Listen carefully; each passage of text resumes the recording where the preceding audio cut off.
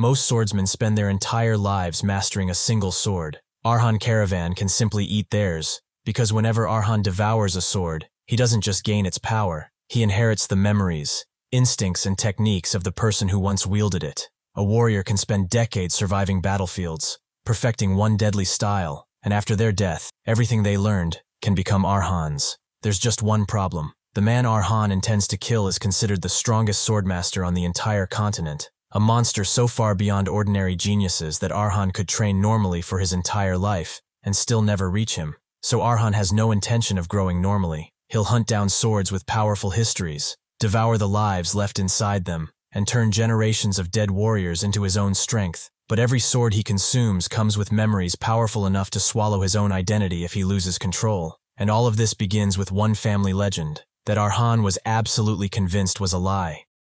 Inside what appears to be a blacksmith shop, a fire is roaring inside the forge. A blond man looks down, drooling, with a lustful expression on his face. He is holding a sword, hot, as if it just came out of the fire. Then, the man's expression changes to one of absolute madness. He opens his mouth and raises the sword higher up. He then bites down on the sword so hard that it breaks through the metal. Next, a father and his son stand before a giant portrait of someone, with the father telling his son, Arhan, a story he must hear, since he is a member of the Karavan family. The same story he had always heard from his father when he was young. He places his hand on Arhan's, and looking at a sword, he tells him that even if now they are living in this small village far from the capital, 200 years ago, their family's status was unmatched by any other. They had a knight, called the God of War, and righteous supervisors favored by the king and respected by everyone. Their family was chosen by the sword, and they produced swordmasters for generations. That is why everyone treated them with respect.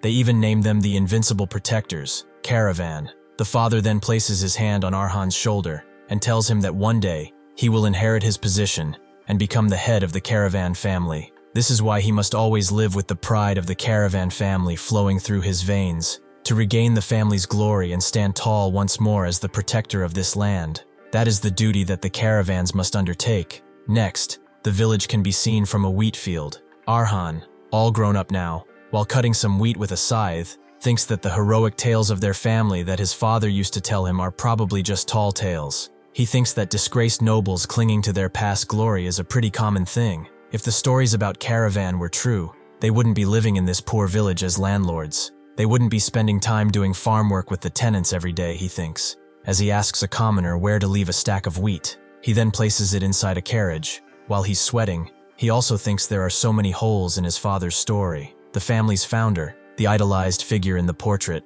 would be one. No matter how much he looks at him, he doesn't resemble his father at all. Even the sword that's been passed down the family, it's way too sharp and intact for something made hundreds of years ago. And most damningly, not a single history book in the kingdom mentions the name of their alleged ancestor, Liam Karavan. In all his studies, Arhan couldn't find it even once. Considering all of that, there must only be one conclusion. They must be just tales, made up to give their descendants something to be proud of. Suddenly, a man calls out to Arhan, asking what he is doing standing there, zoning out. He calls for Arhan, saying it's time for their snack break, and another one tells him that if he doesn't hurry, all the warm bread will be gone. Joking, the older man tells him that if he comes later, he will eat it all, and Arhan tells him to wait and save some for him. After that, it seems that the old man starts coughing because of the laughter, while his wife smacks him on the back to help him. Even so, Arhan doesn't care that Karavan isn't a great family. He starts running towards the man, and says that in the end, everyone here welcomes him, and he loves this place where he can live with them. This is the Karavan he wants, just as it is now. Unfortunately, it looks like things aren't going the way we want most of the time. This was what Arhan thought he wanted, in his peaceful, complacent state. At the end of the day, Arhan gets on his horse, and tells his subordinates that it looks like he has harvested enough for today, so he is going to the market in the neighboring town. He then tells them that he was thinking about picking up whatever they need while he is there. He then asks the younger man if Kun would want some apples, as he has been grumbling about not seeing any fruit for a while, and the man tells Arhan that it would be great if he could get some.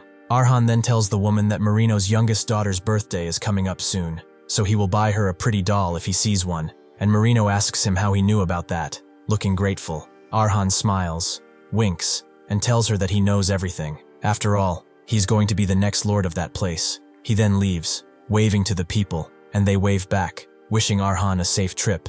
He is loved among the people of the village. Left alone, the villagers start chatting, with the young man saying there is no one like their young master, and the older man telling him he is right, and that Arhan is so different from the other nobles. The young man then says that they should try to finish the rest of the work before it's too late. Just as he wants to say something about having a regular meeting with someone, blood splatters from a scratch that appeared out of nowhere on his face. In reality, it looks like someone has cut his head in half, clean off. Seeing this, the older woman is speechless. Just when his blood stains her face and clothes, she realizes. Then, more blood splatters to the ground. A man with long white hair and a golden sword says that this land must be erased. Two of the other villagers, petrified and sweating, can only look at the man. One of them manages to ask who he is. However, he just goes past them without saying anything. He simply keeps repeating what he said earlier. But it looks like the other villagers haven't escaped his wrath either. It didn't look like he even moved a muscle, but it's clear he was responsible for this. He then continues his walk towards the village. Later that night, Arhan returns, and when he sees the scene, he drops all the fruits and the toys. He starts crying, denying what is happening. He stands before the sea of corpses, asking what happened, asking why everyone is dead, as one man comes from behind, trying to grab him. In reality, he actually tries to cover his eyes, telling him not to look. This is Arhan's butler. Arhan starts saying that something must be wrong, as he is seeing things, and his butler is crying. He then starts explaining to Arhan what happened, how that man came, and said that the land of Karavan must be erased. It only took him 10 minutes. He wielded his sword with cold indifference. This man appeared without warning, and took the lives of half the villagers. Then, it looks like he also destroyed the village entirely. As he demolished everything, the man said that he was just following orders. Just like that, Butler says, half of Karavan fell and was erased, leaving no trace, all done by a single disaster, one lone swordmaster.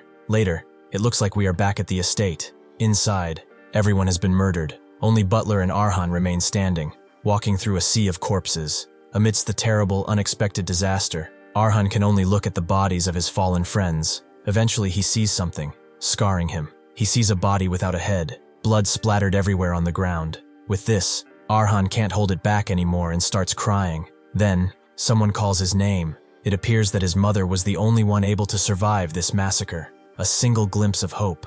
She jumps into Arhan's arms, hugging him tight. Seeing that Arhan is safe, the woman starts crying, saying she is so happy to see him. Hearing this, Arhan clenches tighter as well. In that moment, the warmth of his mother's embrace brought a fleeting sense of relief. But then, Arhan realized the horrible truth. Behind his mother, Arhan can see his father. He is down on his knees, crying tears of blood, continuously asking himself why. But the truth of the matter is, the tragedy had only begun.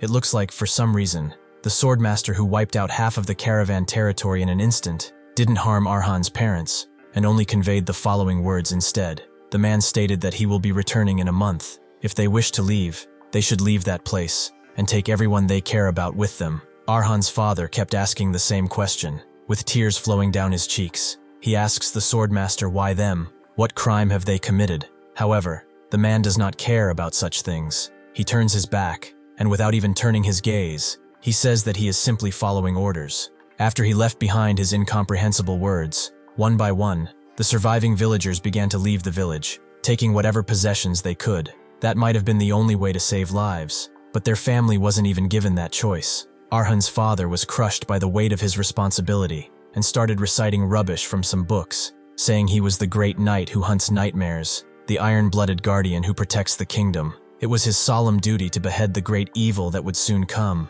and he swore to the heavens he would never yield. His helplessness as the Lord made it even harder for him to take any action. Later, Arhan's mother calls his name. She places her hands on Arhan's shoulders and tells him that he has instructed the butler to prepare a carriage. Arhan is to leave the territory with him and go as far away as possible. Hearing this, Arhan asks his mother what she is saying, as she and his father must also leave. His mother then explains that his father cannot leave this place, because until the very end, he will want to face the enemy as the Lord of Karavan, and as his partner, his mother says that he will be with him until the very end. Hearing this, Arhan starts crying, begging his mother to take his father and leave with him, but his mother has something else to say. The stories his father told him are not true. All of those tales of a righteous guardian, an invincible protector, all of those are nothing more than history filled with lies. Therefore, his mother only asks for one last promise, She asks Arhan to swear that he will never pick up a sword in his life, and that he will survive no matter what. Whatever happens, Arhan must live for himself. The butler then calls for his mother, saying that the carriage is ready. She asks the butler to take good care of Arhan and make sure they get as far away as possible before that man comes. The butler complies, and with tears in his eyes he pulls Arhan away, while he screams for his mother. With quiet dignity, his mother closes her eyes and bows her head slightly. While this happens, the butler pulls Arhan away, saying that they must go as fast as possible. Arhan still tries to reach for his mother as he is being pulled away. With tears filling her eyes, looking after her son, she reiterates her love for Arhan. Back at the estate, a door opens slightly. Inside, Arhan's father is smashing his head against a bookshelf. Books are all over the floor. Blood has started flowing off his forehead, and drool can be seen falling from his mouth. Arhan's mother hugs him from behind and tells him not to suffer alone. If nothing else works out, she tells him that at least until the end, she will be at his side. Inside the forest, the butler is driving the carriage. He tells Arhan that even though he knows this is incredibly painful and devastating,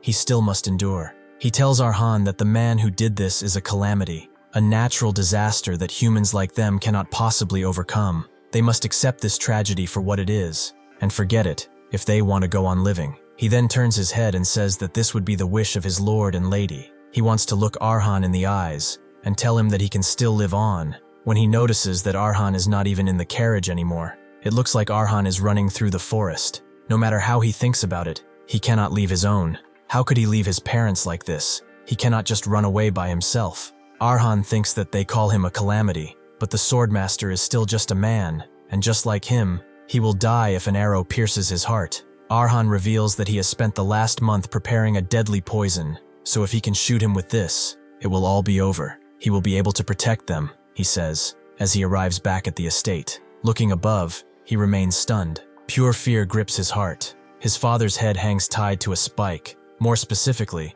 it hangs from the flag on the tower of the estate. Sensing Arhan's presence, the swordmaster calls him a fool. Looking back, he asks Arhan if he has come to embrace his death after all. The swordmaster says that he has shown Arhan mercy, yet it looks like he doesn't want it. Arhan wants to say something, but words are not coming out. Torn between his father's head on a spike and his dead mother at his feet, he is speechless. He then goes mad with rage and pulls out the crossbow he's been carrying, screaming that he will kill the man. Just as he says this, the man remains completely still, unbothered by Arhan's declaration. However, Arhan doesn't even manage to shoot his crossbow.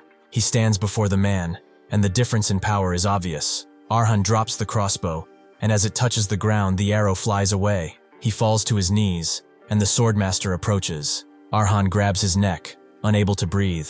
As he walks towards Arhan, the swordmaster says that he is not even 18 yet. He walks past him and tells Arhan to consider himself lucky, as he won't take his life today, so he can go and drown in his despair. He then tells Arhan that not a single trace of Karavan's will can remain on this continent, and if he dares to continue that bloodline, he will find them again and kill every single one of them. Karavan's fate should be to simply disappear like this. After the swordmaster leaves, Arhan manages to pull himself up from the ground. He takes his mother's corpse into his arms, calling himself utterly pathetic. Without being able to do anything, that was the day Arhan lost everything, or at least, so he thought. The ancestral sword in his home seems to be imbued with a powerful force. As Arhan looks up at it, the sword commands him to show some respect. A figure starts appearing before the painting of his ancestor. It's no one else but Liam Karavan, the one his father told him so many stories about, and he calls Arhan his descendant. A year has passed since that horrible event, and since Arhan buried them all on one corner of the estate.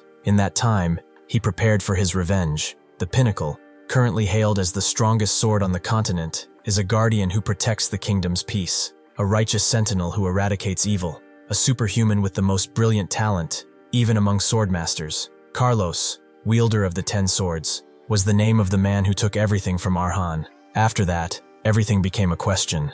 Why did he kill his family? Who was behind this? What secrets does Karavan even hold? However, for Arhan, one thing is clear. The lives of all Karavan members who died in vain will never return. Looking at the sword on the wall, Arhan realizes there is still more to the story. Seeing the light emanate from the sword, he wonders if all these unsolved mysteries have driven him to madness. That is when Arhan finally sees it. The mana emanated by the sword. Liam Karavan appears before him, calling Arhan by name. Before seeing Liam, Arhan thought it was all a lie, but there he was, his ancestor from all the legends his father had told him about. As the rain droplets furiously strike the ground, Arhan realizes that he has heard about something like this before. For some reason, those who've suffered a severe mental shock often experience hallucinations. However, Arhan can't simply dismiss what's in front of him. Liam then tells Arhan that he senses him wavering. Looking down on Arhan, Liam asks him if he is afraid he has truly gone mad, or maybe it's the fact that an ancestor he dismissed as fantasy has appeared before him, leaving him utterly stunned. Arhan speaks to the figure, saying that if this situation isn't an illusion, but reality, he asks Liam if he truly is the founder of their family, the strongest swordmaster in history, Liam Karavan, that is. If he really is the person from his father's heroic tales, he asks Liam why he is only appearing before him now. He starts screaming at Liam, asking why now, why, after all this time. Liam, however, stands unbothered. Liam tells Arhan that he first needs to test him. He tells Arhan that revenge is an ordeal that shouldn't be started unless he's prepared to give up everything. And so, for the past year, he's been watching him every single day. Despite his pathetic, hopeless talent, which Arhan himself must recognize, his obsession to never let go of his sword, not even for a single day, and never, not even for a moment has his faith wavered.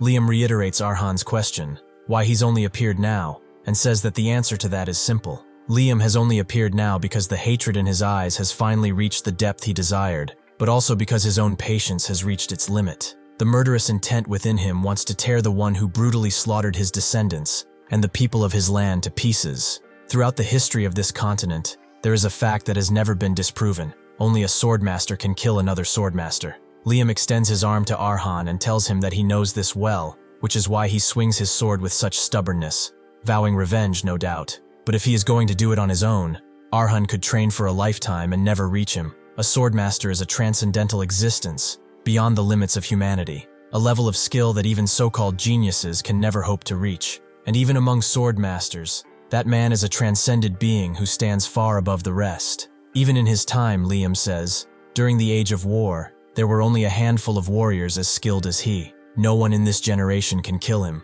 and as time passes, he will become even greater. Hearing this, Arhan thinks that he already knew full well how vast the gap between them is, but what Liam is saying is that it's beyond difficult, that it could be impossible. He cannot just stand by and watch the bastard who took everything from him become a hero. But from this moment on, Liam says that things will be different. That is because Liam is going to help him, so that he can become a sharper and stronger swordsman than him. And as a member of the Karavan family, Arhan has the authority to judge that murderer. There is only one path that a caravan can take. Liam tells Arhan to eat his sword, calling him a descendant of the steel-blooded. Inside the forge, the sparks from the fire reach the wall where spears are posted. Arhan has placed the sword inside the fire, heating it up. The caravan bloodline is a mix of human and dwarven blood. Looking down at the sword, Arhan already knew what he must do. The heated metal calls for him. Liam tells Arhan that it all began with him, a half-dwarf. The physical traits of the dwarves may not be apparent, but within their blood is a special ability that is passed down to their descendants. The ability is the power to consume swords. By doing so, Arhan can make the memories and skills of the wielder his own. This is how the Karavan family has produced swordmasters for generations. The source of their power made them such a great family. Arhan thinks about everything Liam told him, how he can inherit power by devouring swords. It is well known that dwarves are friends of iron and fire, but he's never heard of such a bizarre ability. For Arhan, it all seems so absurd, and all these stories are confusing him further. However, he thinks, the truth can only be proven by results, and he doesn't have the luxury to hesitate. He turns towards Liam and asks him how he can consume the sword. Hearing this, Liam smiles. He tells Arhan that the method is simple. He just needs to heat the sword until the blade is soft enough. Then, Arhan must swallow it. Looking down at the blazing metal, Arhan thinks that maybe he is trapped in a nightmare, or maybe he's gone mad. Maybe he is being led astray by a mere phantom, but even so, if there's even a sliver of a chance, he will do it. Then he prepares to bite down on the sword, and so he does, making it shatter into pieces. The fire consumes him. This is a painful process. Arhan screams in pain. He then drops what is remaining of the sword. He grabs his neck as he is trying to swallow the hot metal. Then he falls to the ground. But this is not the end. The pain continues, but Arhan is not going to let himself be consumed by it. He instead remembers why he is going through this pain. Then he reaches for the sword again. He picks it up and takes another bite. As he swallows the sword, he says that whatever happens, Whatever the cost, he will become a swordmaster. He will do everything necessary to kill that man. The next day, the sun seems to be shining across the land. Inside the blacksmith shop, a scream can be heard from Arhan. Waking up on the floor, he cannot believe he is still alive. Not only that, but he doesn't even have a single wound. He can still vividly recall the pain of chewing and swallowing that sword. Arhan says that he almost thought yesterday was a dream. Thankfully, that doesn't seem to be the case. If it had been, there would be no reason for only the hilt of the sword to be left. Arhan can then hear Liam's voice telling him that, at least, his mental fortitude is commendable. Unlike his hopelessly weak body, that is. Liam tells him that even among Arhan's ancestors, some couldn't withstand the searing pain, and more than a few gave up. Liam asks Arhan if he believes his story now, and tells him that all the legends about the caravans his father told him are true. Therefore, Liam is not just a mere hallucination of his. Arhan then kneels before Liam. He salutes him and says that he greets the progenitor. Liam then tells Arhan to call him master. All those who have received his teachings have done so before, and Liam says he understands. Arhan then asks Liam if all is true. Does that also mean he inherited Liam's great power? Last night, Liam mentioned that he could gain power simply by consuming swords. However, he doesn't feel like much has changed. Liam then tells him that it appears there has been a bit of a problem. To be precise, it's more of a problem on Arhan's side, not his. Hearing this, Arhan asks Liam what he means by that. Liam says that his original plan was to have Arhan eat his beloved sword and raise him to the level of a swordmaster. However, perhaps it's because his blood has thinned over the generations, and while Arhan still inherited the ability to consume swords, the ability to digest a sword's power contained within seems to have weakened considerably. To put it plainly, Liam says, in his current state, it's going to be impossible for Arhan to fully digest the essence of Liam's sword. Hearing this, Arhan remains speechless. Still, he remains kneeling before Liam. He then says he understands. Arhan tells Liam that if he says this is the case, then it must be true, and Liam asks if this is all Arhan has to say. Arhan tells Liam that he was already aware of his body's weakness. Although he is disappointed with the results, he is simply grateful that another path remains for him, and Liam asks him what he means by that. Arhan explains his understanding of Liam's words, how he said that it was impossible for him in his current state, meaning that someday he will be able to handle his power. In other words, he should start with a sword he can handle. Therefore, that only means he needs to find one. Hearing this, Liam finds it interesting. He then tells Arhan that he already has the intuition of a swordmaster. Liam then tells Arhan that the more worn out and handled the sword, the better. Liam then tells Arhan to guide him to an area where old,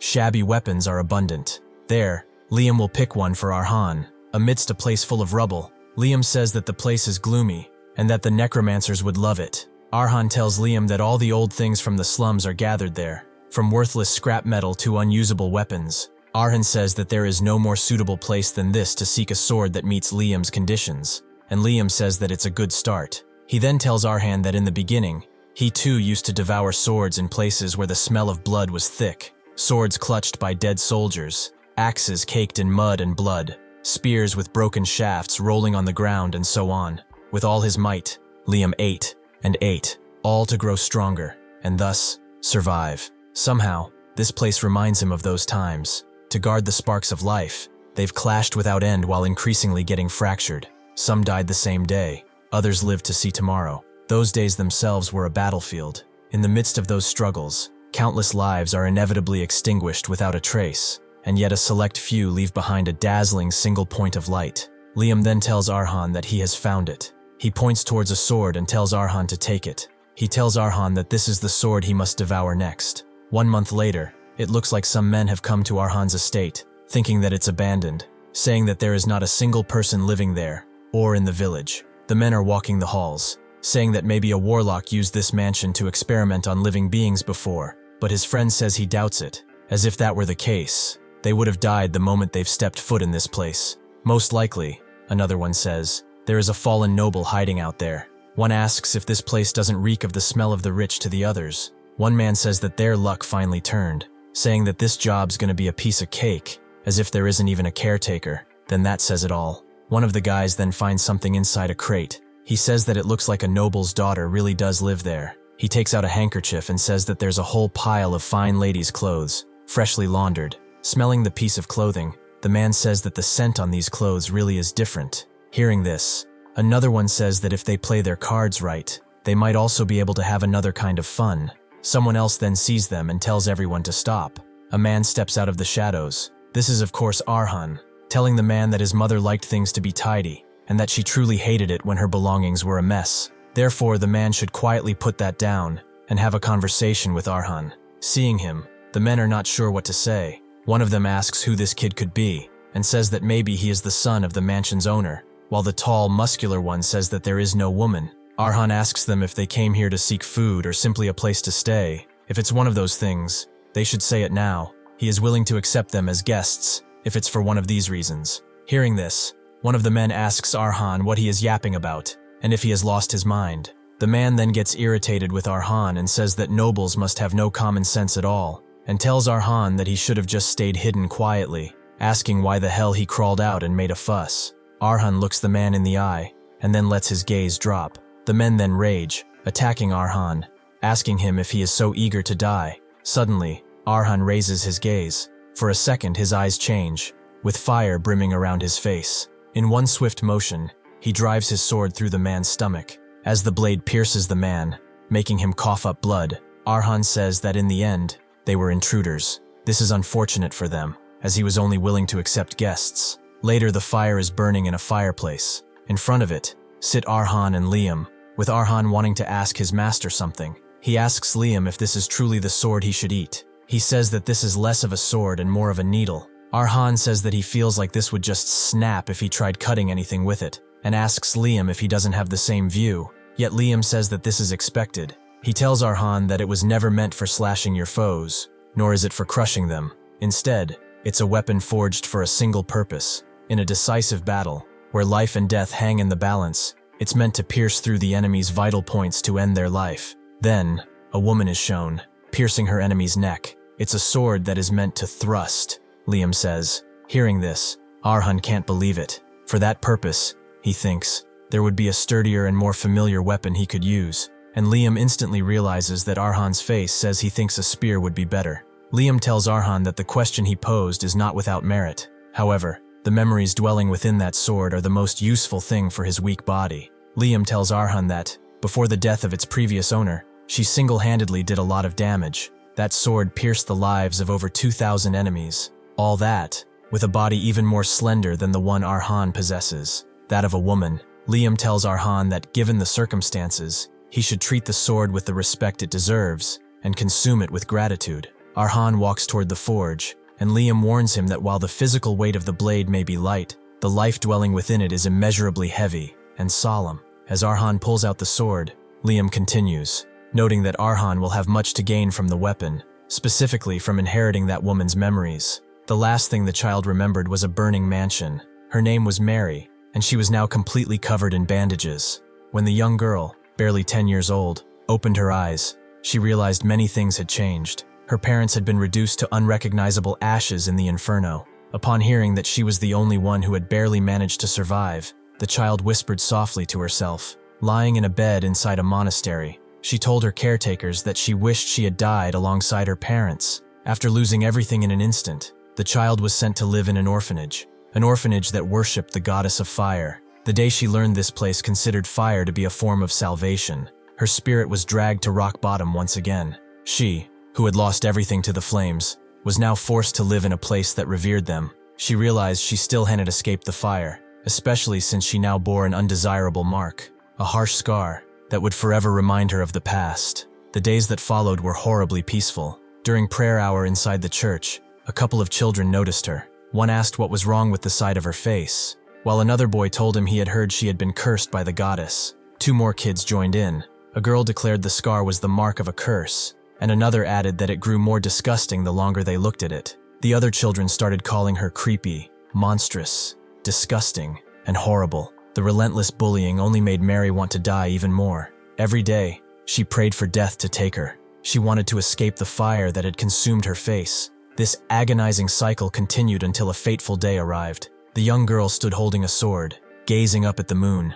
Her expression shifted, making her look almost happy. In retrospect, her swordsmanship was nothing but rough and crude, yet it possessed a certain beauty. She had been watching a man named Heckle. He was an old swordsman, a former wandering knight who had worked at the orphanage for a long time. Normally, No one would have even dared to say a single word to an old man with such a harsh, unforgiving face. However, Mary bravely walked up to him. As she approached, she asked the man how she could become like him. With all her heart, she told him that she wanted to learn. With this simple request, she took her very first step toward actually wanting to live. Looking down at her, Heckle remained silent for a moment. He then warned Mary that his art wouldn't be of much help in life, especially for a young girl like her. He cautioned that a blade would only end up hurting her, and urged her to go back inside. But Mary wasn't finished. She fiercely declared that if she could just learn his art, no fire in this world would ever scare her again. For a long moment, they stared at each other in absolute stillness. Later, the old man brought out a barrel filled with various swords.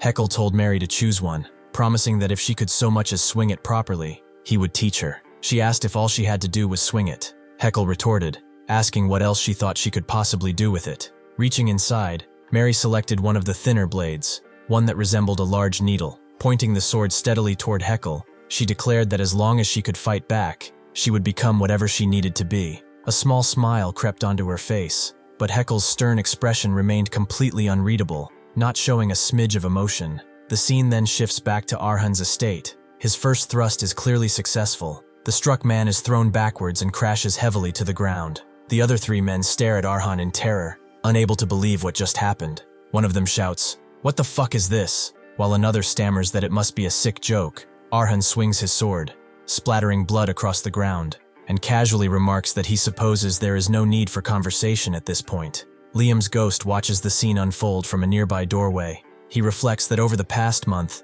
he has taught his young descendant only one thing, a physical conditioning method to run for hours without tiring. He hadn't taught him a single sword technique, yet the fact that Arhan just executed such a perfect thrust means he must be actively digesting Mary's memories and skills. Liam decides to quietly watch and let his young descendant take his first true step as a warrior. As the intruder collapses onto his back on the floor, violently spitting up blood, Arhan realizes what just happened. The exact spot where he pierced the man is a vital area that can only be reached by precisely sliding the blade between the ribs to strike the lungs. Someone like Arhan, who has absolutely no skill or prior experience with a sword, could never perform such a flawlessly precise thrust. Yet there is only one reason why this was possible: the owner of the needle he consumed a month ago. Mary's memories and instincts have been taking root inside him ever since that day. Heckle had taught Mary many things: how to stand straight, how to properly hold a sword, how to fight, and, above all, how to survive. Although it wasn't a systematically established martial arts style,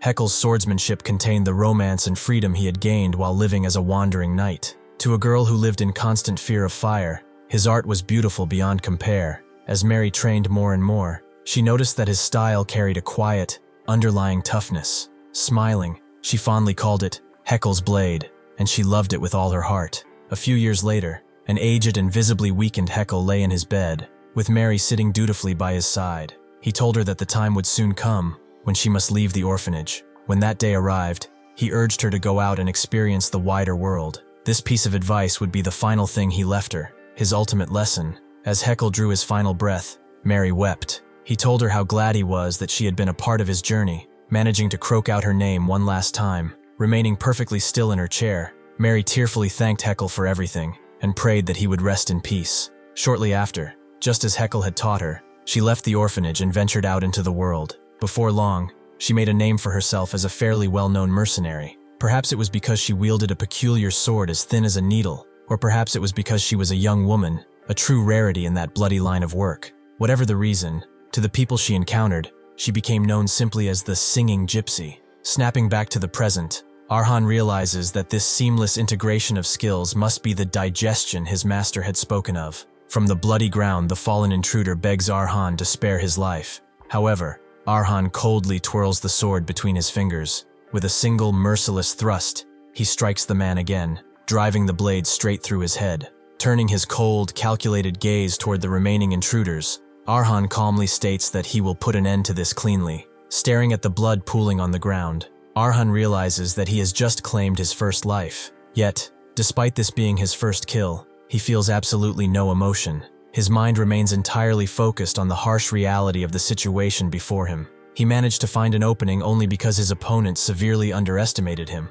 But now that he is outnumbered, he knows he cannot rely on that same luck. The remaining intruders must realize this as well, he thinks. So why aren't they charging at him when they clearly have the numerical advantage? From behind, Liam's spirit speaks up, explaining that the men are terrified, and for good reason. The flawless movement Arhan just executed was simply not something a beginner could pull off. Liam continues, noting that while a moderate amount of fear helps one survive, excessive terror completely clouds a person's judgment. Fear, Liam explains, magnifies the enemy, tricking the mind into perceiving them as an overwhelmingly powerful entity. Right now, in the eyes of the intruders, Arhan likely appears as a bloodthirsty beast, or, at the very least, the terrifying embodiment of the sword itself. Realizing that Liam is right, Arhan decides he will not hesitate. With a single explosive leap, he closes the distance to his enemies. His eyes burning with murderous intent, he approaches the 3 remaining men, running on pure instinct.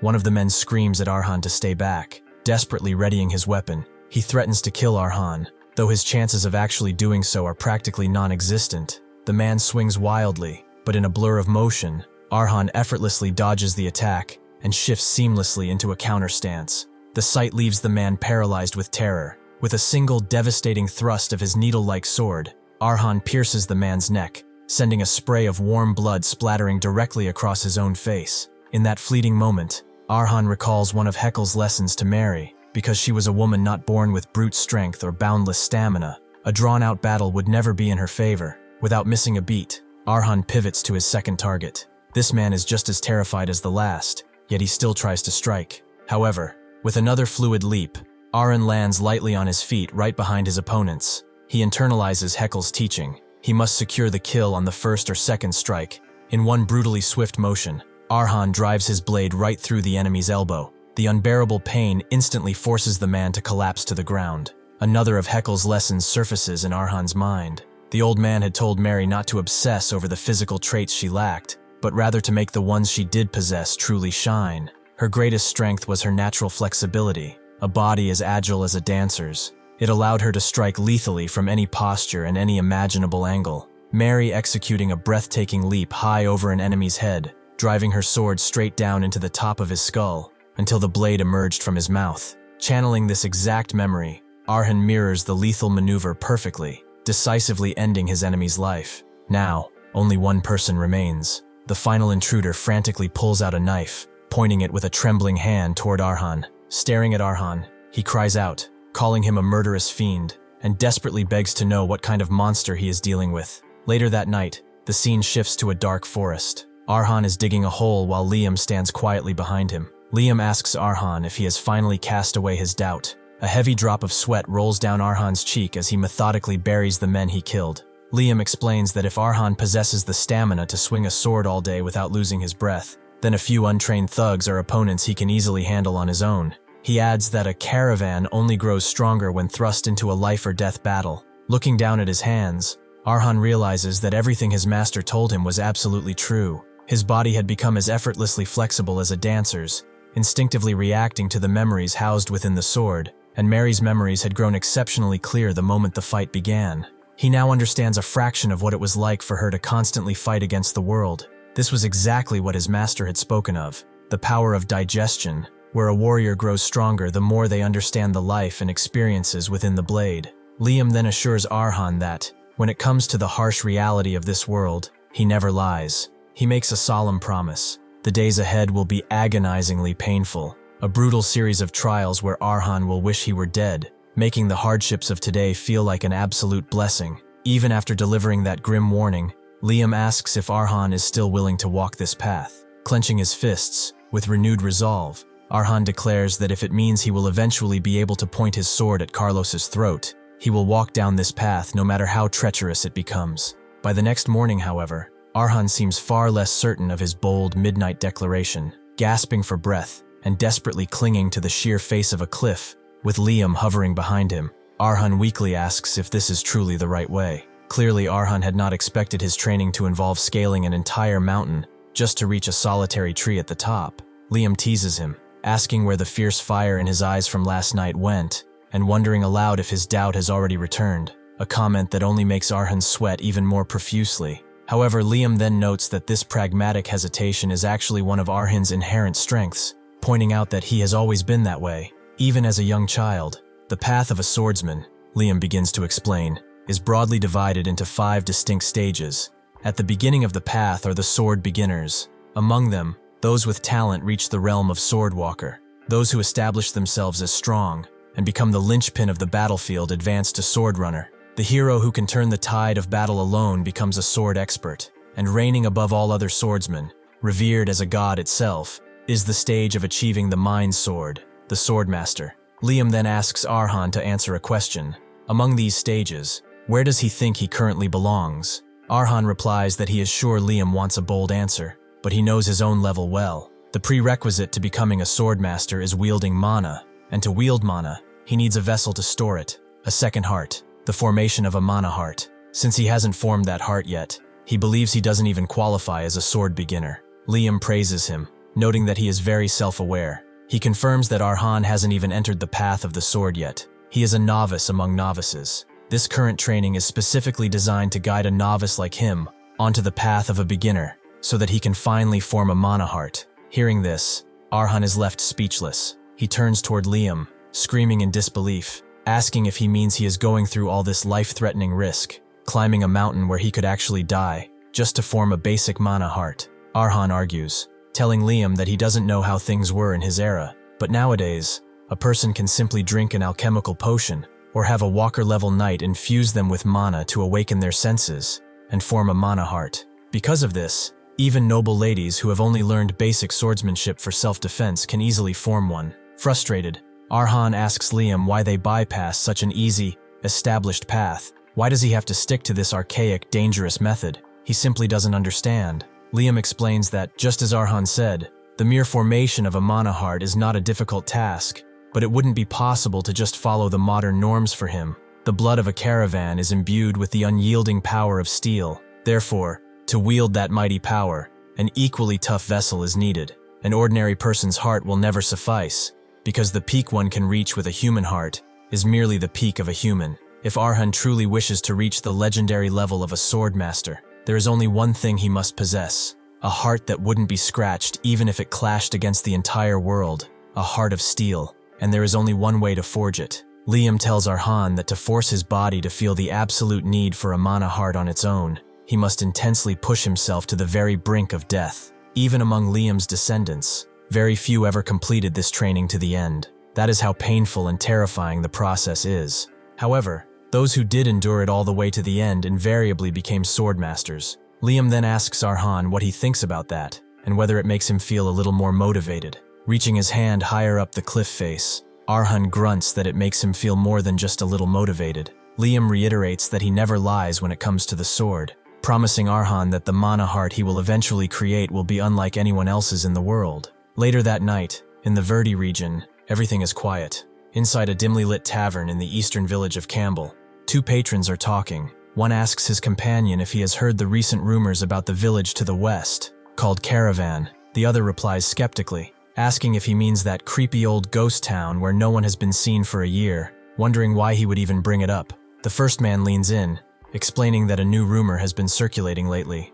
There is something currently residing in that western village. When his friend asks what it is, the man admits he has no idea, but whatever it is, it seems to be an incredibly dangerous being. He notes that all the ruffians who recently set foot there have never been heard from again. Some rumors claim that a monster wave the Northern Watch missed ended up sweeping through the village, while others insist that necromancers experimenting with dark magic have stationed themselves there. Despite the wildly different theories, they all share one grim conclusion: if you don't want to die, you must never enter the western village. Overhearing this conversation, a man seated alone at the bar stops sipping his drink. He slowly places his cup down, intrigued by the mention of a village where intruders are guaranteed to die. Picking up a cloth, he casually wipes a streak of blood off his mouth. A dark smirk crosses his face as he thinks to himself that this place will be absolutely perfect for him. Returning to Arhan's training, he reflects that ever since that fateful night, he began clinging to the cliff face using only his left hand.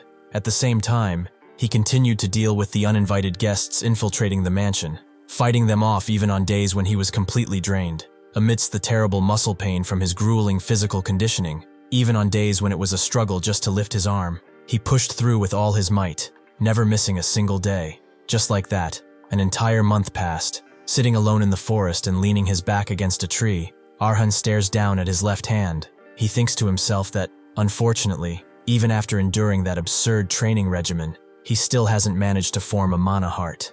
Even if he hasn't reached that milestone, he knows that a profound change is clearly taking place within him. The scene then shifts back inside the mansion, where a weapon is suddenly thrown directly at him, missing his eye by mere inches. As the battle unfolds, Arhan demonstrates exactly what that change is, noting that his senses have become incredibly sharp as he surges forward to kill his target. When the intruder readies another attack, Arhan realizes that it isn't just his 5 basic senses, like sight and hearing, that have heightened. His judgment and his ability to concentrate in high-stakes situations have also drastically improved. His overall awareness has reached a level completely incomparable to what it was before. Now, every time he wields the needle-like sword and focuses entirely on a single point for just a brief moment, he experiences a strange sensation.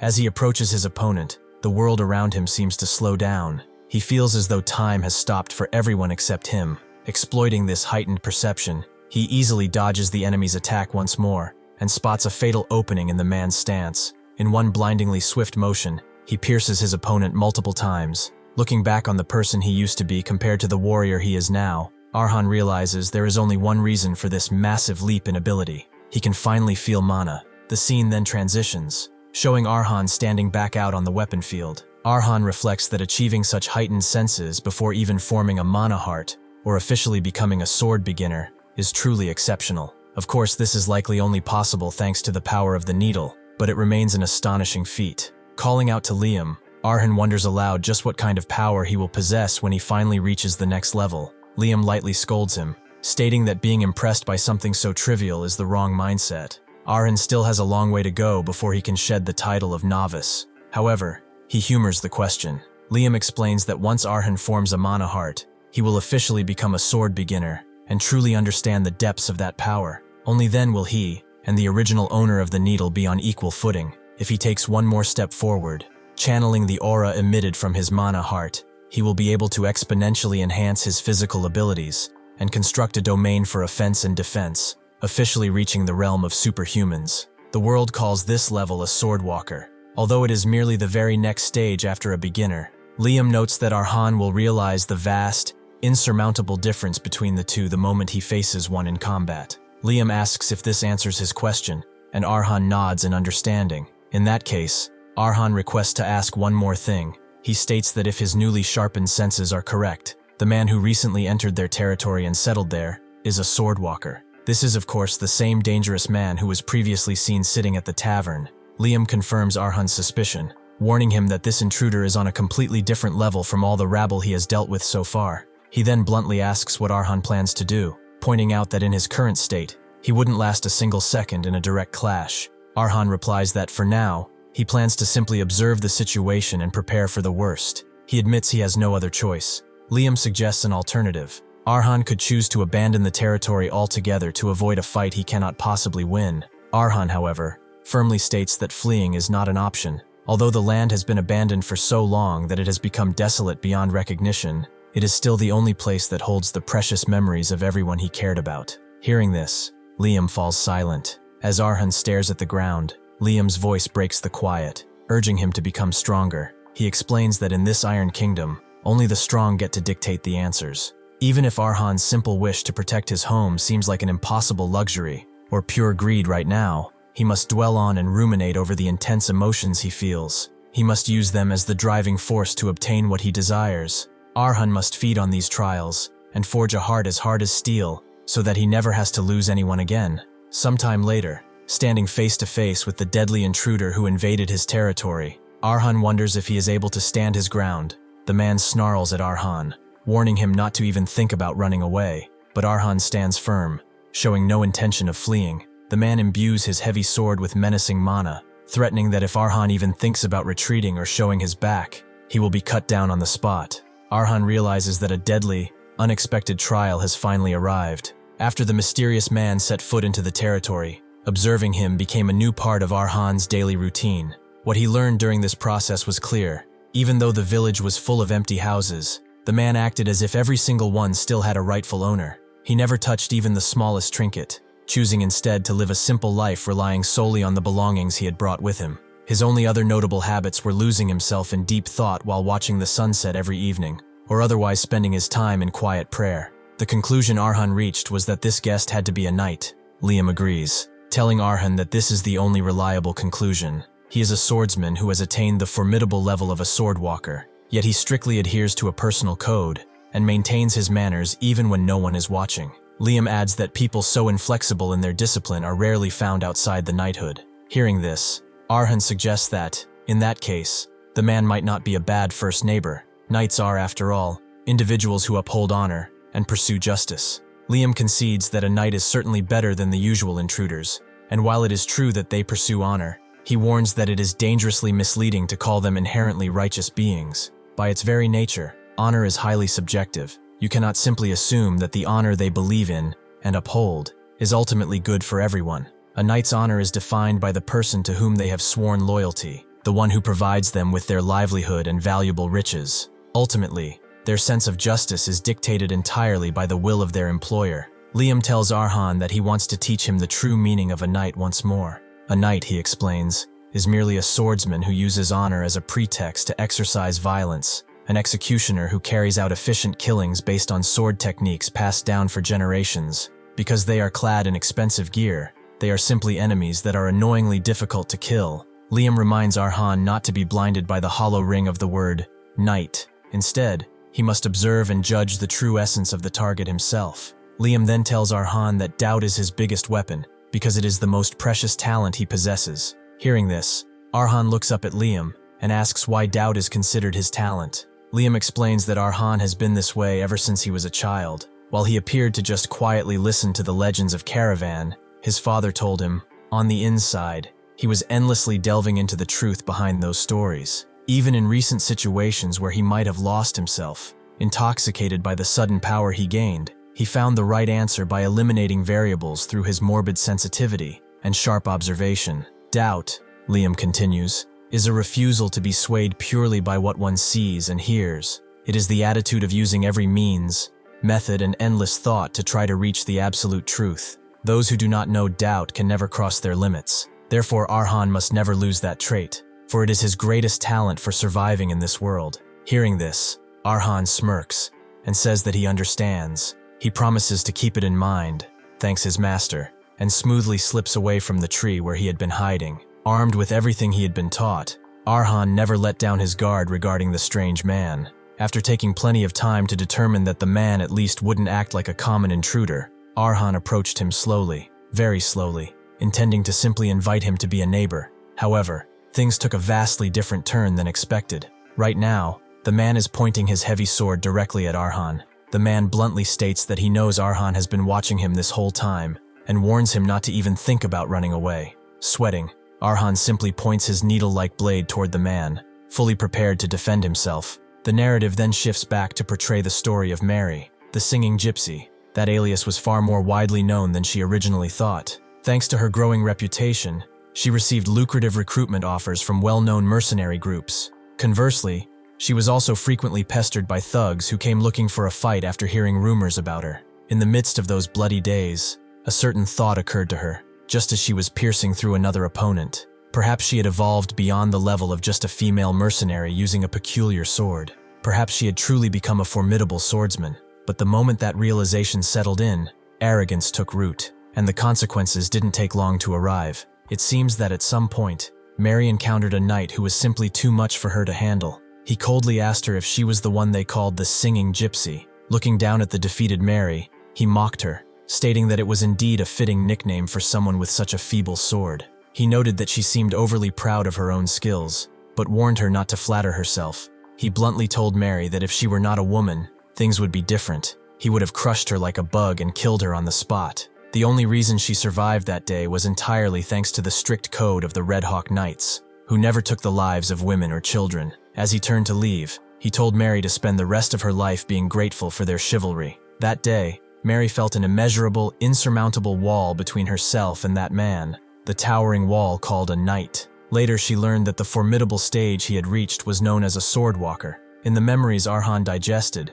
Mary was already far stronger than he is now. For her to have been defeated without even being able to lift a finger spoke volumes about that immeasurable gap in power. Snapping back to the present, Arhan stares at the man standing before him. As the night approaches, Arhan vividly feels an overwhelming sense of death, a crushing pressure far beyond the imminent danger he felt while clinging to the cliff. This intense fear must be the very catalyst needed to forge his heart, and he can clearly see why. He is witnessing the realm of a superhuman, a phenomenon only possible from the level of a swordwalker and above, mana spreading outside the body like glowing blood vessels, infusing raw will into both offense and defense. In a mere second, Arhan feels as though he is being cut all over just from the pressure. That is the terrifying path of the swordwalker. The man then asks Arhan why he has been watching him, deducing that Arhan must be the elusive figure from the rumors who has been attacking visitors. The knight warns that if Arhan cannot provide a valid reason, he will have no choice but to consider him an enemy,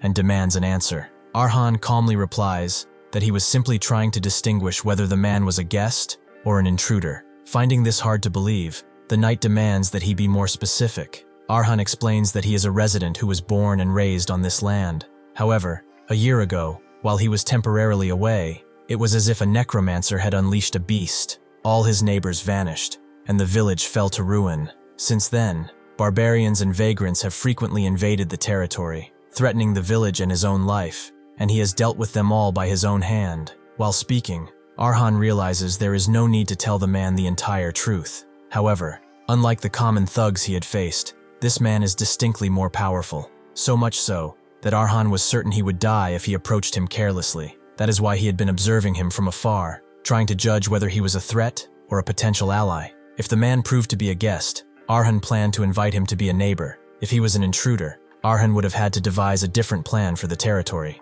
Hearing this, the knight asks if Arhan truly intended to oppose him, even knowing the massive difference in their skill levels. Arhan firmly replies that this land holds a lifetime of precious memories for him. It is simply too precious to abandon and flee. Hearing this, the man is left speechless. He lowers his gaze, softly repeating Arhan's words, "A precious place." His demeanor softening, he acknowledges that the young master has indeed gone through something incredibly difficult, assuring Arhan that he understands. The knight declares that it is now time for him to state his own position, as they need to understand each other's circumstances, if they are to be neighbors. He politely asks Arhan to lower his guard and his sword, promising that he will then sheathe his own weapon and share his story. However, Arhan remembers his master's harsh teachings. There is only one way to forge a heart of steel. He must endlessly push himself to the absolute brink of death, so that his very body begins to instinctively crave a mana heart. Remembering his ultimate motivation, Arhan refuses. He states that he cannot lower his weapon, as he doesn't fully trust the man yet, and needs his sword for at least a fraction of defense. The knight sighs, pointing out that if he truly intended to harm him, Arhan's meager sword would be entirely meaningless. In a standoff where both have drawn their blades, being the first to sheathe one's weapon would be a blemish on a knight's honor, and he is bound to uphold that honor. Arhan replies that he knows this perfectly well, but he still cannot back down. Kneeling in fear and giving in before a fight has even begun is something he swore he would never do again. The two remain locked in a long, silent stare. Observing Arhan, the man wonders, what is this boy? The youth looks delicate enough to pass for a girl, yet his entire body bears the marks of enduring grueling, relentless training. Though his frame seems flimsy, his balance is impeccable. It is clear he hasn't learned proper swordsmanship, or an orthodox style that pours everything into a single strike. At a generous estimate, he hasn't even moved past the level of a beginner. In other words, he poses not even the slightest threat. The boy must know this himself, and yet the man sees something in Arhan's eyes, a resolve he has never encountered before. The man readies his attack, drawing a deep breath and steadying his blade. He thinks to himself that a half-hearted response simply won't do. In an instant, the man spots an opening and leaps forward, prepared to strike. He decides to target Arhan's wrist, intending to disarm him quickly to avoid causing any serious injury. However, as he closes the distance, a light ignites within Arhan's eyes. The boy manages to dodge even before the man can get close enough to land a blow. Looking back, the man cannot believe his eyes. His sword was actually deflected by a boy who hadn't even reached the rank of beginner. Furthermore, Arhan managed to put significant distance between them in a single breath. All around them, the surrounding mana begins to surge like crashing waves. The man realized that in a mere split second, an abnormal mana heart was formed inside Arhan. Even with this development, deflecting a veteran's blade should still be impossible, yet the boy has achieved it. He concludes that it must be due to the nature of this new mana heart. While a typical heart is soft and flexible, Arhan's is stunningly rigid and solid, like tempered steel. Looking at the boy, the man realizes he can no longer be certain of anything, save for one thing. Arhan's sword is coming, and it carries the boy's entire being, a desperate stake on his very life. Arhan takes another deep breath, his lungs burning. He knows that blocking the knight's sword just now had nothing to do with skill. It was nothing more than a fluke. From the start, the knight had no intention of hurting him, aiming only for his wrists to avoid vital points with minimal force. That was the only reason Arhan had been able to deflect the strike. By predicting the trajectory and thrusting the tip of the needle into the gap to block the blow, he performed a miracle, but the price was steep.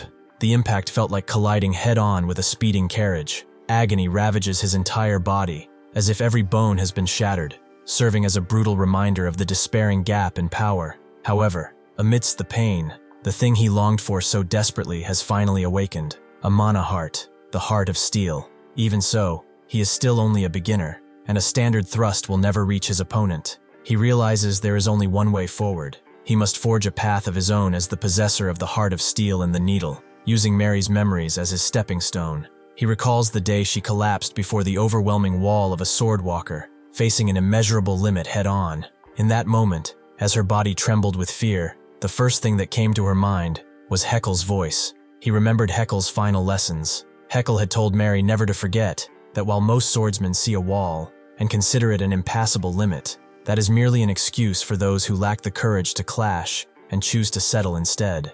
Walls exist solely to be overcome. The fear felt before them is simply the fate of one who holds a sword, nothing more than a stepping stone to reach greater heights. Mary knew she must not look away. She had to stand tall and face the obstacle head-on. That is why she raised her broken sword to face the enemy, the same knight who has now returned to claim her life. She knew she would surely be cut and torn apart miserably, time and time again, falling to her knees in helplessness. But she believed that if she didn't give up and continued to strike against the wall, her sword would eventually surpass that limit. Now, Arhan must believe in himself with that same ferocity. All that is left is to do it. Standing right in front of the imposing knight, Arhan is totally locked in and ready for the fight. Clenching his sword tightly, the man declares that if you have ever held a blade, if you have lived a fierce life, you are eventually going to face it. That massive, unbreakable wall is blocking your path. The terrifying pressure seeping deep beneath your skin and the crushing sense of hopelessness make even taking a single step feel like a massive burden. Naturally, you'll want to turn your back and just run away. Yet, looking at Arhan, the man realizes this boy fully intends to clash head-on against it and absolutely smash the wall in front of him. Sure, this resistance might just be youthful recklessness, but that is exactly why it is a trial the boy absolutely has to go through. It doesn't even need to be a perfect path. Even if it's clumsy and incomplete, all that matters is having the raw will to reach the end. Even so, a flicker of doubt can still be seen in Arhan's eyes. He knows he has to hyper-focus. He has to closely watch exactly which muscle the knight flexes, how he catches his breath, and exactly what trajectory his blade is going to draw. Arhan needs to gather all that data, eliminate every single unnecessary movement, and finally forge his mana heart. To reach that ultimate level, he only needs to carve out a single, perfect path. Watching this intense scene unfold, Liam is bursting with pride for his descendant. He proudly states that advancing without ever yielding to adversity, that is the true meaning of being a caravan.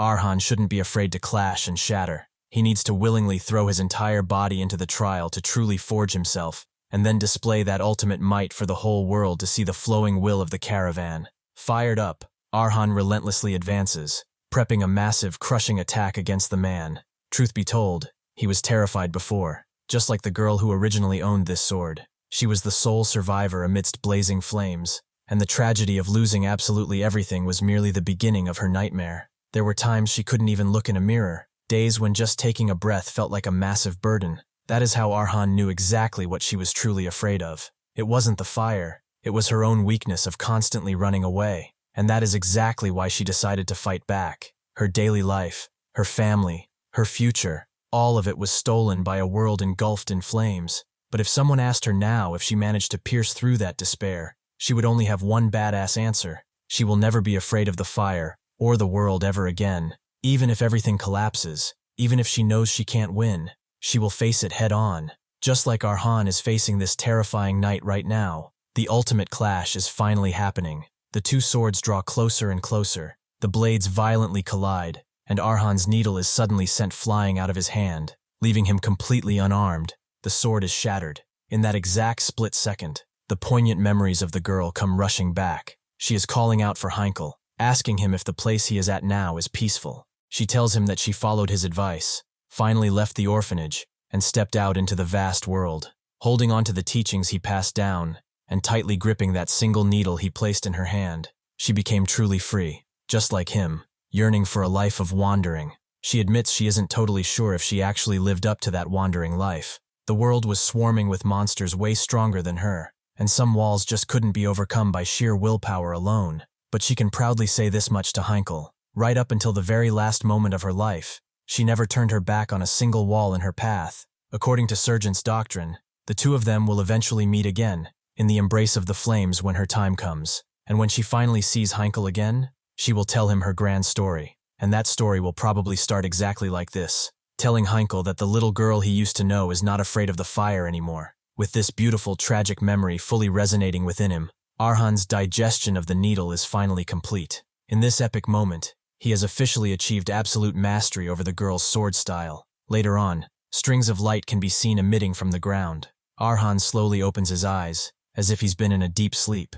He is lying totally flat on the ground, and it's clear that quite some time has passed. He eventually manages to stand up near a warm fire. Noticing he is covered by a thick robe, he wonders if he completely lost consciousness while trying to push himself back up. Realizing that the robe actually belongs to that terrifying night, the harsh truth hits him. He totally failed to break through the wall. Gazing down at the broken tip of the needle in his hand, Arhan feels the sting of defeat. But then, Liam's voice rings out, telling him not to be disheartened. Liam proudly declares that it was a fierce struggle completely worthy of the Karavan name. Moreover, despite the painful defeat, Liam smirks and asks if Arhan hasn't noticed the massive change himself yet. Through this brutal clash, Arhan has completely and utterly digested the needle. Suddenly it clicks. Arhan realizes his muscles feel incredibly flexible, way more than ever before. His senses have sharpened to the level of a wild beast. He feels exactly like a hardcore veteran mercenary who has lived their entire life surviving on bloody battlefields.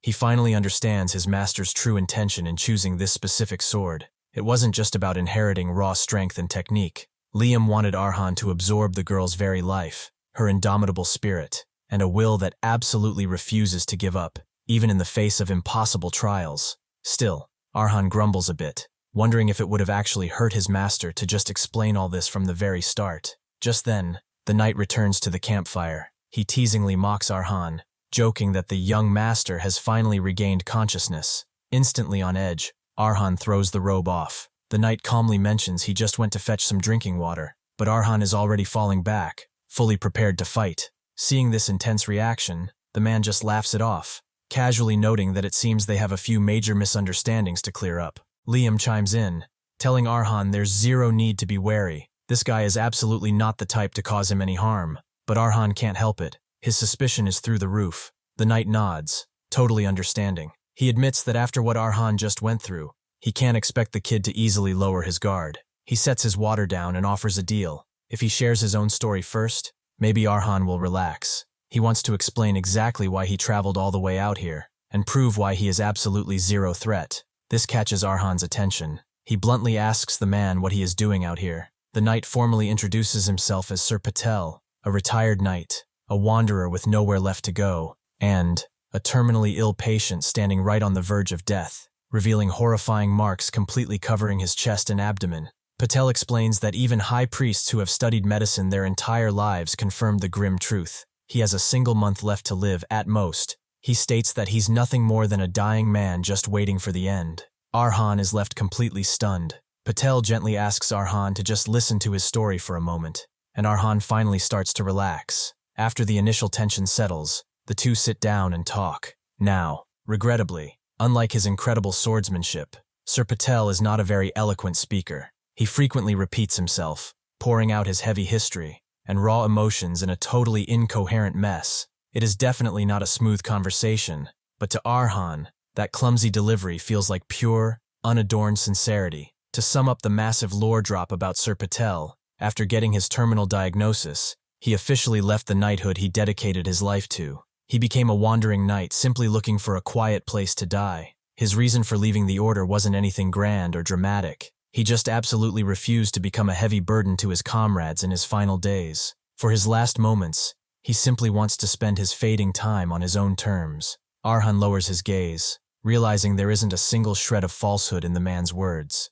Patel is definitely not lying. Even right at this very moment, his mana heart is being brutally devoured by the illness. Once the sickness fully consumes the core, everything will shatter, and his life will officially end. Reaching a hand out to Arhan, Patel asks the young master what he thinks, wondering if this tragic backstory is enough to qualify him as a neighbor. Arhan takes a second, then firmly grabs Patel's hand. He tells the knight that sharing such a painful story couldn't have been easy. Thanking Patel for his honesty, he finally introduces himself as Arhan. He proudly declares himself the last resident of this forgotten, nameless land, and officially welcomes Sir Patel to the neighborhood. Watching this beautiful moment unfold, Liam just smiles from the background. He isn't mad at all. He looks completely content. Suddenly something clicks for Liam. Seeing Arhan's mana core perfectly stabilizing, and hearing Patel deeply thank Arhan for his warm hospitality, Liam realizes the timing is perfect. He declares that the time for Arhan's next major step has finally arrived.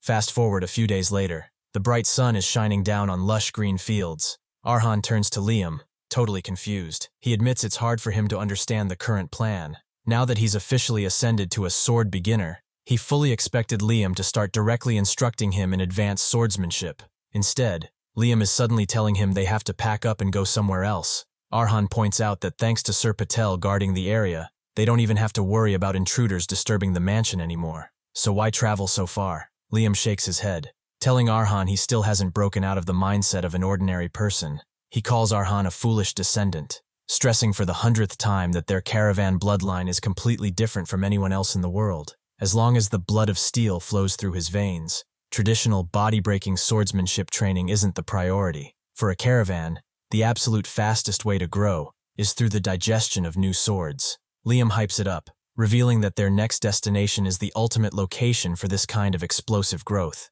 It's a brutal place where status and origin mean absolutely nothing. It is a stage where only those who fiercely covet flesh-splattering strife gather for life-risking duels. Back in Liam's era, this bloody battleground was known by one legendary name, the arena, a place where warriors fight to the death for ultimate glory and massive piles of money. Finally, it looks like Arhan has reached the city of steel called Firma. As one of the cities symbolizing the Iron Kingdom, metallurgy has developed greatly here. It's no exaggeration to say that every piece of equipment in the Iron Kingdom is made here, which would make it the holy land of the swords. However, before all that, the true driving force that completely revitalized the city of Firma was something else entirely. It is this very place, the arena. Liam looks up at the massive structure and notes that the name seems to have changed with the passage of time, but it still holds a deep link to the past. Above all else, he feels the intense, suffocating heat radiating even outside the stadium walls, and he smirks,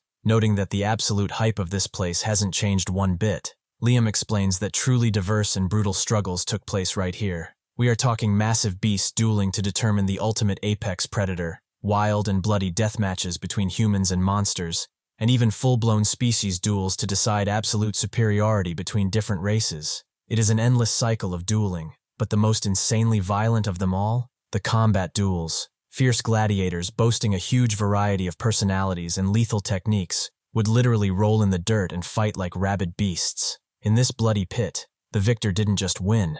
They took the life of the loser and claimed absolutely everything they left behind, treating it exactly like the spoils of war. Liam describes it as a truly frenzied fight to the death. The spectators, completely drunk on the metallic smell of blood, would willingly throw down heavy bags of gold coins, aggressively gambling and roaring with heated excitement. Liam declares that this is a literal city of madness, built entirely upon the deep pools of blood they have spilled. That is exactly what Firma truly is. Looking back at Liam, Arhan gets totally hyped. He points out that if what Liam is saying is true, then for explosively growing his power, there is absolutely no place better than this. Not only would Arhan gain priceless life-or-death practical combat experience, but if he also devours the weapons taken from the defeated gladiators, his growth rate would be insane.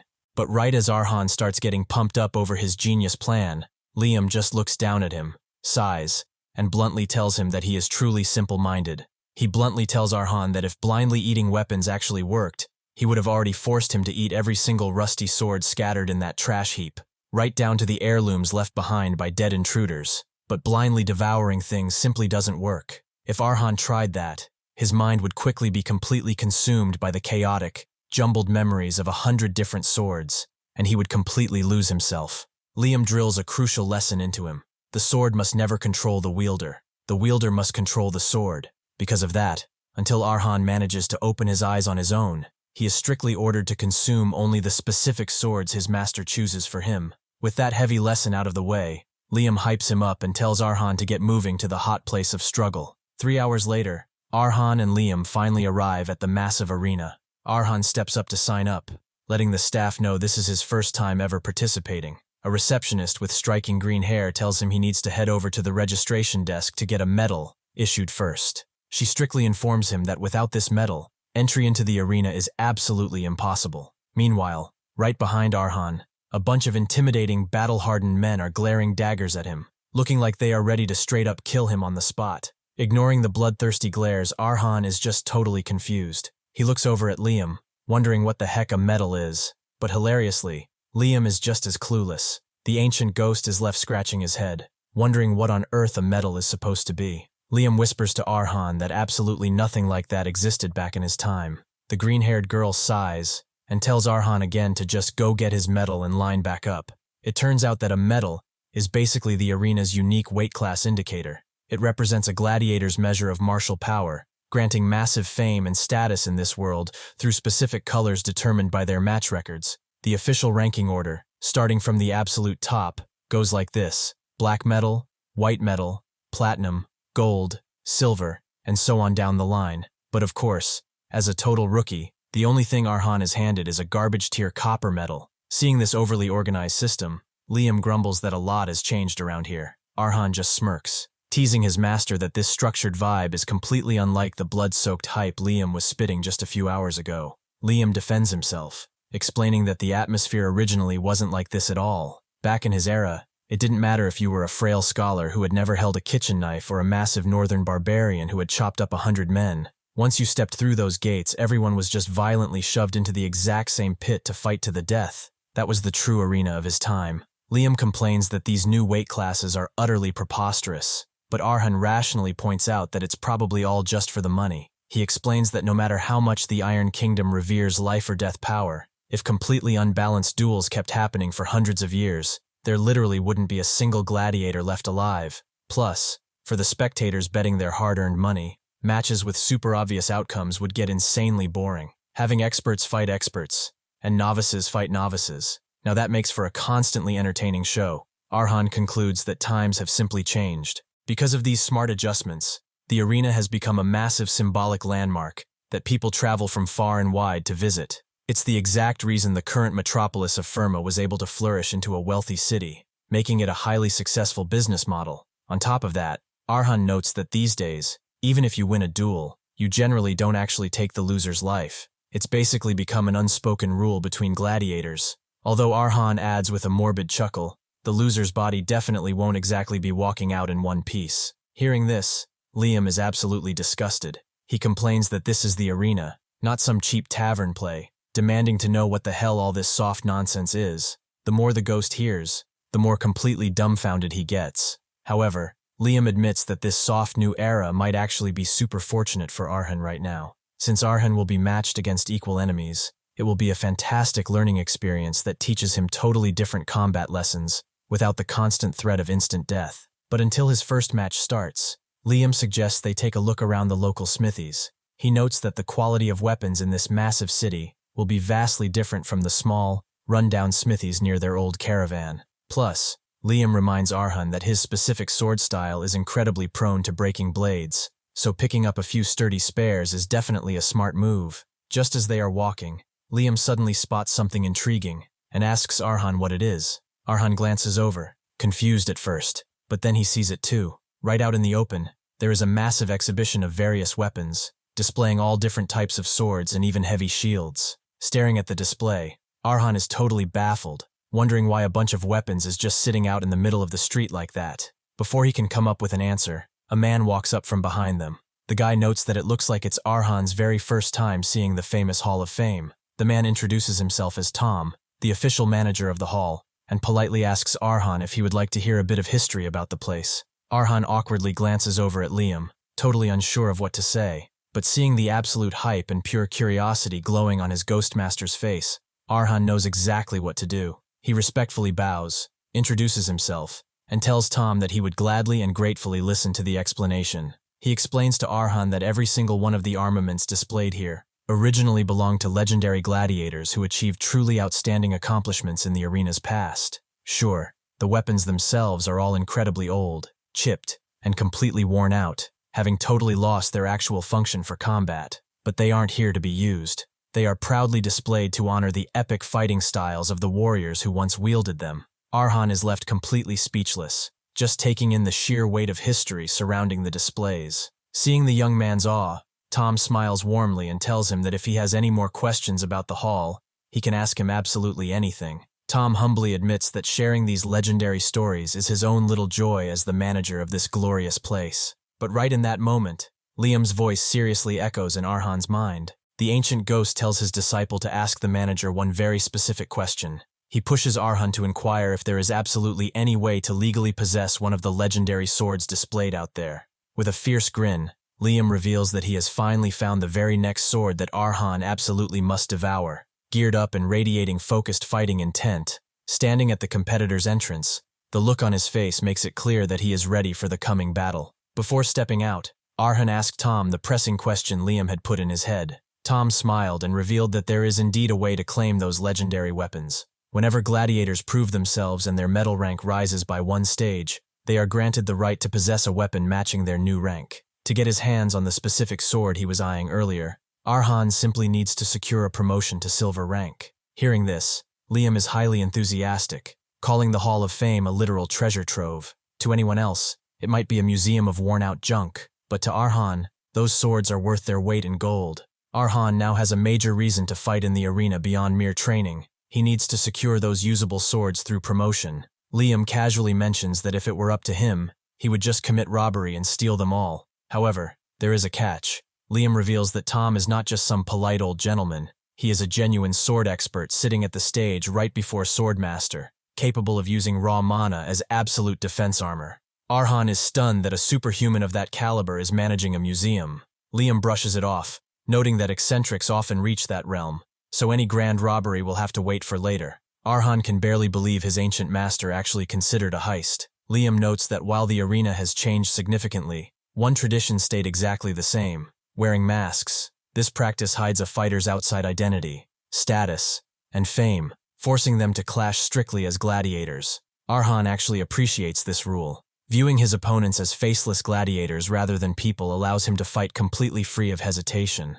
A receptionist asks the young gladiator for his official arena alias. She explains that no one uses their real name, as outside identities only become a hindrance in the pit. She advises him to choose a name he will be proud of, one that will accompany his entire life as a gladiator. Arhan flashes back to a memory of his father talking about Liam and the legendary family sword. Without hesitation, he locks in his choice: Liam. The receptionist chuckles, noting it is a name she is hearing for the first time, and jokes that it sounds like the protagonist of a night novel. Arhan brushes it off, and she sincerely prays for victory to follow his steps. Arhan officially dons his mask and steps out into the pit. Since this is the lowest bronze rank, the atmosphere is entirely lacking in hype. There is no grand crowd, just petty gamblers trying to pass the time between major matches. Instead of enthusiastic cheers, the stadium echoes with boos and harsh criticism. Hecklers shout down at Arhan, asking if he thinks they came all this way to watch something so boring, demanding he just hurry up and lose so they can get the match over with. Looking up at the tribunes, Liam sneers. He notes the pure humiliation and contempt directed at the weak, calling it a scene perfectly fitting for the ruthless Iron Kingdom, where only the strong rule. He asks Arhan if the boos are intimidating him. Arhan scoffs, dismissing the idea entirely. Liam smiles, telling him that is the perfect mindset. He reminds Arhan that by using that name on the battlefield, he is now shouldering the entire history and honor of the caravan. Arhan's eyes reflect a colorful intensity as he quietly vows to defeat everyone in his path. The announcer's voice echoes over the pit, kicking off the third match of the day. He introduces the fight as a minor bout meant to entertain the crowds. Pointing to Arhan, he presents him as a total greenhorn making his very first arena appearance. the rookie gladiator Liam. Then, he introduces the opponent, a fighter who, since his debut, has taken the lives of every gladiator he has faced, soaking up the crowd's mixed reception. It is the giant rookie currently riding a 3-win streak, Timur. The announcer dedicates the match to the goddess Lepri. Timur glares down at Arhan and immediately begins the trash talk. He calls Liam a weak-sounding name and complains that drawing his sword on a skinny kid is a waste of time. The giant then makes a humiliating proposal. He tells Arhan to drop his sword, take off his mask, and dance to the beat of Timur's clapping. If he manages to entertain the crowd and make them laugh, Timur claims he will generously spare his life. Arhan remains calm and brings up the unspoken rule about not taking another gladiator's life. Timur responds with loud laughter. He brags that he does not care about unspoken rules, stating that back in the Zernia Mountains where he was raised, men who lose are always killed. He admits that this is exactly why he snapped the necks of his first 3 opponents with his bare hands, claiming it as his rightful privilege as the winner and the best entertainment for the crowd. He insults Arhan one last time, mentioning that the kid is so insignificant that snapping his neck will not even provide a shred of enjoyment. The announcer notes the fierce pre-match tension and officially declares that the fight will start immediately. Without missing a beat, Arhan looks up at the giant and offers his own proposal: take back the insult to his name. If Timur apologizes right now, Arhan promises to let him die comfortably. Timur is momentarily speechless before bursting into mocking laughter. He pretends to be terrified to rile up the crowd. The spectators join in on the bullying, shouting that the young master is showing impressive bravado. They mockingly ask if he has been reading too many night novels, or if Liam is the name of his dead father. Timur smirks at the tribunes and tells Arhan that since the crowd is so heated, it will be difficult for him to go easy. He begins to say that if Arhan listens obediently, he might still let him live, but Timur never gets to finish his sentence. In a sudden blur of motion, Arhan attacks. A swift, precise strike connects, instantly drawing blood from the giant's hand. Arhan stands there coldly and tells Timur that he will say it exactly one more time. Apologize for insulting his name if he wants to die comfortably. Seeing what just happened, Timur curses Arhan as a bastard and prepares to fight back with all his might. Timur fearfully swings his sword in a desperate attack, but Arhan easily dodges the strike. Pushed back a couple of steps, Arhan calmly resets his stance. Watching this effortless evasion, Timur grows increasingly annoyed. He clenches his sword tightly and lets out a furious scream of rage. The audience is left in disbelief. Smiles begin to spread across the tribunes as the spectators realize this is not going to be a normal, boring bronze match. Arhan remains completely unflinching before the giant who was radiating overconfidence just seconds ago. Staring down Arhan, Timur wonders what exactly is going on. Just a moment ago, the kid was trembling and looked like a complete amateur. Trying to process the situation, the giant wonders how a brat is pulling this off. Then, the realization hits him. Arhan was acting weak on purpose. He faked his fear entirely to lower Timur's guard and create a fatal opening. Catching on to Timur's realization, Arhan smiles and asks if the giant is going to call him cowardly now. Arhan coldly reminds him that, just as he said, this is not child's play. Gritting his teeth, Timur curses Arhan as a sneaky bastard. He launches forward with murderous intent, declaring that he will kill him. Despite the aggressive assault, Arhan easily dodges every single one of Timur's heavy attacks. Timur grows increasingly impatient. Unable to believe what he is witnessing, Arhan is evading the strikes by a paper-thin margin, moving perfectly in sync with the curve of the giant's blade. Timur questions what he is even fighting, feeling an eerie sensation, as if a deadly snake is slowly wrapping around his body. Suddenly, Arhan goes on the counter-offensive. He slides low along the ground, preparing a piercing strike. In one fluid motion, he destroys Timur's leg. The pain is unbearable for the giant, who barely manages to throw a desperate retaliatory strike. It is to no avail, as Arhan simply leaps back to prepare his next attack. At this point, Timur can no longer even stand. He collapses to the ground, dropping his sword and clutching the ruined remains of his leg in agony. Arhan calmly approaches and stands directly above his fallen enemy. Looking down, Arhan throws Timur's own words right back at him, offering a new proposal. He tells the giant that if he takes off his ridiculous helmet and dances to the beat of his clapping, he might just show him some mercy. He promises that if Timur does all that, he will generously spare his useless head. Watching this brutal reversal, Liam smiles proudly, while the audience watches in stunned silence. Realizing he is utterly defeated, Timur remains speechless for a moment. He then slowly bows his head, telling Arhan that he will accept the offer. However, it is obviously a trick. Trying to buy a few seconds, Timur covertly reaches for his dropped sword, groaning that Arhan needs to wait a minute because he cannot breathe properly. But just before his fingers graze the hilt, Arhan ruthlessly drives his blade straight through Timur's hand, sending blood splattering across the dirt. Writhing in unbearable pain, Timur looks up. Arhan stares directly into his eyes, coldly warning the giant to choose his next move very carefully, because there will not be any more offers. Defeated and broken, Timur averts his gaze to the ground. He tosses aside his helmet, formally apologizes for insulting Arhan's name, and desperately begs for his life to be spared. The audience erupts. Nobody in the tribunes can believe what they just witnessed, and they immediately start cheering wildly for Arhan. They call the rookie gladiator amazing, completely ignoring his lowly bronze rank. Spectators eagerly shout that from now on, they are going to bet everything on the underdog and get rich, fully convinced that Arhan is going to keep winning. After this, everybody in the audience starts cheering for Liam, seeing what just happened. Tom says that he feels extraordinary, as no one has ever received such enthusiastic cheers from the very first match. Tom then says that it seems he has formed a connection with a very promising gladiator. However, he is also concerned. In this arena, excessive attention is often like poison, he says, and some noblemen have also been watching this. A few days later, the sun is shining above the arena. Speaking with a fight attendant, it looks like Arhan has come across information that strikes him. He asks the attendant to repeat what she just said, and she graciously does so. She tells Arhan that the arena has evaluated him very positively. Therefore, although it is unusual, they would like to make a proposal befitting his performance. They are giving Arhan the opportunity for a silver promotion match and asking him if he would be willing to accept the challenge. 2 days have passed since Arhan's explosive debut against Timur. In that short window, he fought 3 more matches, decisively winning every single one by fighting with pure, rational efficiency. And now, management is suddenly offering him a massive shortcut to a silver promotion. But Arhan isn't stupid. This pure goodwill feels incredibly suspicious. Hovering quietly behind him, his ghostmaster Liam finally breaks his silence as the fight attendant explains the catch. The condition for the promotion is seemingly simple. Arhan just has to step into the ring against an opponent of management's choosing.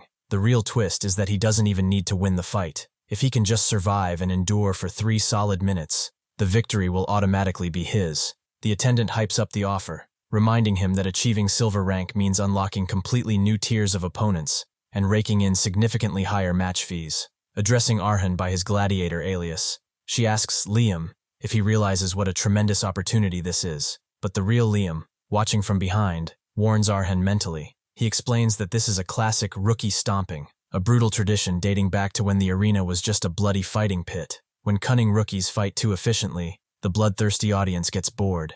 To entertain the crowd, management dangles a promotion as bait, throwing the rookie into the ring with an absolute powerhouse they cannot possibly handle. It is an exhibition match meant to humiliate the fighter, basically a public execution masked as a test. Liam bluntly advises Arhan to refuse the offer and wait for a standard promotion if he wants to avoid total humiliation. But Arhan has already made up his mind. He turns right back to the attendant and calmly accepts the offer, declaring he will gladly face whoever they throw at him. Fast forward 2 days, and the arena officially notifies him of his opponent. The fighter's alias is the Black Bride. She is a graduate of a prestigious sword academy, where merely holding a diploma guarantees the elite rank of knight. She is currently completely undefeated in the silver rank, and is known as a powerhouse swordwalker. In every single aspect, she overwhelmingly outclasses him. Strolling through the city streets, Arhan tells Liam that he did some digging on the Black Bride. Her reputation is notoriously brutal. Not only does she dominate every match, but she is infamous for permanently crippling her opponents, leaving them completely unable to ever recover. Hearing this, Liam practically laughs. He notes that the arena executives truly made up their minds to crush him, and with an opponent like that, surviving even 3 minutes is going to be hell. He mockingly summarizes the situation, telling Arhan that he is completely screwed. Arhan asks if it is really that hopeless. Liam explains that while the Black Bride likely isn't as strong as Sir Patel, who had reached the absolute pinnacle among swordwalkers, Patel actively held back and tailored his swordsmanship to Arhan's level out of sheer honor. The Black Bride will show absolutely zero tolerance. Arhan sarcastically thanks his master for the terrifying reality check. But internally, he is calculating his odds. He knows Liam never lies about swordsmanship, but he also knows he possesses the steel mana heart and the unpredictable variable of Mary's memories. He firmly believes that enduring for just 3 minutes is entirely possible. Right in the middle of his thoughts, Arhan suddenly feels a strange presence directly behind him. A woman, her face obscured by a heavy robe, calls out his alias. She lowers her hood, revealing pitch-black long hair and a distinctive sword favored by Eastern warriors. Arhan freezes. He couldn't sense her approach at all, and the realization hits him instantly. This is the Black Bride herself. Arhan tries to play it cool, repeating his alias and politely asking if she has the wrong person. She is not fooled for a second. Telling him that he is making things troublesome, she suddenly draws her sword. Panicking, Arhan reaches for his needle, barely managing to grasp the hilt before her blade is resting smoothly against his throat. She tells Arhan not to waste her time, noting that his split-second reaction and unique sword make it impossible to deceive her eyes. But she lowers her guard, explaining there is no need for him to be so defensive. She only came to make a proposal. She bluntly tells Arhan to forfeit the upcoming match. She warns him not to make a foolish choice, advising him to spare himself so he doesn't force her to permanently ruin his future. Arhan stands his ground and asks what will happen if he still decides to participate. Turning away to leave, she throws one final, chilling warning over her shoulder. If he steps into that pit, he will have to pay the price. Later that evening, the scene shifts to the Hall of Fame. Tom is standing inside his museum, quietly admiring one of the historic displays. He hears footsteps and cheerfully announces that a welcome guest has arrived. Turning around, he spots Arhan and politely asks what brings the young gladiator by at such a late hour.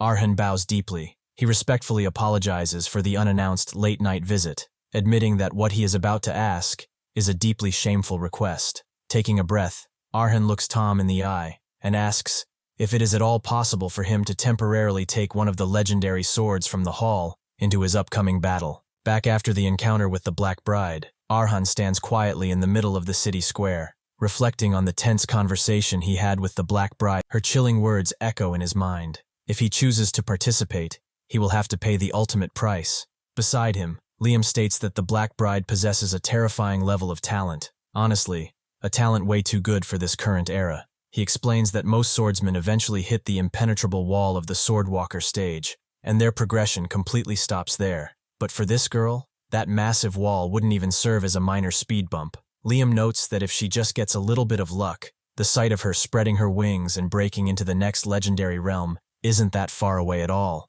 To put it simply, Liam calls her an absolute genius. Hearing this high praise from Liam, who is notoriously strict when it comes to swordsmanship, Arhan realizes just how massive the gap between them truly is. Even so, Arhan hardens his resolve. Giving up simply isn't an option. Seeing his descendant's determination, Liam grins and tells him that time isn't waiting around, so they need to hurry up and secure that second sword. This is exactly why Arhan is standing in front of Tom once again.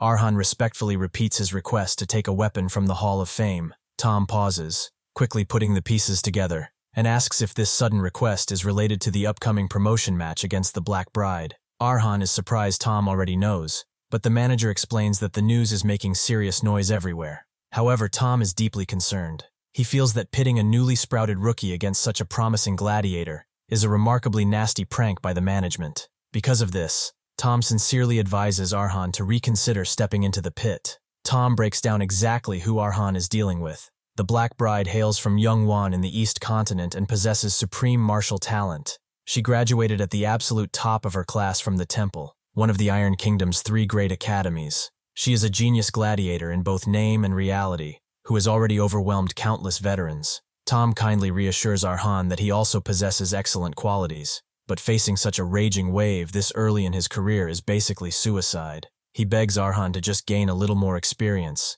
build up his strength, and challenge her properly later, when he can actually withstand the torrent. Arhan politely thanks Tom for the sincere advice, but respectfully declares that he still intends to face her. Then, Arhan puts on an absolute masterclass in acting. He solemnly admits that his body trembles at the thought of facing her, completely unable to fathom the height of her power. However, he claims that as a gladiator who prays to the goddess Lepri, avoiding combat out of pure fear would be a massive betrayal of his warrior's heart. He dramatically explains that despite the deep shame of his request, he came to the hall to borrow courage, so that he might receive the lingering energy of the great gladiators of the past for tomorrow's match. He reasons that if he miraculously survives, he gets promoted and earns the right to a weapon anyway. If he dies, Tom can simply retrieve the sword from his corpse. Finally, Arhan humbly lowers his head, stating he won't throw a tantrum like a child, and if Tom says no, he will quietly walk away, writing it off as his own foolish greed for a handful of courage.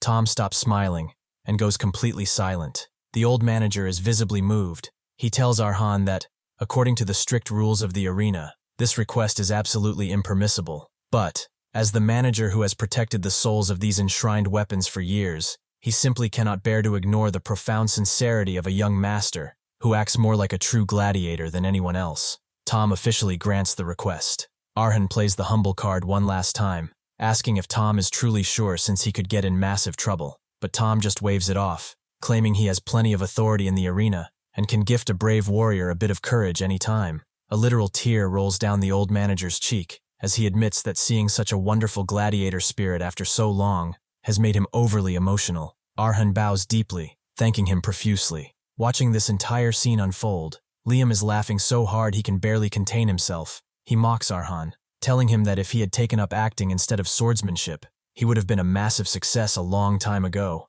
Arhan drops the act instantly. He feels absolutely zero emotion over the manipulation. He just thinks logically. The conditions have finally been met. Now, all that remains is for him to digest the power of that new sword. The very next day, the match is officially set. The rookie gladiator versus the Black Bride. Before the fight, a flashback reveals the dark truth behind the match. The Black Bride was approached by a fight attendant with a highly unusual request. The arena planners wanted her to fight a mere sword beginner, but there was a sick condition. They explicitly requested she permanently cut off one of his arms or legs, just to provide a good spectacle for the bloodthirsty audience. The Black Bride was visibly disgusted by the proposal. The attendant knew this would be highly displeasing to a warrior of her caliber, so she dropped the ultimate bait. If the Black Bride accepted this cruel task, the arena would reward her with an item they had locked away in storage, the Dragon Sword of the East Continent. The attendant slyly noted that this specific blade holds massive cultural meaning to Eastern swordsmen, which is precisely why the Black Bride was fighting in the arena to begin with. Trapped by her own goals, the Black Bride remained silent, which the attendant took as a clear acceptance. Back in the present, the announcer hypes up the gladiators for a good match. For the Black Bride, severing Arhan's limbs was a proposal she simply couldn't refuse. Her only act of mercy was warning him to forfeit the night before. Since he ignored it, she feels completely justified. She draws her sword and coldly tells Arhan that he was given enough warnings. Whatever happens to him from this point forward is entirely his own fault. But the match is about to go entirely off script. Suddenly, the Black Bride pauses, looking around in utter confusion. A terrifying, overwhelming stench of blood is radiating directly from Arhan. She cannot comprehend how a mere rookie could emit such a suffocating, murderous aura. Standing before her, his demeanor entirely shifted. Arhan slowly speaks. Channeling the dark, digested memories of his newly acquired blade, he declares himself a resident of the free city, a warrior who has willingly stained himself with blood to reclaim his freedom. The scene shifts entirely, opening with the bright sun shining over a vast, beautiful sea. The narrative dives into the deep memories of the newly acquired blade, transporting us to the city of Crowd. This place originally split off from the ruined ancient republic to become one of the 6 incredibly wealthy cities. At one point in history, it was so breathtakingly beautiful that it was literally known as paradise. But history is cruel, and the present-day Crowd is a place where freedom and hope have completely vanished. The memory shows a nobleman in lavish garments casually walking through streets lined with desperate beggars. The once glorious paradise has devolved into a terrible, decaying land. The dark shadow over the city started with the absolute corruption of its nobles. They possessed a bottomless greed for luxury that simply couldn't be satisfied. Blinded by this endless desire, they actively sold the city's territory to a massive foreign power known as the Golden Empire. Eventually, they sank so low that they used the fundamental human rights of their own citizens as collateral to borrow massive amounts of gold from the Red Bank. With a single stroke of a pen, the citizens of Crowd were completely stripped of their rights and dignity, legally plummeting to the status of mere slaves. Faced with this suffocating reality, one man constantly harbored a burning question. His life was defined by pure tragedy. His father was brutally beaten to death just for begging tourists for food. His mother was forced to sell her body so her children wouldn't starve, and his little sister eventually died of a simple fever, all because they lacked a few worthless copper coins. Looking down at the tiny, lifeless hand of his sister, the man could only wonder why they were forced to endure this living hell. He finally found his answer in the most unexpected place, standing in front of a guillotine at a public execution ground. The man on the chopping block was being charged with assault, After being relentlessly tormented by a drunken tourist's rampage, the citizens simply couldn't endure the suffering any longer and chose to fight back. In a city like Crowd, bloodshed is a trivial, everyday sight, but a wealthy outsider becoming the victim was totally unprecedented. To immediately appease the anger of the great powers, the city staged a brutal public execution to make an absolute example of him. It was a display of unmatched, unfair violence. Tragically, for the man watching his former neighbor die, there wasn't even room to feel sympathy. The citizens were terrified that the outsiders would use this as a pretext for even harsher crackdowns, so they kept their heads down. The next day, there were no screams on the streets of Crowd. The day after that, the eerie, unfamiliar silence continued. The reason was chillingly simple. The incident made the outsiders realize that the citizens they treated as docile slaves were actually dangerous beings hiding sharp fangs. They could change, they could break their shackles, and in that heavy silence, the man realized that by doing nothing, the citizens were active accomplices to the violence and despair gripping their city. Their ultimate charge was the sin of not resisting. The man made a vow. He declared that true freedom comes with a heavy price. Someone has to willingly spill blood, and someone has to be permanently stained by it. For the sake of the freedom that belonged to everyone, to carry the heavy atonement they all had to bear, and to one day restore the lost paradise, he decided to become that person.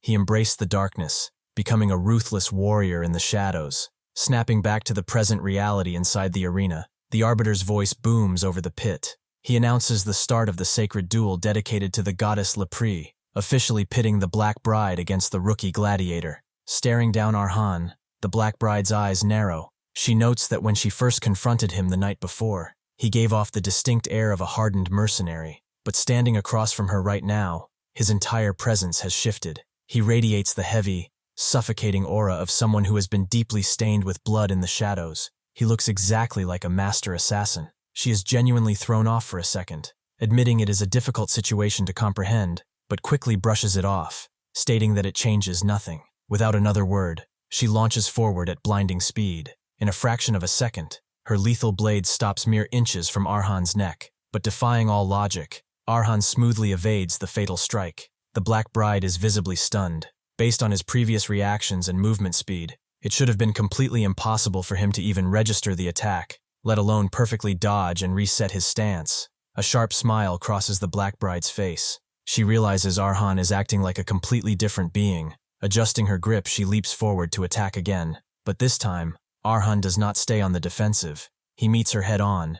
The two clash, and the heavy impact violently shakes the air. The Black Bride quickly realizes that even Arhan's breathing techniques and physical momentum have entirely changed, mirroring the refined combat style of someone else entirely. Locking blades with the rookie, she wonders exactly who on earth she is fighting, quickly realizing that this supposed execution match is not going to end easily. Arhan attempts to stab the Black Bride in the neck, but she shifts just enough to dodge the strike. He immediately unleashes a relentless barrage of motions, trying to end the fight quickly, yet the woman gracefully dodges every attempt. Observing his movements, the Black Bride notes that it feels like she is fighting an assassin and a mercenary at the same time. His relentless stance shifts make it incredibly difficult for her to predict his next move. She admits that Arhan has surpassed the level of a beginner long ago. For a moment it looks like Arhan might have actually landed a solid hit, but that is not the case. The Black Bride successfully blocked the attack. She tells him that even though he is no longer a beginner, rushing in like that is nothing but foolhardiness. Arhan immediately leaps back, visibly shaken by the exchange. The heavy force of her block has left his arm completely numb, and the Black Bride taunts him, saying she hopes he has more cards left to play. The arena audience is roaring. They cannot believe the immense amount of power and fierce fighting spirit the little gladiator is displaying against an undefeated opponent. One spectator claims he knew he was right to bet his entire fortune on Arhan. People in the tribunes begin debating whether Arhan could actually pull off a win, though others quickly remind them that he is up against the undefeated Black Bride. A man screams from the stands that, whatever happens, he hopes Liam won't die. A boring death. Arhan then notices a terrifying shift. He senses a chillingly cold killing intent that feels as if it could freeze his very soul, accompanied by a strong scent of blood that blankets the entire arena. He realizes this must be the violent world that his master, Fang, used to see. Liam explains to Arhan that while the female mercenary and the assassin of Crowd lived completely different lives, their beloved swords shared a common trait. Both were forged specifically to stand against enemies stronger than themselves, making them swords of struggle, in a world where the strong prey on the weak. Liam warns Arhan not to be consumed by the assassin's dark life, but to understand it, accept it, and make that power his own. Arhan starts to control his breathing, actively calming himself down.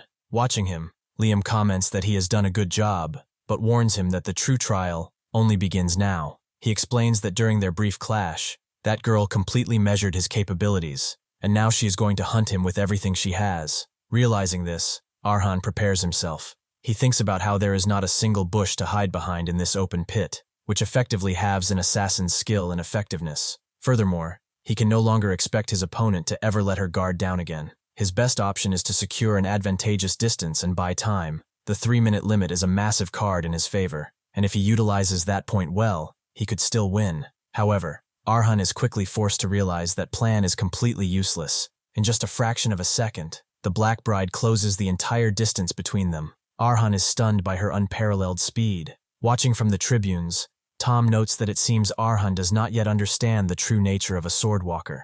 A swordwalker projects a personal path that allows them to construct an advantageous domain of both offense and defense, suppressing their opponents. But on top of that, they expand that path internally to wield tremendous physical power, becoming genuine superhumans. The Black Bride tries to slash Arhan completely in half, but he barely manages to dodge the lethal attack. He immediately goes on the offensive, attempting to strike her down, but her raw power and speed are now incomparable to how they were at the start of the match. Arhan wonders if this is the true power that this woman holds. He notes that ordinary swordsmanship invariably leaves unavoidable gaps between strikes, meaning an opening should naturally appear the moment an opponent resets their stance. However, the Black Bride's sword has absolutely no such gap.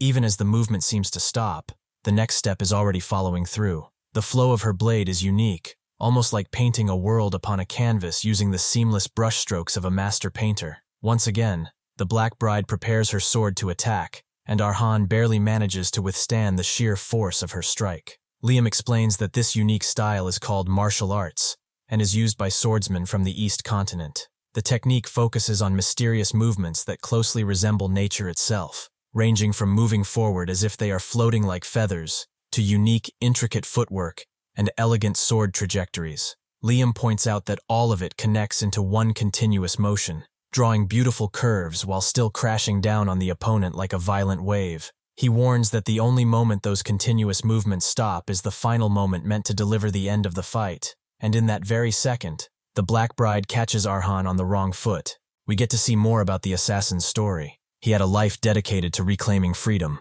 With the death rising right up to his chin, he had to constantly run away. He ran, and ran, but unfortunately, everything needs to meet its end.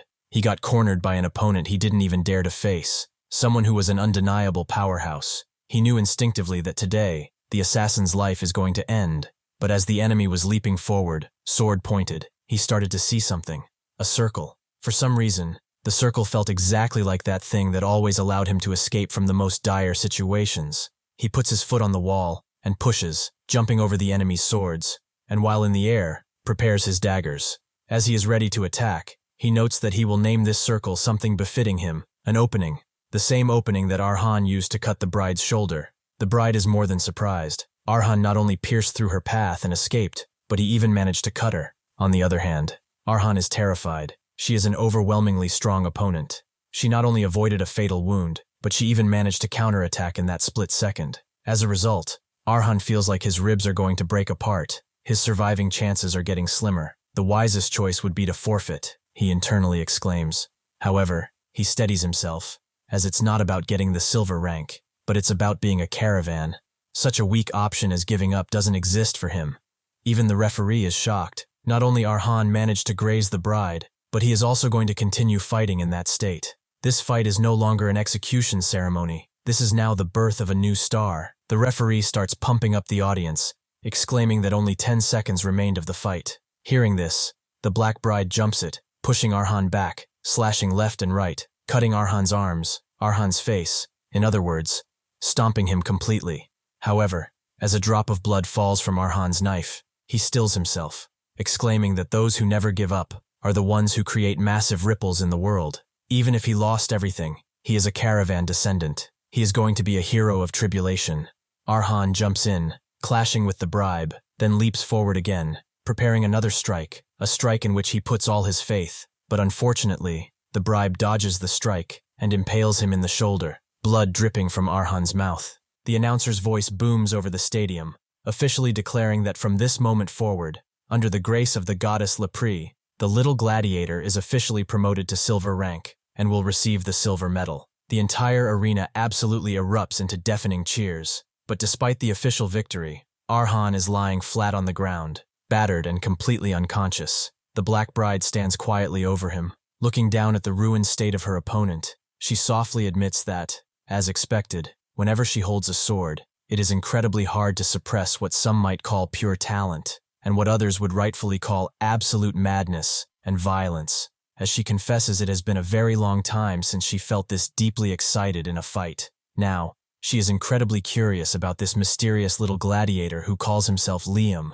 Suddenly, a furious voice interrupts the moment. One of the arena planners yells at the black bride, aggressively reminding her that leaving him in one piece was absolutely not part of their contract. The planner demands that if she still expects to receive the legendary dragon sword as a reward, she needs to cut off Arhan's arm and take it as a bloody trophy right here, right now. But the black bride is not going to play their sick game. She calmly sheathes her blade and looks at the executives with pure disgust. She calls them a bunch of vile people and mutters to herself that it would be best for her to stay far away from this corrupt place for a while. Just as she turns to walk away, something completely inexplicable happens. A massive swirl of glowing blue light suddenly manifests in the air. The black bride freezes, totally unsure of what is happening. She senses an overwhelming wave of pure mana and wonders if she is suddenly hallucinating. But as the light takes shape, she realizes she is staring directly at the ghostly figure of Liam.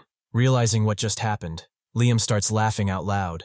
He admits this is a completely unexpected twist. He figures that because his young descendant finally lost consciousness, or perhaps because their fierce clash of swords created a deep spiritual resonance, the veil simply dropped. Regardless of the reason, all that matters is that the black bride can actually see him. Liam casually addresses her, calling her a young girl from the East. He explains that while they are incredibly rare, the East has certain individuals known as shamans, who can naturally sense spirits. He realizes that she must possess a strong divine power, meaning she doesn't just have an absolute aptitude for martial arts, but also a deep affinity for death in the spiritual realm. The black bride's eyes widen as she realizes this is definitely no hallucination. Looking closely at the ghostly figure, she recognizes exactly what she is looking at. It is a realm that can only be reached by those who have achieved absolute, godlike mastery over the blade, the mind sword. She recalls the ultimate legend of Carlos, a warrior known to anyone who wields a blade, who famously manifested 10 mind swords to ascend to the position of the greatest swordsman in the world. But as she looks up at Liam's spiritual presence, her breath completely catches in her throat. She doesn't just see 10 swords. Above the smiling ghost, she sees tens, hundreds of thousands of spectral blades, filling up the entire sky. Staring up at the impossible sight, the black bride is left completely frozen, wondering exactly what kind of divine entity is standing before her. Liam looks down at her and finally speaks. He gently tells her that she is not yet ready to understand the answers to the questions she holds. However, he acknowledges that she truly has the potential to reach it, the ultimate destination of all swords,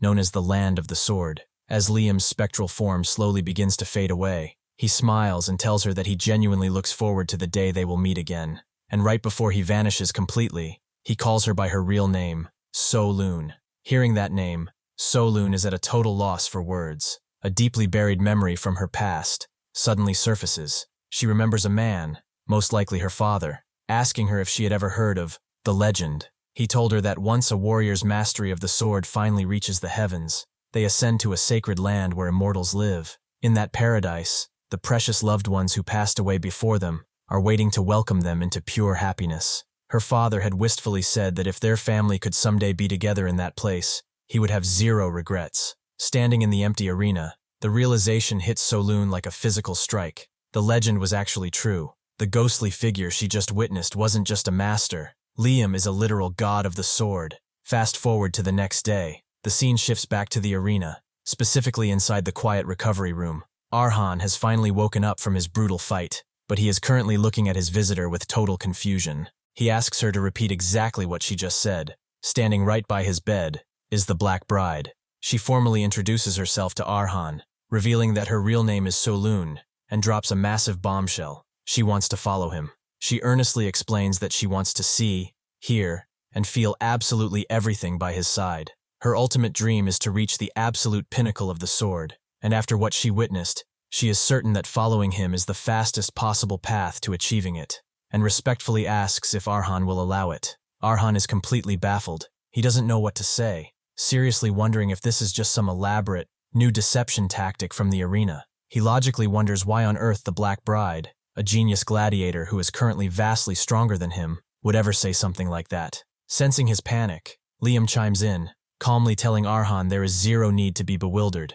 To the ancient ghost, this is a completely natural flow of events. Liam explains that during the brief moment Arhan lost consciousness yesterday, the girl managed to cross over and see him. She sensed his divine presence and became entirely captivated. Liam casually flexes, adding that since ancient times, master swordsmen have devoted themselves as his followers just by catching a mere glimpse of his shadow. But then Liam's tone shifts, carrying a hint of genuine pity. He notes that normally, a boy of Arhan's age should be experiencing the natural joys of youth, sharing a pure romance with a lovely girl, and just enjoying life. Instead, Arhan is chained to a cruel, bloody destiny filled with endless struggles and death. Since Arhan has already chosen this dark path, Liam warns him that he must cast aside all lingering, ordinary attachments. He cannot look back with the trembling gaze of a scared boy. He is a descendant of the Karavan. He is Arhan the Avenger. Therefore, he needs to coldly judge if the value of So'alun as a swordsman is real.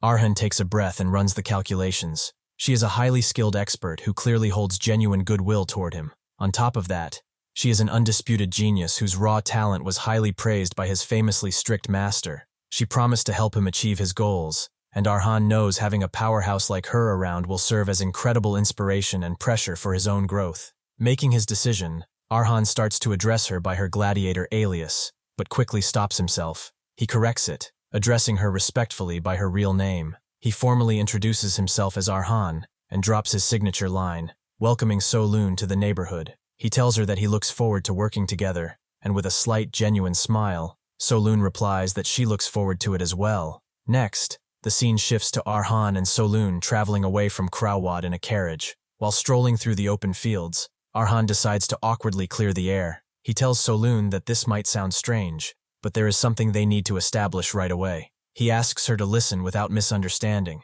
seriously explaining that due to his unspeakable, complicated circumstances, he absolutely cannot become her lover. Logically, an awkward silence should have taken over. Instead, So'alun looks at him with pure disgust. She calmly tells him that while it is a reasonable concern, he has absolutely nothing to worry about because he is completely not her type. Hearing her instantly shut him down, Liam absolutely loses it in the background, laughing hysterically. So'alun does not hold back. She brutally explains that her ideal type is a guy who is taller than her, heavily muscular, with strong features and a rugged look. She absolutely hates scrawny, weak-looking guys. On top of that, she roasts Arhan's entire vibe, saying his impression is way too soft. He literally looks like the type of guy who would apologize if someone else picked a fight with him. She admits there is nothing inherently wrong with that, but it simply does not fit her aesthetic at all. She innocently asks if she needs to elaborate further, and Arhan humbly takes the massive L, saying he completely understands. Trying to change the subject, So'alun asks if there are any other neighbors living in his village. Arhan happily tells her that there is one, and that she should be able to get along with him perfectly. He hypes the man up, bragging that his neighbor's skills as a knight are extraordinary, and that he has a truly wonderful personality. Meanwhile, the visuals show the grim reality. This wonderful neighbor has probably just finished slaughtering dozens of people standing in a pile of bodies with his face completely stained with blood, yet maintaining a very polite, kind expression. Arhan and So'alun finally arrive at the caravan territory. Walking up to the estate, Arhan notices So'alun is traveling incredibly light, and asks if that small bag is really all her luggage. She confirms it, explaining she only needs her sword and a day's worth of food. If she needs anything else, she just procures it on the road. So'alun then points out that Arhan only had one sword back in the arena, but now he is carrying extra daggers and gear. Arhan explains that his blade took serious damage during the last match, so he used his newly increased silver rank winnings to buy spare weapons and some much-needed armor. He praises the metallurgy of Firma, noting the quality is excellent, even if it costs an absolute fortune. Hovering nearby, Liam scoffs, telling Arhan to stop whining about the price. He reminds his descendant that the greener a warrior is, the more heavily they have to rely on good equipment. Stepping up to the estate, Arhan proudly introduces the mansion to So'alun, But the grand tour is instantly derailed when they see a man standing out front, absolutely drenched head to toe in blood. Arhan realizes this is the very neighbor he was just bragging about. Sir Patel bows politely, asking if the young master has just arrived. Completely unfazed by his own gruesome appearance, Patel awkwardly apologizes. He explains that some uninvited guests arrived a bit ago, so he hasn't had the time to properly clean up the mess. Noticing So-Loon, he deduces she must be the new neighbor, and formally apologizes to her as well, deeply ashamed to show her such a messy sight during their precious first meeting. Arhan tells Patel not to worry, and to just catch his breath. So-Loon, however, isn't focused on his bloody appearance at all. She stares coldly at the dead bodies littered across the ground, thinking to herself that this is definitely no ordinary territory. Patel briefs Arhan on the situation. Just as Arhan had requested, a few uninvited guests had been snooping around the estate. Fortunately, most of them obediently backed down after a stern warning, but about a week ago, a completely different breed of intruders started targeting the village. Patel tried to send them away peacefully, but today, they attacked with pure killing intent. Left with no choice, Patel had to shed blood. Judging from the combat encounters, Patel confirms they are definitely not ordinary bandits. They boldly call themselves the Red Wolf Brotherhood.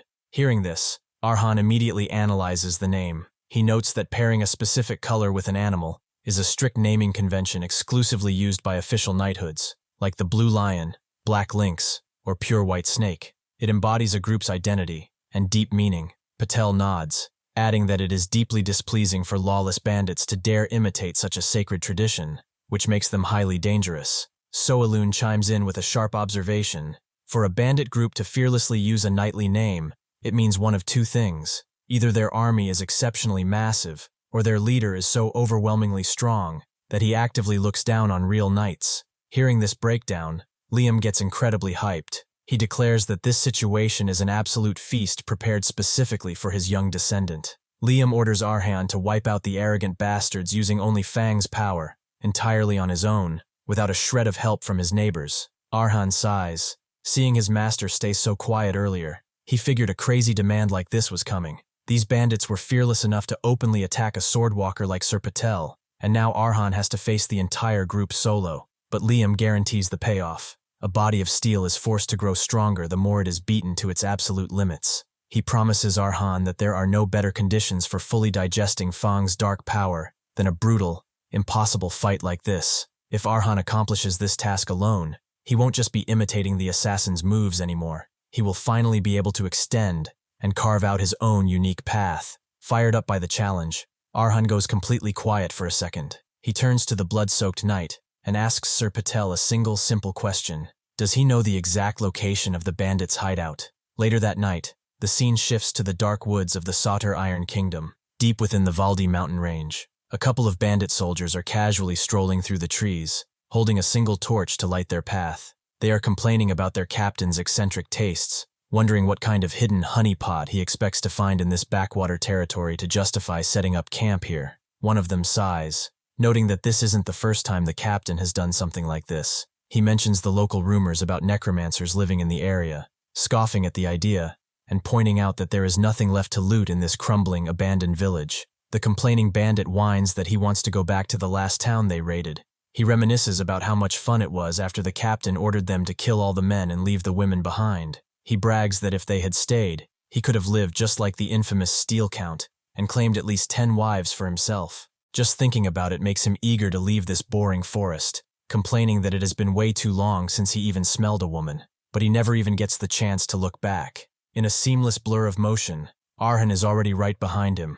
A precise, silent strike to the neck, and a firm hand clamped over the bandit's mouth drops the man instantly. Unaware of the silent execution, the second bandit, holding the torch, calls out to his partner, asking why he suddenly stopped talking. As he turns around, the sight before him shatters his reality. He sees his comrades murdered, their bodies lying in pools of blood. He immediately starts panicking, screaming into the dark, demanding to know what bastard dared to do this. Suddenly Arhan grabs him by the ankle. With a swift pull, he rips the bandit's legs out from under him, sending the man crashing face first into the dirt. Terrified, the bandit realizes his attacker moved so impossibly fast, he couldn't even track him. He genuinely wonders if he really just crossed paths with a legendary necromancer. In reality, Arhan is standing coldly over him, driving his dagger straight through the man's leg to pin him to the ground. Arhan coldly informs the bandit that not only did they stupidly expose their position with a torch, but their absolute lack of preparation for an ambush proves the captain's underlings are nothing special. Without a shred of hesitation, Arhan cleanly severs the pinned limb. The man erupts into agonizing sobs, but Arhan immediately silences him, clamping a heavy hand over his face and commanding him to swallow his pain. He chillingly states that he has absolutely no desire to hear the screams of trash. Staring up through tear-filled eyes, the bandit realizes this is no necromancer. It is just a kid. But looking into Arhan's cold, dead expression, the bandit wonders what the hell is wrong with this brat's eyes. Arhan leans in and calmly explains that he has a lot of questions. If the bandit wishes to keep his remaining ankle attached to his body, he is going to cooperate fully. The narrative then cuts back to the estate, revealing the tense conversation that took place right before Arhan's forest ambush. Sir Patel stares at Arhan in disbelief, asking him to repeat what he just said. He asks if Arhan seriously just requested the exact location of the bandit hideout. Arhan casually confirms it, adding that if possible, it would be highly beneficial to also know their specific combat styles and characteristics. Putting the pieces together, Patel realizes Arhan's insane plan. He asks if the kid is genuinely planning to wipe out an entire armed brotherhood entirely by himself. When Arhan responds with silence, Patel completely loses his cool. He yells at Arhan, begging him not to harbor such foolish, suicidal thoughts. He argues that the best strategy is simply to fortify the estate and defend it if they attack. Furthermore, since this bandit group stole the naming convention of a true knighthood, there is a very high chance the actual Iron Kingdom Knights will step in to wipe them out anyway. Patel desperately insists there is absolutely no reason to risk his life, but his rant is cut short by a violent coughing fit. His terminal illness is rapidly advancing. So Loon quickly steps in to help him, and Patel uses his fading breath to warn Arhan. He explains that he knows how precious this village is to him, but the Red Wolf Brotherhood is not an average group of thugs. They definitely have dangerous hidden cards up their sleeves. Patel begs him not to do anything reckless, as Soalune carries him away to rest. But Arhan has already made his choice. Pulling his hood up over his head, he quietly apologizes, stating that he simply cannot make that promise. Cutting back to the dark woods, Arhan has just finished extracting everything he needed from the bandit. He calmly wipes the blood from his dagger. Watching from the shadows, Liam beams with pride. He notes that his descendant has gotten quite used to the ruthless laws of the Iron Kingdom. Arhan gracefully spins the knife and holsters it, explaining that it is simply bad practice to leave loose ends behind. Arhan turns to his master and asks if it is really okay to proceed with the mission. Based on the intel he just tortured out of the scout, the bandit captain is no ordinary thug. Among the official knighthoods, he is commonly known as a runaway dog, a highly dangerous deserting knight. Even worse, the intel confirms the captain is a genuine swordwalker. Arhan notes the grim reality. He has already lost to 2 swordwalkers in the past. Liam raises an eyebrow and asks if that past record actually matters. Arhan stays quiet for a brief second before a confident smile spreads across his face. He tells Liam that it doesn't matter one bit, and immediately begins walking toward the main bandit camp. Meanwhile, back at the estate, the situation is growing tense. A blood-smeared handkerchief rests on a table. Sir Patel is leaning heavily against a couch near the window, his physical condition clearly deteriorating. In his feverish state, he experiences a painful flashback. He remembers a noblewoman warmly greeting him, telling him she heard he would be assigned as her personal escort knight. She praised his flawless reputation, calling him a knight who never betrays and remains absolutely loyal. She smiled, asking him to stay by her side and protect her just like the grand hero of a chivalric romance novel. The weight of that memory brings Patel immense pain, and the rest of the flashback fades into obscurity as he suddenly jolts awake. Soalune is standing over him, abruptly pulling him back to reality. She bluntly informs him that they have guests. Patel groans, admitting that dealing with visitors is highly troublesome with his body in such a failing condition, but Soalune remains ice cold. She tells him there is absolutely no need to worry about his physical state, because even if he were perfectly healthy, the outcome wouldn't be any different. Outside the mansion, the reason for her grim warning becomes clear. A massive banner depicting a mammoth with a sword behind it flutters in the wind. A fully armed contingent of true knights has arrived at Arhan's estate. The heavily armored soldiers dismount, and their leader steps forward with absolute authority. He demands that Patel answer his questions obediently. Looking down at the dying man, the knight declares that he is hunting a runaway dog and demands to know if Patel has seen him. The imposing figure introduces himself as Makan, the vice captain of the legendary Yellow Elephant Knighthood. Sir Patel respectfully complies, sharing whatever sparse details he has managed to gather about the Red Wolf Brotherhood. Cautiously, he asks Vice Captain Makin if the Yellow Elephants really traveled all this way, just to wipe out a simple bandit group.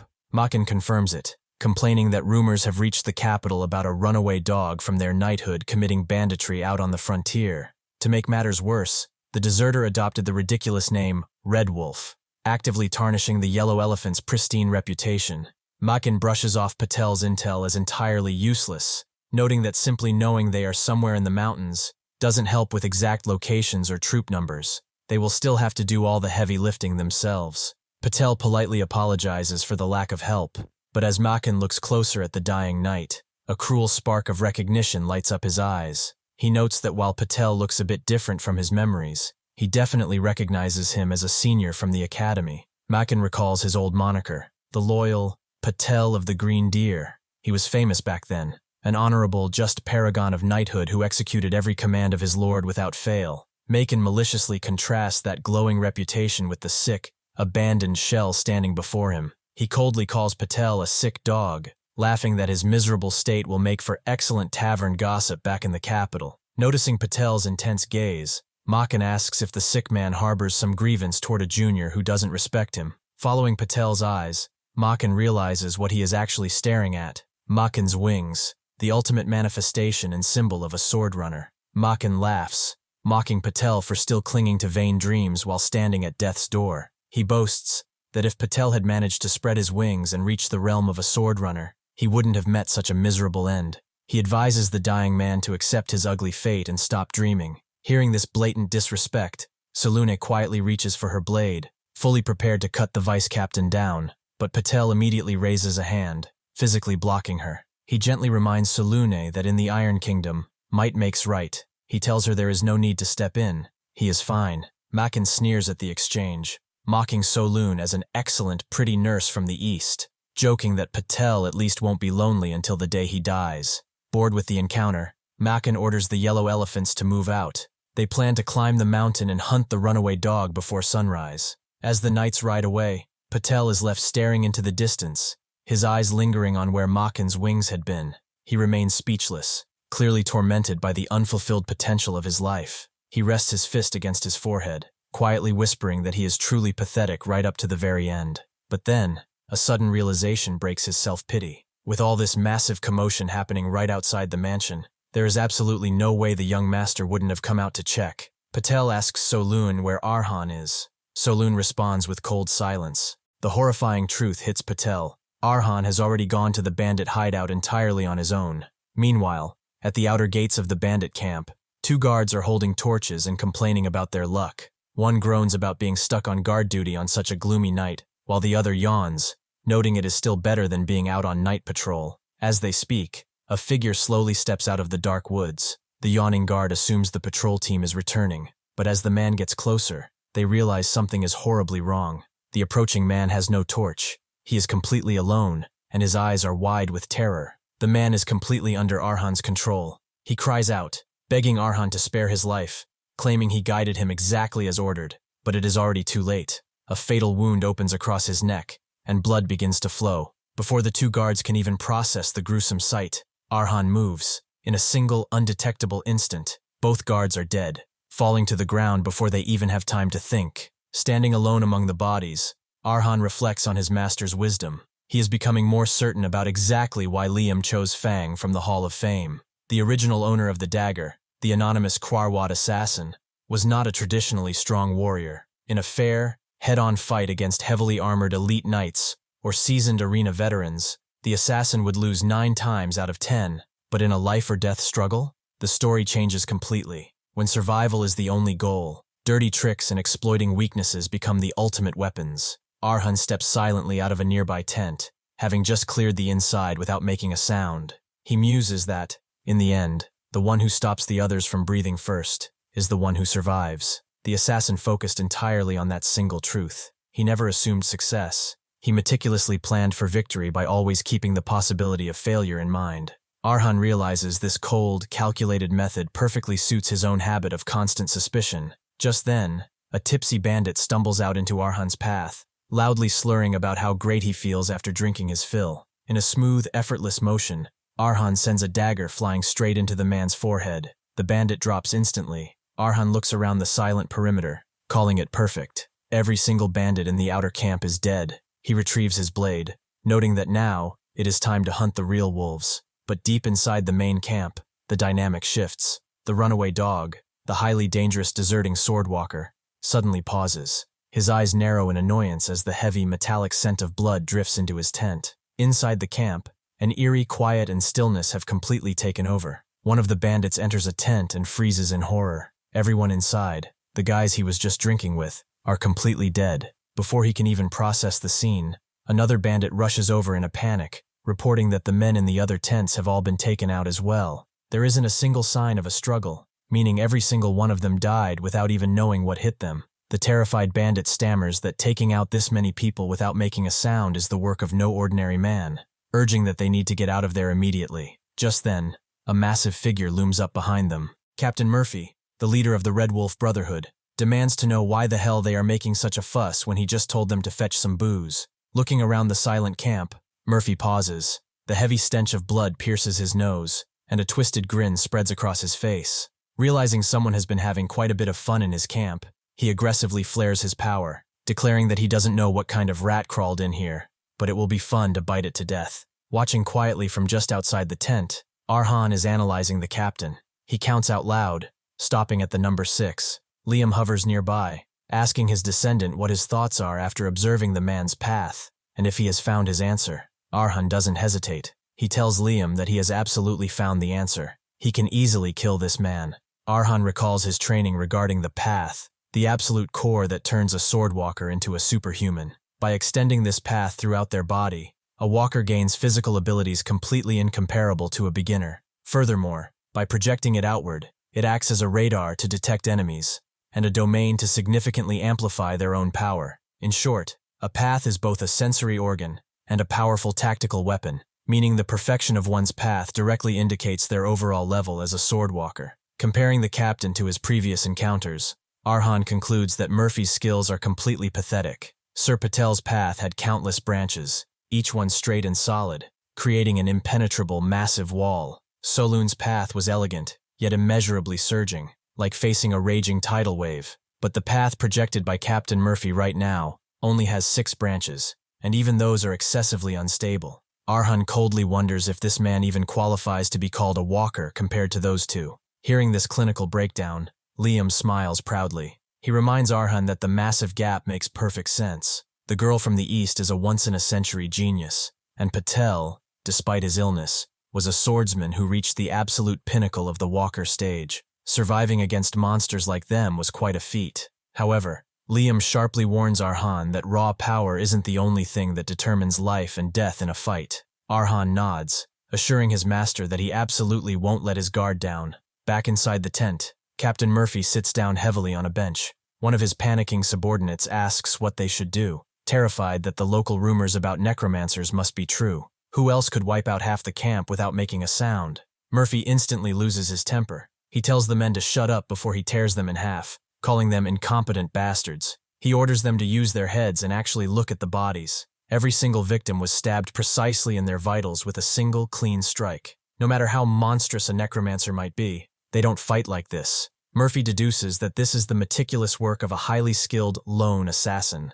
The subordinates are stunned that a single person could do this. Murphy notes that since the intruder hasn't been caught in his projected path yet, they must be actively hiding. The bandits argue that the assassin couldn't have gone far, and offer to gather the remaining men to track him down. Murphy agrees, but coldly warns the 2 men that if they fail to find the rat, he will feed them both to the dogs. As the 2 terrified bandits sprint out of the tent, Murphy sits back and tries to figure out who sent an assassin of this caliber. It certainly isn't the style of the Yellow Elephant Knights. He wonders if it was the family of a woman he assaulted in the last village, or maybe the remnants of a merchant group he beat to death for fun. Too many suspects cross his mind, but ultimately, he decides it doesn't matter. It just means more entertainment for him. He plans to catch the rat, torture him to his heart's content, and then track down the client. But just as the thought crosses his mind, a severed head rolls to a stop right in front of the tent flap.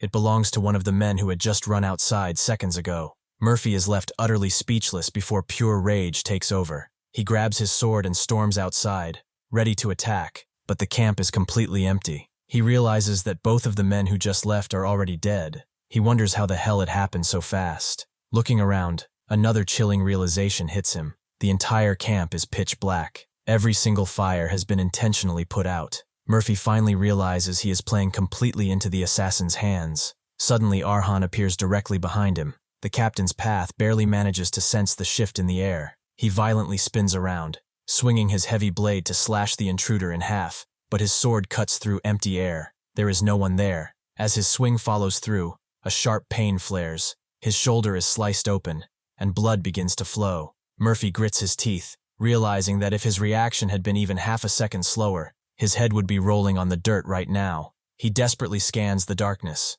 wondering what kind of terrifying enemy he is fighting. It feels as if the boy is completely one with the shadows. Melting back into the pitch-black camp, Arhan channels the lingering memories of his blade.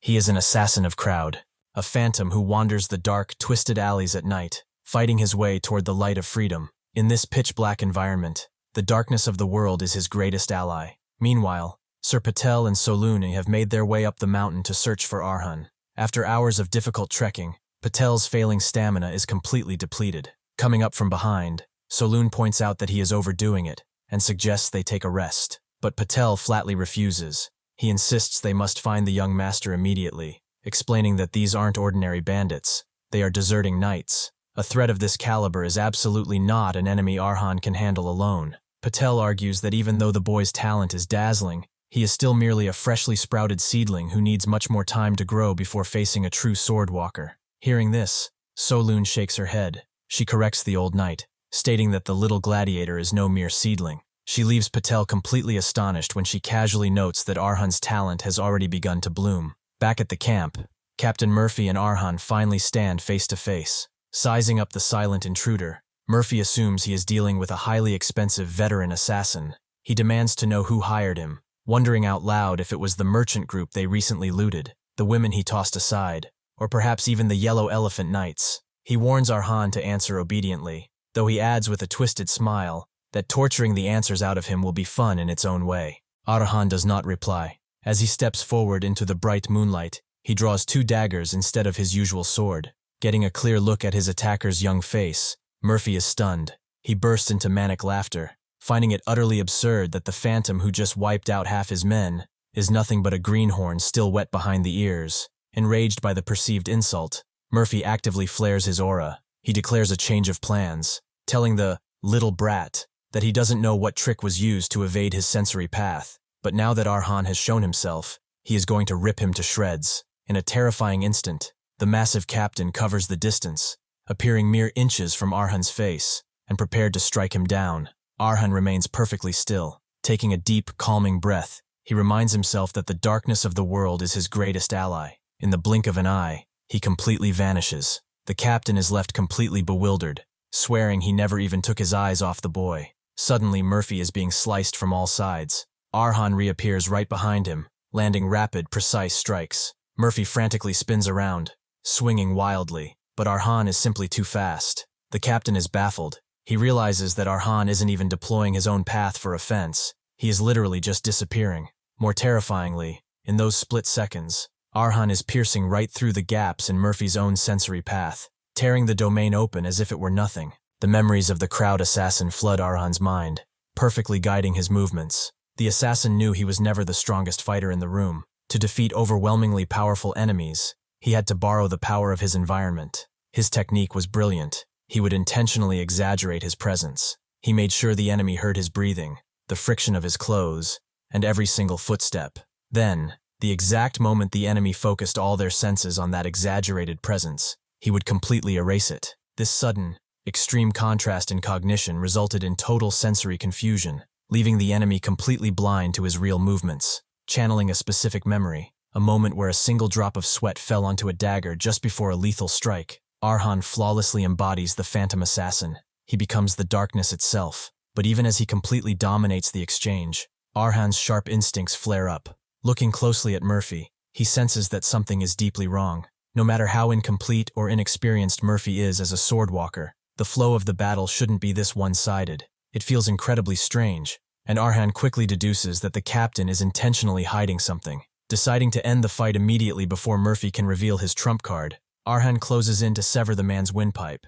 However, he acts just a fraction of a second too late. Right as the lethal strike is about to connect, Murphy abruptly turns his head. In a horrifying display of raw, animalistic resilience, the captain literally catches one of the daggers in his mouth, stopping the blade with his teeth. Meanwhile, deeper inside the forest, the Knights of the Yellow Elephant are steadily making their way up the mountain. One of the knights breaks the silence, questioning Vice Captain Mackin. He respectfully asks if there is truly a need to gather this much manpower for a mere runaway dog. Even if the deserter has formed a rather large bandit group, the knight cannot help but wonder if deploying this level of military strength is a massive overreaction. Mackin admits that it might look that way on the surface, but the higher-ups decided this overwhelming force was absolutely necessary. When the knight asks why, the vice captain reveals a dark secret. The knighthood has already secretly sent 6 skilled knights to deal with the deserter. All 6 of them were brutally slaughtered. The knight is left in stunned disbelief. Mackin grimly explains that while Murphy might be nothing more than rock-bottom trash, when it comes to the sheer act of killing people, he is an exceptional beast. Mackin looks out into the dark woods and asks his men if they know what Murphy's alias was, back when he was an official knight. The answer hangs heavy in the air. He was known as the Berserker. Cutting back to the camp, Arhan is realizing exactly why that title is so fitting. He stares in shock as Murphy catches a highly specialized assassin's strike with his bare teeth. With a sickening crunch, Murphy literally chews on the steel, completely shattering Arhan's dagger into pieces. Taken entirely by surprise, Arhan finally understands why they call this man a beast. In the next fraction of a second, Murphy launches a ferocious counterattack, managing to graze Arhan. His opponent's speed and physical power have completely skyrocketed from just a moment ago. Without hesitating, Murphy lunges forward to grab him. Arhan swiftly evades the grapple and aggressively counters, plunging his second dagger directly into Murphy's hand. But the strike does absolutely no damage. Instead, the sheer density of Murphy's aura and hardened flesh completely destroys Arhan's blade, shattering it into a million useless fragments. Ignoring the strike entirely, Murphy violently crashes into Arhan, throwing the young gladiator backward as the berserker immediately prepares his next lethal assault. Regaining his footing, Arhan is left in awe of the sheer power on display. Murphy's fighting style and aura were already ferocious, but now he has gone completely beyond human limits. He has mutated into a bloodthirsty beast, his physical abilities drastically multiplying while his projected path becomes incredibly heavy and ominous. Watching the violent transformation, Liam calmly explains the phenomenon. He tells Arhan that there are occasionally rare mutants like Murphy in the world. When a warrior completely lacks true conviction and allows themselves to become hopelessly drunk on pure murderous intent, that corruption reflects directly into their path. It results in a berserker state, a beast-like form where the user slowly loses all logical reasoning, but gains immense, overwhelming physical power in return. Liam firmly tells Arhan that to eliminate a monster like this, he must ensure the complete digestion of the assassin's memories and fully complete his own path, right here, right now. Hearing his master's strict advice, he looks down at his hands and quietly drops the shattered hilts of his useless daggers. He notes that there is only one true way to temper iron that hasn't fully matured yet. There are no more tricks or shadows to hide behind. The only way forward is to clash head-on. With his resolve locked in, Arhan pushes off the ground and launches himself directly at the berserker's head. But a head-on clash isn't nearly enough to take down a monster like Murphy. Murphy retaliates with a brutal slash, but Arhan swiftly dodges. As the berserker swings again, Arhan leaps high into the air, gracefully landing right at Murphy's blind side. Enraged, Murphy unleashes another heavy assault. Arhan barely manages to deflect the crushing strike with his twin daggers. Analyzing the massive gap in raw strength, Arhan formulates a new plan. He decides to focus entirely on dodging and parrying. If he can't break the beast's dense bones, he will simply have to carve away his flesh piece by piece. But glancing down at his weapons, Arhan realizes his standard daggers are severely chipped and on the verge of shattering under the berserker's overwhelming power. Suddenly, a massive shockwave of aura erupts from the captain. He charges forward like a runaway train, but instead of retreating, Arhan runs directly toward the beast with his cracked blades. Dropping incredibly low to the ground, Arhan perfectly ducks under Murphy's massive sweeping grab. In one fluid motion, Arhan ruthlessly slashes both of the berserker's ankles and slips right behind him. Murphy violently spins around to crush his attacker, but Arhan is already gone. For a brief, terrifying split second, The blinding rage of Murphy's berserker state completely wavers in confusion.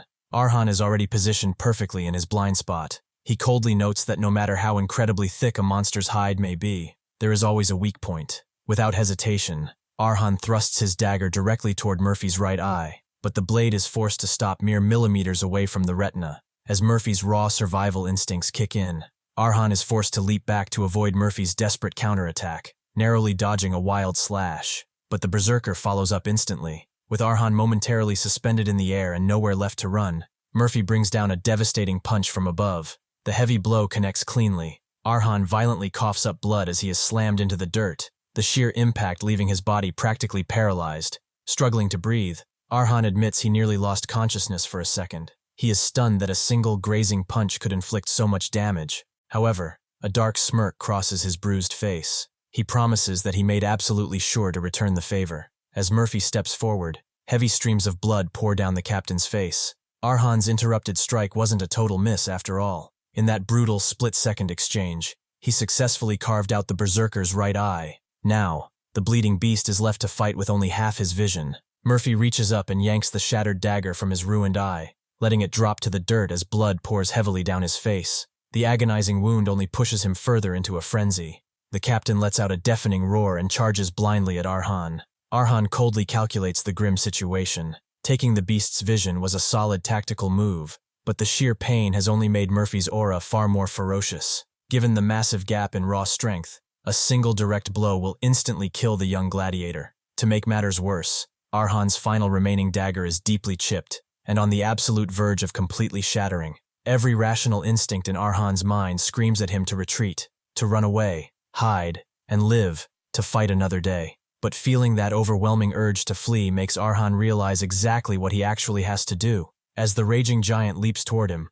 Arhan anchors his feet to the ground. He must stand and fight. In that critical moment, the final, heaviest memories of the crowd assassin flood Arhan's mind. The free city had completely lost its freedom, and someone had to spill blood to pave the way back. The assassin had willingly chosen to be that dark sacrifice. He honed his lethal skills in the brutal arena of Firma, threw his body into countless life-or-death struggles, and crossed oceans of blood to protect his home. But eventually, he reached the end of the line. Stripped of the shadows he used to hide in, his broken body was dragged across a public square toward a towering guillotine. The armored knight who captured him addressed the terrified crowd. He presented the battered assassin as a grim warning, declaring that this wretched end is exactly what happens to murderers who slaughter faithful enforcers and innocent nobles.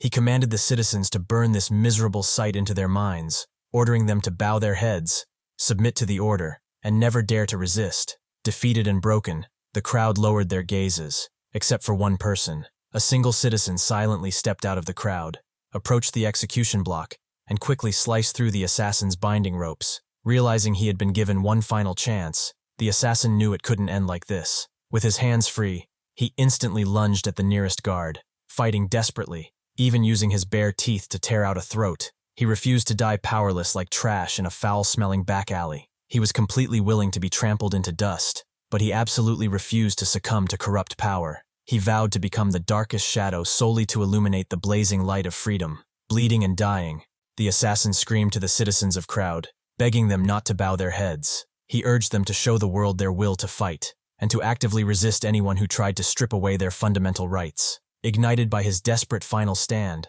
the citizens snapped, as the oppressed people aggressively swarmed the corrupt nobles and guards. Standing bloodied over the very knight who captured him, the assassin whispered his final words. All of this was for freedom. As he collapsed into unconsciousness, the square erupted into cheers for liberation. The corrupt guards were wiped out, and the angry mob surrounded the final knight. The era of domination over crowd ended right there. The memory flawlessly aligns with the present. Back in the pitch-black camp, Arhan stands perfectly still, his face completely devoid of emotion as the berserker bears down on him. Arhan fully embraces the single, unyielding will left behind by the darkest shadow of crowd, choosing to carry that heavy legacy forward. In one explosive, flawless motion, Arhan steps directly into the beast's attack, completely breaking through Murphy's projected path, cleanly severing the captain's head from his shoulders. As Murphy's lifeless body hits the dirt, a profound shift occurs within Arhan's mana core. The dark, bloody legacy of the crowd assassin has been fully absorbed. The dagger, Fang, has been completely digested. The victor is undeniably clear. while Arhan looks out toward the dark mountains. The grueling fight has finally ended, and a heavy wave of relief washes over the young gladiator. He realizes that the exact moment the memories imbued within Fang were fully digested, he finally saw it. It had been faint for so long, a straight blue line that seemed within reach, yet always slipped away. But now, instinctively, he knows that this is his true path. Liam looks down at Arhan with a proud grin. He explains that, although still inexperienced, Arhan can now unfold his path by his own will. He has officially stepped into the entry level of a swordwalker. Liam proudly notes that even at the entry level,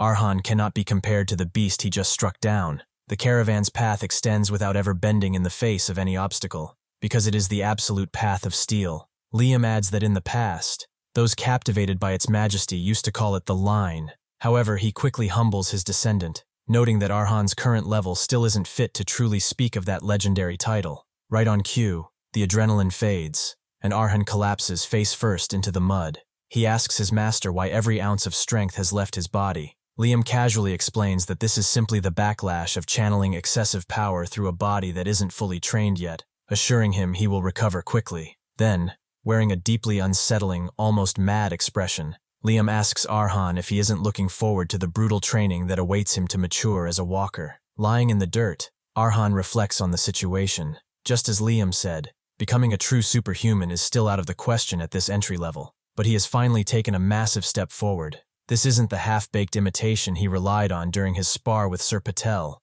This is a path that is now completely his own. Eventually, a torchlight cuts through the darkness. Sir Patel and Soloon have finally reached the camp, rushing over to check if Arhan is okay. Still exhausted, Arhan asks what they are doing all the way out here. Recovering just enough strength to sit up on a nearby rock, he wipes the mud from his face and politely thanks Soloon, admitting he feels much more refreshed. Patel surveys the absolute carnage and asks in disbelief if Arhan truly wiped out the entire bandit group by himself, calling the feat completely unheard of. Arhan humbly brushes it off, claiming that luck was simply on his side. But Patel isn't convinced. He repeats the word luck and stares intensely at the boy. The old knight admits he knew the young master possessed special talent, but he was still a beginner lacking in many areas. For a rookie to single-handedly defeat a runaway knight, Patel thought such a miracle was only possible for the legendary bloodlines of the 5 great families. He muses that perhaps Arhan really is just like the protagonist of an epic story, a role not just anyone can assume. With a profound look, Patel softly adds that he thinks he finally understands exactly why fate led him to travel all the way to this specific territory. Confused, Arhan asks what he means by that, but Patel waves it off. He urges them to head back down the mountain immediately, warning that delaying any longer is highly dangerous. He explains that the official knighthood the runaway dog belonged to is actively roaming the area, looking to execute the traitor themselves to restore their sullied honor. Arhan is baffled, pointing out that since he already took care of the problem, shouldn't the knights be thanking him? Soloon quickly intervenes, explaining that a knighthood's logic is far removed from common sense. Instead of being grateful, they will be enraged that an outsider robbed them of the retribution they were meant to dish out. She coldly notes that a knighthood is simply a gathering of beings rigidly bound by meaningless concepts like honor and pretext. Arhan shakes his head at the twisted logic. Liam chuckles, reminding his disciple that he warned him earlier about how troublesome rigid swordsmen can be to deal with. Suddenly, Liam's expression sharpens. He notes that something is afoot, and the time has come for Arhan to experience that troublesome logic firsthand. The Yellow Elephant Knights arrive at the blood-soaked campsite. Vice Captain Mackin steps to the front, taking in the scene. Staring down at Murphy's severed head, his face contorts with pure fury. He demands to know who dared to touch the runaway dog they were supposed to condemn, actively robbing the Yellow Elephants of their rightful honor. Mackin locks eyes with the group and projects a suffocating aura, declaring that there is no mercy in the march of an angry elephant. He glares directly at Patel, ordering the sick deer to answer if he doesn't wish to be trampled. The raw power Mackin exudes is completely overwhelming. Arhan notes that he can barely even withstand the pressure. He realizes this vice captain surpasses both Sir Patel and Soloon. He is an impossibly powerful figure. Knowing that everyone will end up in massive trouble because of his actions, Arhan tries to think of a way to resolve the situation. But before he can speak, Sir Patel steps forward. Looking the vice captain dead in the eye, Patel calmly declares that he was the one who killed Murphy. Arhan freezes in stunned silence. Mackin's eyes narrow as he asks Patel to repeat himself. Mockingly, Patel asks if the vice captain is hard of hearing. He proudly reintroduces himself, a former knight of the Green Deer, victorious in 17 honor duels, known as Patel the Loyal, and he clearly states that he executed the runaway dog. Realizing Patel is taking the fall for him, Arhan starts to shout, demanding to know what on earth the old knight is doing, but Solun immediately places a firm hand on Arhan's chest, physically stopping him from stepping forward. She looks at Arhan and silently shakes her head in strict disapproval, signaling him to stand down. Maken mocks Sir Patel, noting that a washed-up relic abandoned by his master shouldn't dare tarnish the honor of the yellow elephant. As a result, he, the vice-captain of this knighthood, challenges Patel to an honor duel. Emanating a ferocious aura, Patel accepts.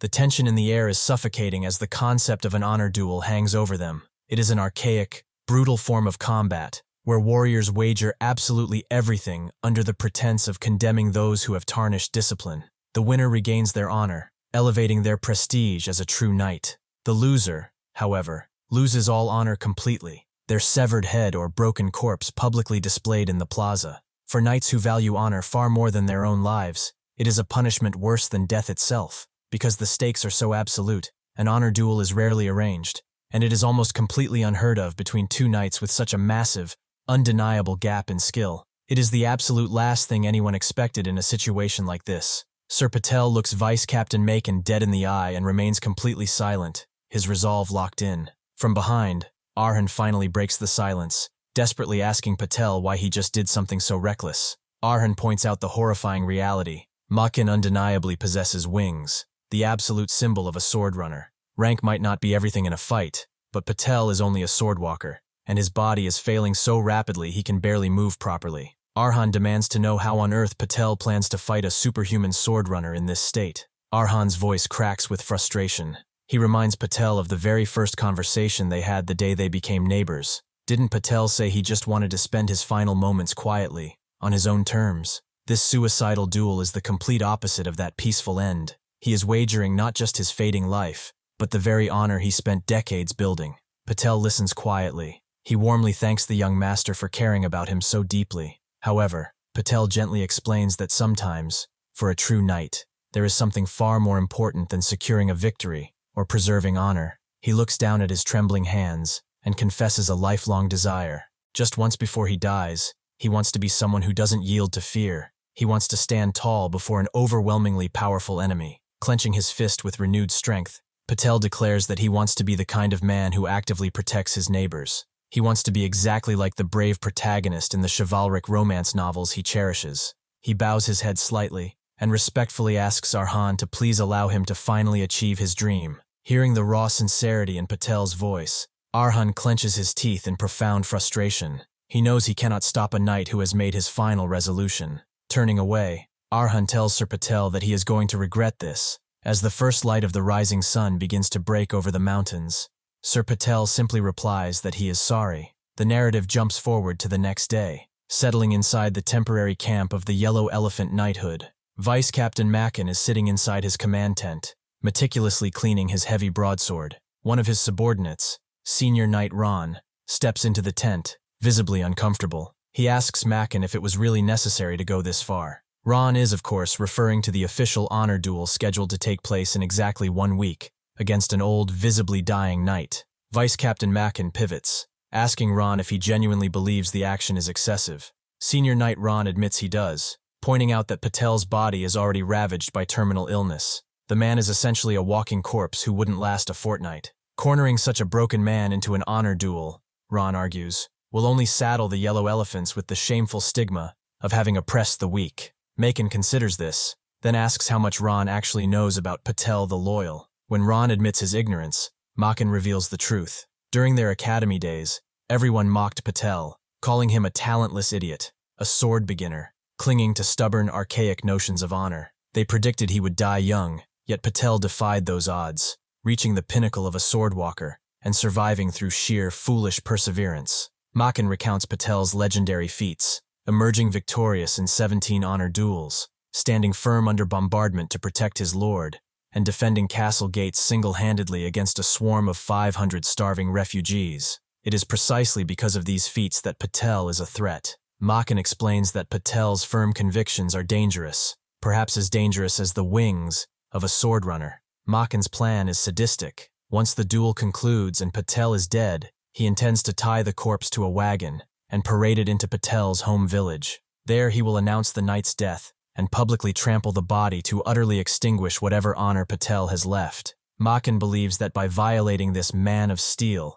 he will finally reach the breakthrough that has eluded him, the certainty of spreading his second pair of wings. He turns his sword toward Ron, demanding to know if he still thinks there is nothing to be gained from this humiliation. Back at the Karavan estate, the atmosphere is heavy with a suffocating silence. Arhan stands in his room, mentally paralyzed by the weight of the upcoming week. Liam speaks from the shadows. He reminds Arhan that Patel is guaranteed to die. He points out that while experience and walker class status count for something, the gap between a walker and a runner is absolute. There is zero mathematical chance of victory for Patel. Liam challenges Arhan, asking why he has grown so inexplicably attached to this knight. He reminds Arhan that, from the beginning, Patel was nothing more than a vessel for a sword Arhan needed to acquire. Arhan's response is raw. He admits that Patel reminds him of his father, a man who chose to fight enemies he could never defeat, defending his home until the very end. Arhan confesses his deep-seated hatred for arrogant, powerful people who trample the innocent as if it were their natural right. But what truly agonizes him is his own paralyzing weakness. He is forced to watch this situation unfold because he lacks the strength to intervene. When Liam coldly asks if he understands that by interfering, his chance to obtain the Swordwalker's sword will slip further away, Arhan finally snaps, letting out a gut-wrenching scream of frustration at his own inability to act. He tells Liam that he doesn't care about the sword or the potential for growth anymore, that what matters is something else entirely. He demands to know what kind of meaning there could possibly be in turning a blind eye to this situation, just to ensure his own brief safety. Revenge gained through the cowardice of abandonment would mean nothing to him. It would be hollow. He confesses his self-loathing, admitting how ashamed he is that he once viewed Sir Patel merely as a container for a blade he needed to claim. He rages at his own foolishness for being so consumed by his singular drive for revenge that he failed to see what he actually needed to protect. Liam slowly steps forward, his spectral form looming, and places a firm, grounding hand on Arhan's shoulder. He tells Arhan that this is the right mindset to have, the only mindset of a true warrior. He reminds Arhan that a sword is, in the end, nothing more than a piece of metal. He tells Liam that he has made his decision. The only path to protecting his neighbors and keeping his own soul intact is to fight in their place. He will challenge Makin to be the champion of the honor duel. Deep in the forest, Sir Patel is training, his movements labored. His body, ravaged by terminal illness, struggles to execute even the most basic techniques. He repeats his swings until he is gasping for air, leaning on his sword as if it's the only thing anchoring him to the world. Arhan approaches him, asking for a moment to speak. Arhan decides to trust the knight with his greatest secret, the ability to consume a person's sword and inherit the skills and memories of its owner. He explains that this power is the true source of his rapid growth, and the reason he was able to stand against Patel during their first encounter. Patel listens in silence. Though the story sounds absurd, he has witnessed Arhan's miraculous evolution firsthand, and accepts the truth. Patel correctly deduces Arhan's intention, to consume his sword, and serve as his champion in the upcoming honor duel. The narrative briefly flickers to Arhan's internal council with Liam. The ghost explains the gravity of being a champion, a warrior who fights on another's behalf, bearing the full weight of honor and the potential price of defeat. Liam notes that while Patel cannot match the vice-captain's power, the knight's lifelong experience, unshakable belief, and flawless fundamentals form a foundation that shouldn't be underestimated. It is a gamble, Liam admits, but it offers better odds than letting a dying man face a sword runner alone. Back in the forest, Arhan tells Patel that he wants to fight as his champion. He promises to inherit the sword that holds Patel's life and fight until victory is achieved, ensuring no one has to bleed. He asks Patel to entrust that blade to him. Patel pauses, touched by Arhan's kindness. However, he refuses to give an immediate answer, telling Arhan to watch. Soaluni has arrived, and Patel asks her to spar with him. Arhan and Soaluni are both stunned. Patel is in no condition to fight, and Soalun knows she cannot hold back if she draws her blade. Patel, however, stands firm, thanking Soalun for accepting his unreasonable request, and telling her not to worry about him, but about herself. Liam tells Arhan to watch closely. The light emitted when one who is at death's door burns away their life is incomparably sublime, he remarks. Soalun intends to subdue Patel in one strike, but before she can even blink, Patel is standing directly in front of her. She barely manages to block his strike, but the weight of his sword is immense. His breathing, his frail body, Everything suggests he should be collapsing, yet he is moving with a strength that defies medicine. In one swift motion, Patel hurls Soalune backward. She realizes with a jolt that she was complacent. For this man, the illness has become irrelevant. This is his true, unadulterated skill. Patel presses the advantage, moving with speed and power Arhan has never seen before. Soalune finds an opening and aims for Patel's neck, coming within millimeters of a killing blow. But Patel blocks it effortlessly. Their blades collide, and the air crackles with intensity. Patel's eyes are burning with a new, terrifying light. With a final surge of force, Patel throws Soalune away, effectively defeating her in the spar. Patel thanks Soalune, telling her that he feels more alive than ever. He then turns to Arhan. He admits that Arhan's proposal is kind, and he is deeply grateful, but he cannot accept. If he stepped back, he might prolong his life a few more days, but he is not fighting merely to win. This duel, he explains, is the answer to a question he has carried his entire life. It is the final, necessary proof of his existence. The day of the honor duel arrives under a heavy, oppressive sky. Mist clings to the ground as Vice Captain Maken waits in his camp, surrounded by his knights. When a figure emerges from the gloom, Maken initially sneers, expecting the dying knight. He remarks on the man's improved complexion, mockingly asking if he found some last-minute enlightenment before his death. But as the figure approaches, Maken's smirk vanishes. It isn't Patel, it is Arhan. The boy's aura has undergone a terrifying shift. His physique is sturdy, radiating a focused intensity that reminds Maken of the legendary, vigorous Patel of his youth. Maken demands to know where the knight is. Arhan reaches for a coin strapped to his armor, a piece bearing the insignia of the green deer, and coldly states that Sir Patel will not be coming. Arhan's mind drifts back to the knight's final moments. He had found Patel in his room, the disease having finally claimed the last of his strength.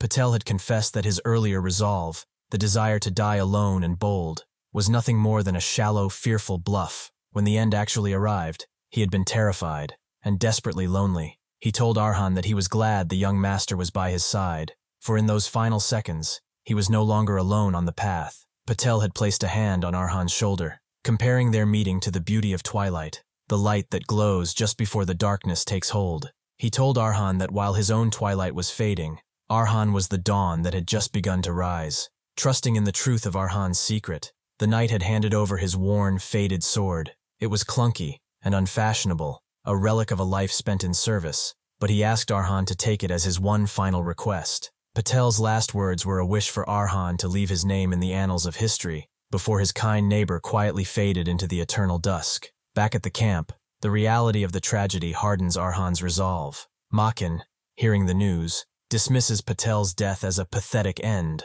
befitting a sick dog.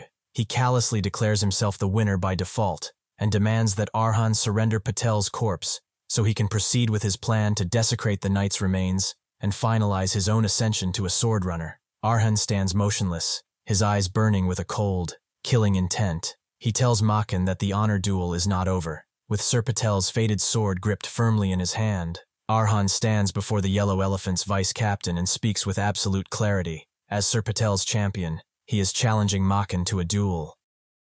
A sword born in flames appears. Boys dream of becoming the protagonists. However, not every boy can be the protagonist. At least, he couldn't. Inside a tavern, a couple of men are playing poker while one turns around, asking what happened. The man asks a boy what his name is, asking if it's Patel, and the boy confirms that this is true.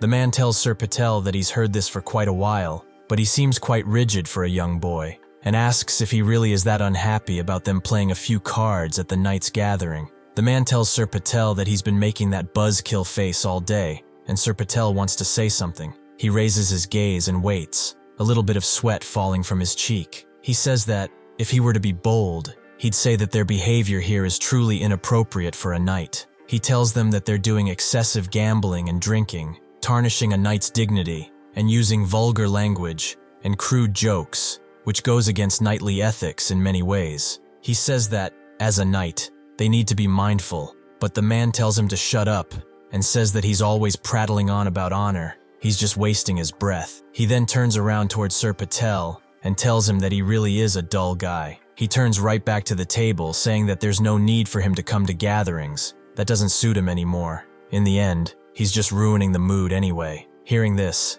Sir Patel doesn't say a thing. Not long after being ostracized by his colleagues like that, a knight joined the gathering. The knight tells his seniors that what is happening is unacceptable. It was a man who shared many similarities with Sir Patel, telling the knights that drinking and singing in a public place like this, and gambling too, is not fit for a knight. He was inflexible, couldn't say things to flatter others, and was deeply engrossed in chivalry, exactly like Sir Patel was. That knight tells the others to exercise some restraint. However, the response he received from them was different, with the knights telling the junior that they thank him for pointing this out, and that they didn't think about it. The men then pulled out a chair for him, saying that it couldn't have been easy to say something like this. Unlike kids these days, he is a knight with firm convictions. The men who mocked Sir Patel earlier then say that having this much spirit is exactly why, at such a young age, he's become a sword runner. In reality, it looks like these people don't have the courage to say anything else to him.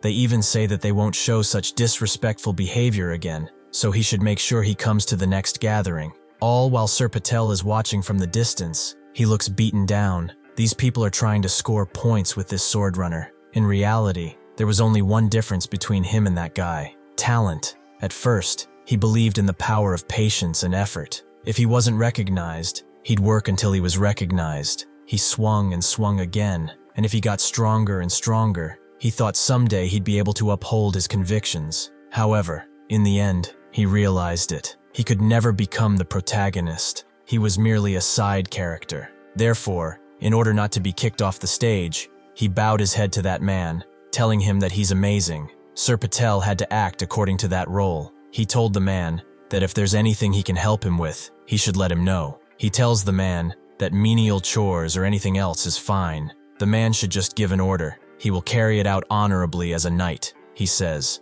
That was how Patel the Loyal was born. After that, setting half of his convictions aside, with a compromise that was closer to surrender and endless cycles of self-loathing, by the time he reached an age where it was ambiguous to call him a young man, Sir Patel became a guard for a wealthy noble family. That is the day he met the one he was sworn to protect. The girl told him that she heard from her dad that he was going to be her escort knight from now on. She turns towards Sir Patel and says that everyone was saying that if it's Patel, then he can be trusted. She says that she thinks it's really cool, a knight who never betrays and is fully devoted to his loyalty. That is the day he met Daisy, who told Sir Patel that she looks forward to working with him. She tells Sir Patel to stay by her side and protect her forever, just like the protagonist of a chivalric novel. Hearing this, Sir Patel was not sure what to say, and he was just looking down at Daisy's smiling face. There was nothing difficult about escorting her. Thanks to Daisy's uniquely friendly personality, she was always popular wherever she went, and even though she was a noble, she was a girl beloved by everyone in the territory. Handling the occasional drunk who tried to pick a fight was the extent of his duties. This was definitely far from the honorable life of a knight he had dreamed of, and his situation of being a third-rate knight who had compromised with the reality of the world hadn't changed. For some reason, when he was by her side, he felt something else. Daisy was pulling his hand, and she was smiling at him, and Sir Patel was smiling back. Those things felt like they didn't matter. He says that those were undeniably the warmest days of his life, but time passed. They were swept up in the succession struggle of the Iron Kingdom, and her family fell into ruin. After that, Daisy was no longer the beloved lady of the house but fell to being a ruined noble, and she was no longer in a position where she could casually call for him. However, she still called for Sir Patel, asking why he was still protecting their family. She says that they are now destitute, and they cannot even pay his salary, nor can they offer him a single befitting room for a night. Therefore, she asks why he is still by their side. Sir Patel thinks that he cannot become the protagonist, cannot say empty words of flattery at gatherings, and has compromised with reality to become a dog before those of higher status, because he is nothing but a faded man. Even so, he is Patel the Loyal, and he needs to take care of the one he was sworn to protect. He needs to take care of the one that needs him. Hearing this, Daisy starts crying. She thanks Sir Patel, and for Sir Patel, that was enough. Fully surrounded by a blue aura, Arhan tells his opponent that the honor duel isn't over yet. He then calls for the Knight of the Yellow Elephant Knighthood, Miken, and tells him that he's challenging him to a duel. Arhan then thinks about Sir Patel, saying that without yielding even in the face of death, the knight who protected his convictions as the champion of his lady was Sir Patel. Hearing all of this, Maken is astonished. He looks at Arhan and cannot understand what has happened to him. The presence he gives off is very similar to that of Patel's. He thinks that his excitement was about to die down, but this works out well for him.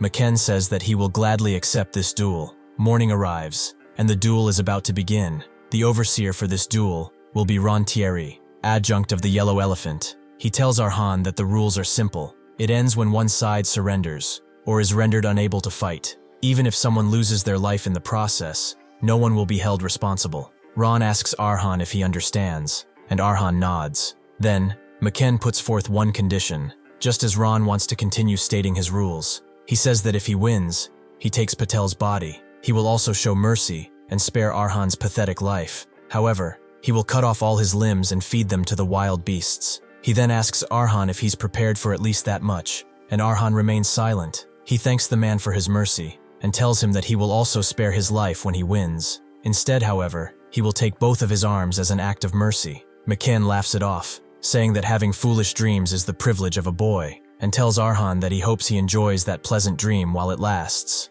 Ron then tells both duelists to step back 10 paces each. The duel will begin as soon as they are in position and ready. Arhan then says that after devouring Sir Patel's sword, there was only one thing he did. He merely swung his sword until his arms felt like they would tear off, because that was the only way to understand Sir Patel's sword. His sword was different from the needle or the fang. It was utterly faithful to the basics without any tricks or deceit. It was a sword that might just seem boring and inflexible to some, but was actually so upright that it wouldn't bend even against the oncoming wind. A sword that was ultimately chosen to break instead. However, precisely because of that, it was more valuable than anything else Arhan has ever seen. The caravan master then tells Arhan that those who reach a realm above a sword runner all possess their own set of values. Pursuing those values leads directly to a rise in the realm. Thus, one with upright values advances by honing their sword, while one with destructive values gains strength by trampling over the convictions of others. Arhan realizes that this is why Maken is so obsessed with Patel.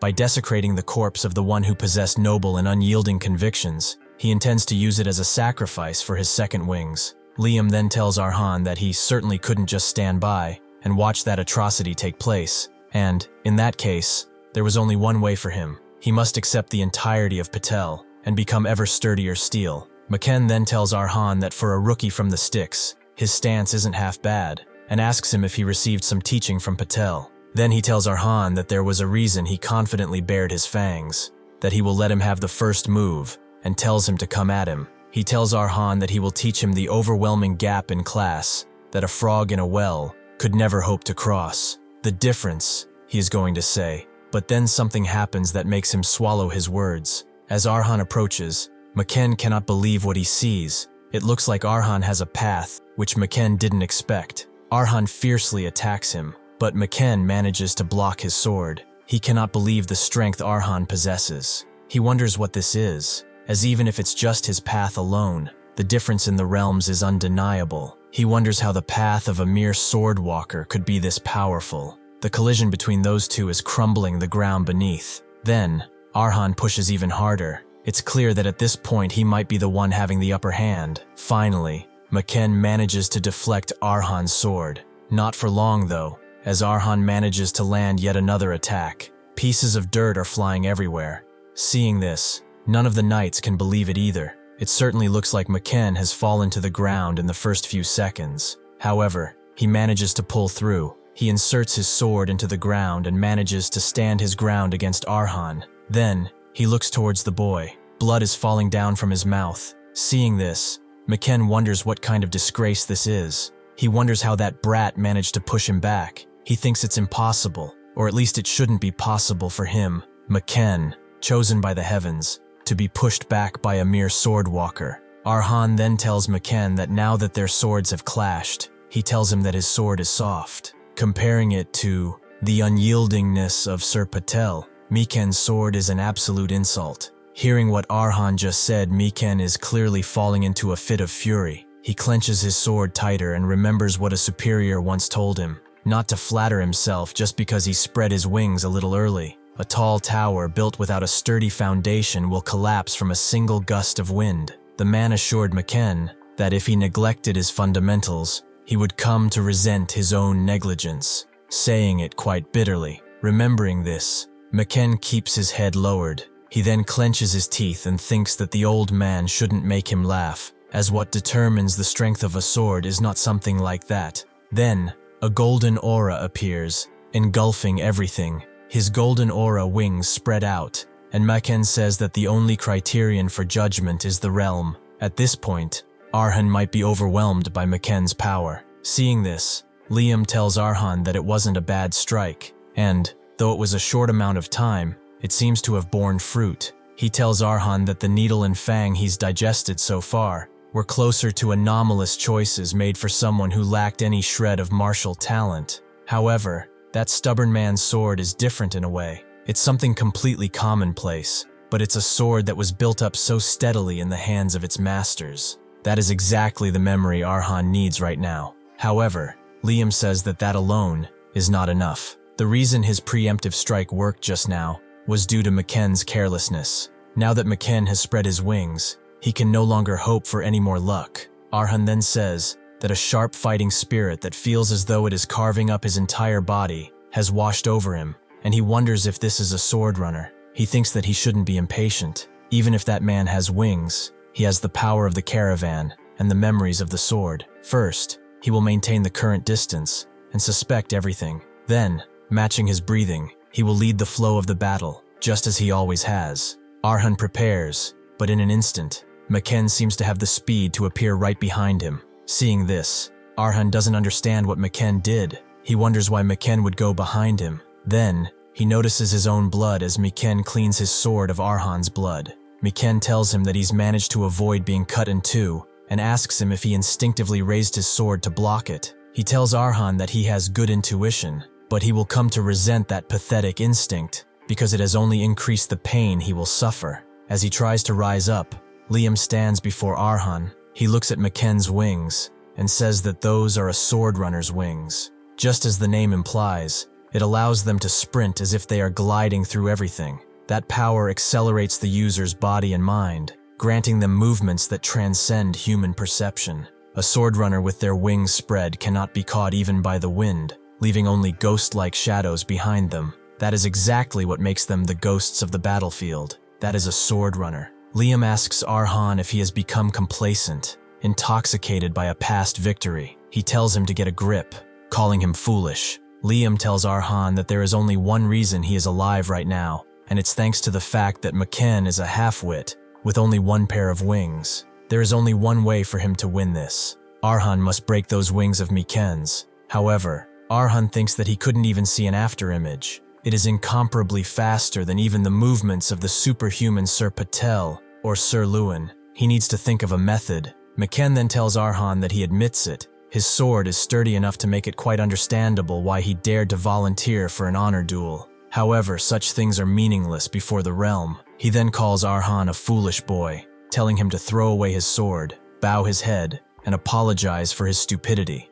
Then, he will show him his generous mercy and let him live out the rest of his life intact. He just has to hand over Patel's corpse and live quietly. Menacingly standing before Arhan, Maken tells him that at this point Arhan has done everything that he could. While this is happening, Ron looks at the scene and wonders why the young man is hesitating. As it was a duel, he had no chance of winning from the start. That fact has finally been proven. Preserving his life before the vice captain changes his mind is the wise course of action, he thinks. However, he cannot understand why Arhan is getting up, still holding his sword tight. A memory of Sir Patel is then shown. The girl he was sworn to protect clings to his cape and asks him not to go. She tells Sir Patel that the opponent is a young master of a baronial family, and every single one of his escorts is a skilled swordsman. She tells Sir Patel that he is one of the precious few people she has left, and she doesn't want to lose him too. Sir Patel thinks that she was hurt at the party she attended to maintain her ties with high society. Even after her family's downfall,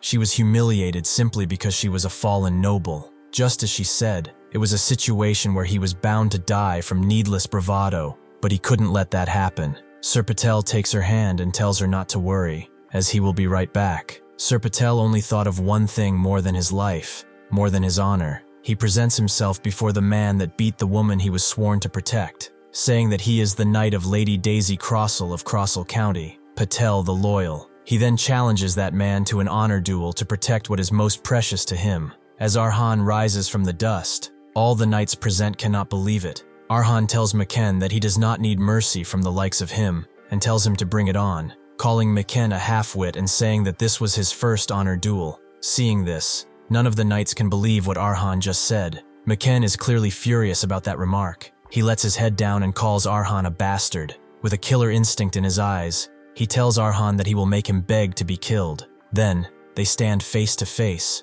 prepared for a new duel. Arhan says that Maken has retracted his wings and switched back to superhumanization. This is a declaration that he will trample over his conviction without pity or carelessness and exert maximum violence. Then within a second, Maken is just an instant away from killing Arhan. However, Arhan manages to block it. The strike throws Arhan back quite a lot, and then, in an instant, Maken flies behind him. He tries to cut Arhan from the back. However, Arhan notices it. A big explosion follows, engulfing everything around and crumbling the ground beneath them. It looks like Arhan has managed to block it, as Maken says that it would be a problem if he couldn't endure at least that, because his execution has only begun. Maken says that from now on, Arhan's body and conviction will slowly be crushed, and he will make him realize it, the overwhelming despair that will follow. He tells Arhan to prepare. However, he doesn't get a chance to finish his sentence as Arhan tries to attack him. Arhan tells Maken that this is exactly what he was hoping for. Then, a series of blows follows, with Maken attacking with all his might, and Arhan managing to block every single one of them. It's a fierce fight, and Arhan seems to get cut more than once. However, he is not trembling before this. Maken then realizes that the look in Arhan's eyes is not a normal one. He can't see fear in those eyes. He then grabs Arhan by his hair and tries to pin him down. Arhan is now kneeling before Maken. He tries to get up, but the pain is probably unbearable. Maken tells Arhan that just because his sword is a little sturdy, he had the gall to look down on a sword runner. He tells Arhan that he's a dime a dozen, a mere walker who gets trampled upon, unable to even dodge his kicks. He shouldn't dare to look at him, who is unrivaled. He is the chosen one. He tells Arhan that he just irritates him more and more, parading around those damn relics of the past, like knightly standards and convictions. All the knights cannot even watch what happens. He tells Arhan that that stale attitude of his, trying to deny his talent, is what keeps him low. Then, once again, Arhan raises his eyes with that same look and doesn't falter when looking at Maken. Maken attacks him again, saying that Arhan reminds him of that old man. A memory of Patel's will is shown, saying that he had no thoughts of winning that honor duel. Arhan and Maken's swords clash once again. It's just like that one time when Patel was fighting his opponent. Even though he was not expecting to win, it wasn't a fight to win. It was a fight to never lose. Even if he died, it was a duel for her sake. After clashing their swords, both of them step back just a pace, trying to withstand each other's power. Then, their swords clash again and sparks follow. These two right now seem to be on even footing. Maken calls Arhan an insignificant worm, asking if he's struggling without knowing his place. He asks him how he dares to do that. Then, a barrage of hits follows towards Arhan. Seeing this, Liam says that it's not a mere fluke. In a duel between a sword runner and a walker, there is no room for flukes to exist between them. What his young descendant simply needed was a trial to further forge himself. Right now, Arhan seems to be more powerful, and Maken is simply too careless. Arhan manages to cut Maken's face. Seeing this, Maken gets even more annoyed. He spreads his wings again and calls Arhan a lowly bastard. He then throws him high into the air using his power. He then uses his wings to leap after him, saying that playtime's over. He's going to kill Arhan right then and there. Arhan, however, says that as he carries Daisy's honor, he will not lose, and even if he dies, he will never lose. He then prepares his sword with all the power he has in him. He prepares one last strike. He's about to crush Maken. Seeing this, Maken wonders, what is that? An explosion with blue flames engulfs everything. Next, it looks like Patel's memory is shown again, and he achieved victory in his first honor duel. Perhaps he had sensed it from that moment on. So long as she was a fallen noble scorned by aristocratic society, this was not the end, but only the beginning. Still, nothing would change. If anyone dared to sully her honor and bring shame upon her, Patel would challenge them to an honor duel, and every time, he would win. He would also make demands, and one of those demands was that, for the insolence one of the men showed to his lady, he must kneel and beg for forgiveness. Patel would simply protect Daisy with his life. Patel wished that Daisy could have been a little more cunning and a little more selfish, but she wasn't. Instead, she always asked Patel to leave her. She told Patel that his contract with her family ended long ago, and now that he's a knight, he will be respected everywhere he goes. Therefore, she begs him not to die at her side and to live a life of his own. Unfortunately, Patel says that Daisy could never have become something like that, and he couldn't just grant her the request she wished for. Instead, Patel just smiled as he looked at Daisy. Before long, the world pushed her into an even deeper tragedy, a conflict that broke out among the princes of the Iron Kingdom, the War of Succession. Swept up in that raging current, Daisy's father and brothers were all slaughtered, and her mother, after being taken prisoner, ultimately took her own life. In the end, she became her family's sole survivor, and its head in name only. Clad in armor that didn't even fit, she was conscripted to the battlefield. Daisy cries, saying that she is going to die, and that she is not fit for something like this. She then turns towards Sir Patel and screams at him, crying, telling him to escape, because he at least has a chance, unlike her, and has no duty to die there. However, Patel shouts back at her. He screams at her, telling her to get a grip, as in this place, this is the only thing that matters. Patel then tells her that he will never leave her side. He then says that this Patel, the loyal, will protect her without fail. Just as raging fire approaches them, flaming arrows cover the sky, and the horrific battlefield, where the bombardment of mages rains down without end, comes into view. However, for Patel, that doesn't matter. Even now, he's protecting Daisy, because his role will not change.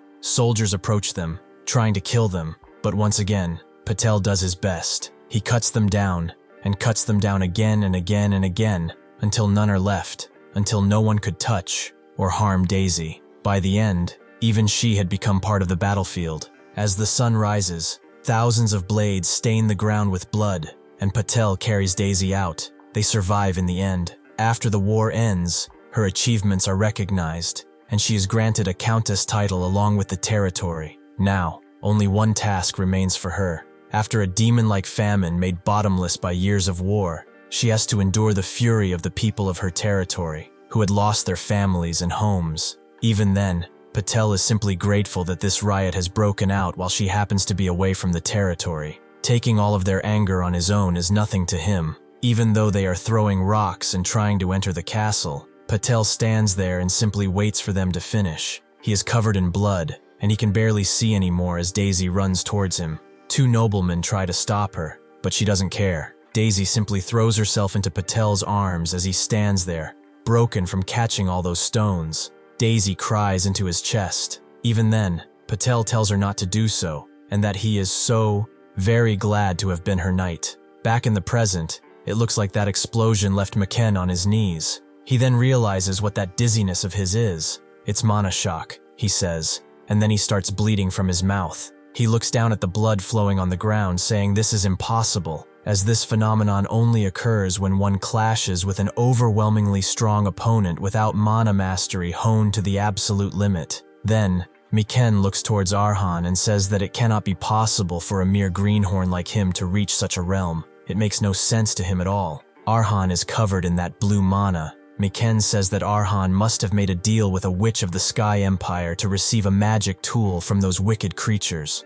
Otherwise, there is no way to explain this, he says. Using sorcery in a dishonorable way between knights is considered cowardly. Maken says that wings were too good for the likes of Arhan from the start, and now he will lower himself to his level. Arhan, however, only stands there looking at the broken man in front of him.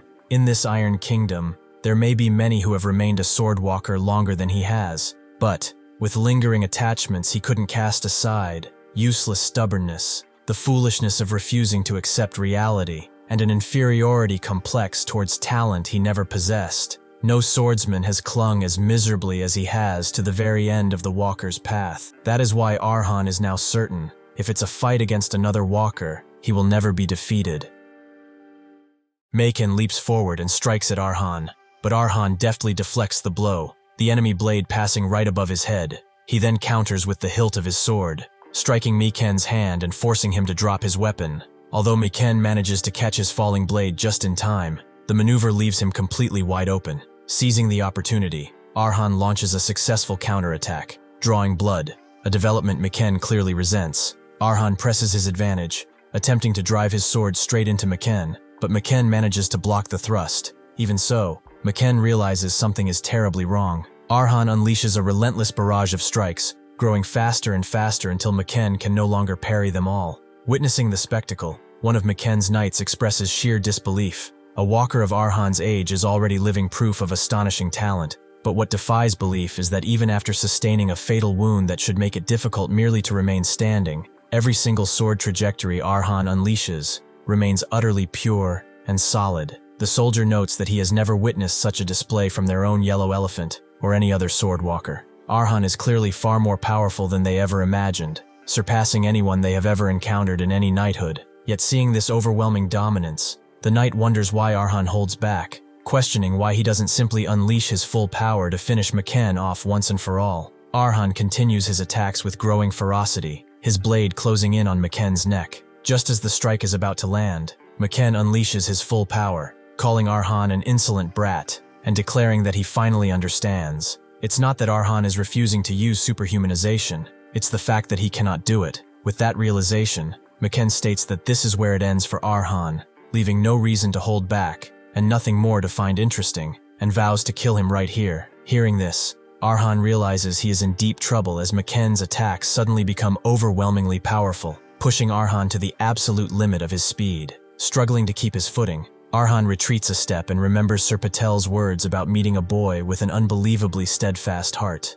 Just as that memory flashes, Arhan manages to block another of Maken's crushing blows. Maken mocks him, declaring that everything is useless and that the desperate thrashing of a half-dead corpse can never reach his realm. Sir Patel's words continue to reverberate in Arhan's mind, recounting a boy who did not yield before an unfathomable wall. Though every fiber of his being urges him to just give up and die, Arhan manages to deflect another of Maken's attacks. Sir Patel had believed in that boy, a youth shining with an unshakable will. Calling Arhan an abandoned, washed-up bastard, Maken tries to end the duel with a single, decisive strike, but Arhan manages to block it. This is the boy who will carry on Sir Patel's legacy. A massive explosion suddenly engulfs everything. Liam watches the clash from afar, appearing entirely unsurprised, while the surrounding knights are left utterly stunned. Arhan has somehow managed to endure Maken's explosive blow. Unable to comprehend how it is possible, Maken demands to know how Arhan is holding out when the gap in skill and realm should be painfully obvious.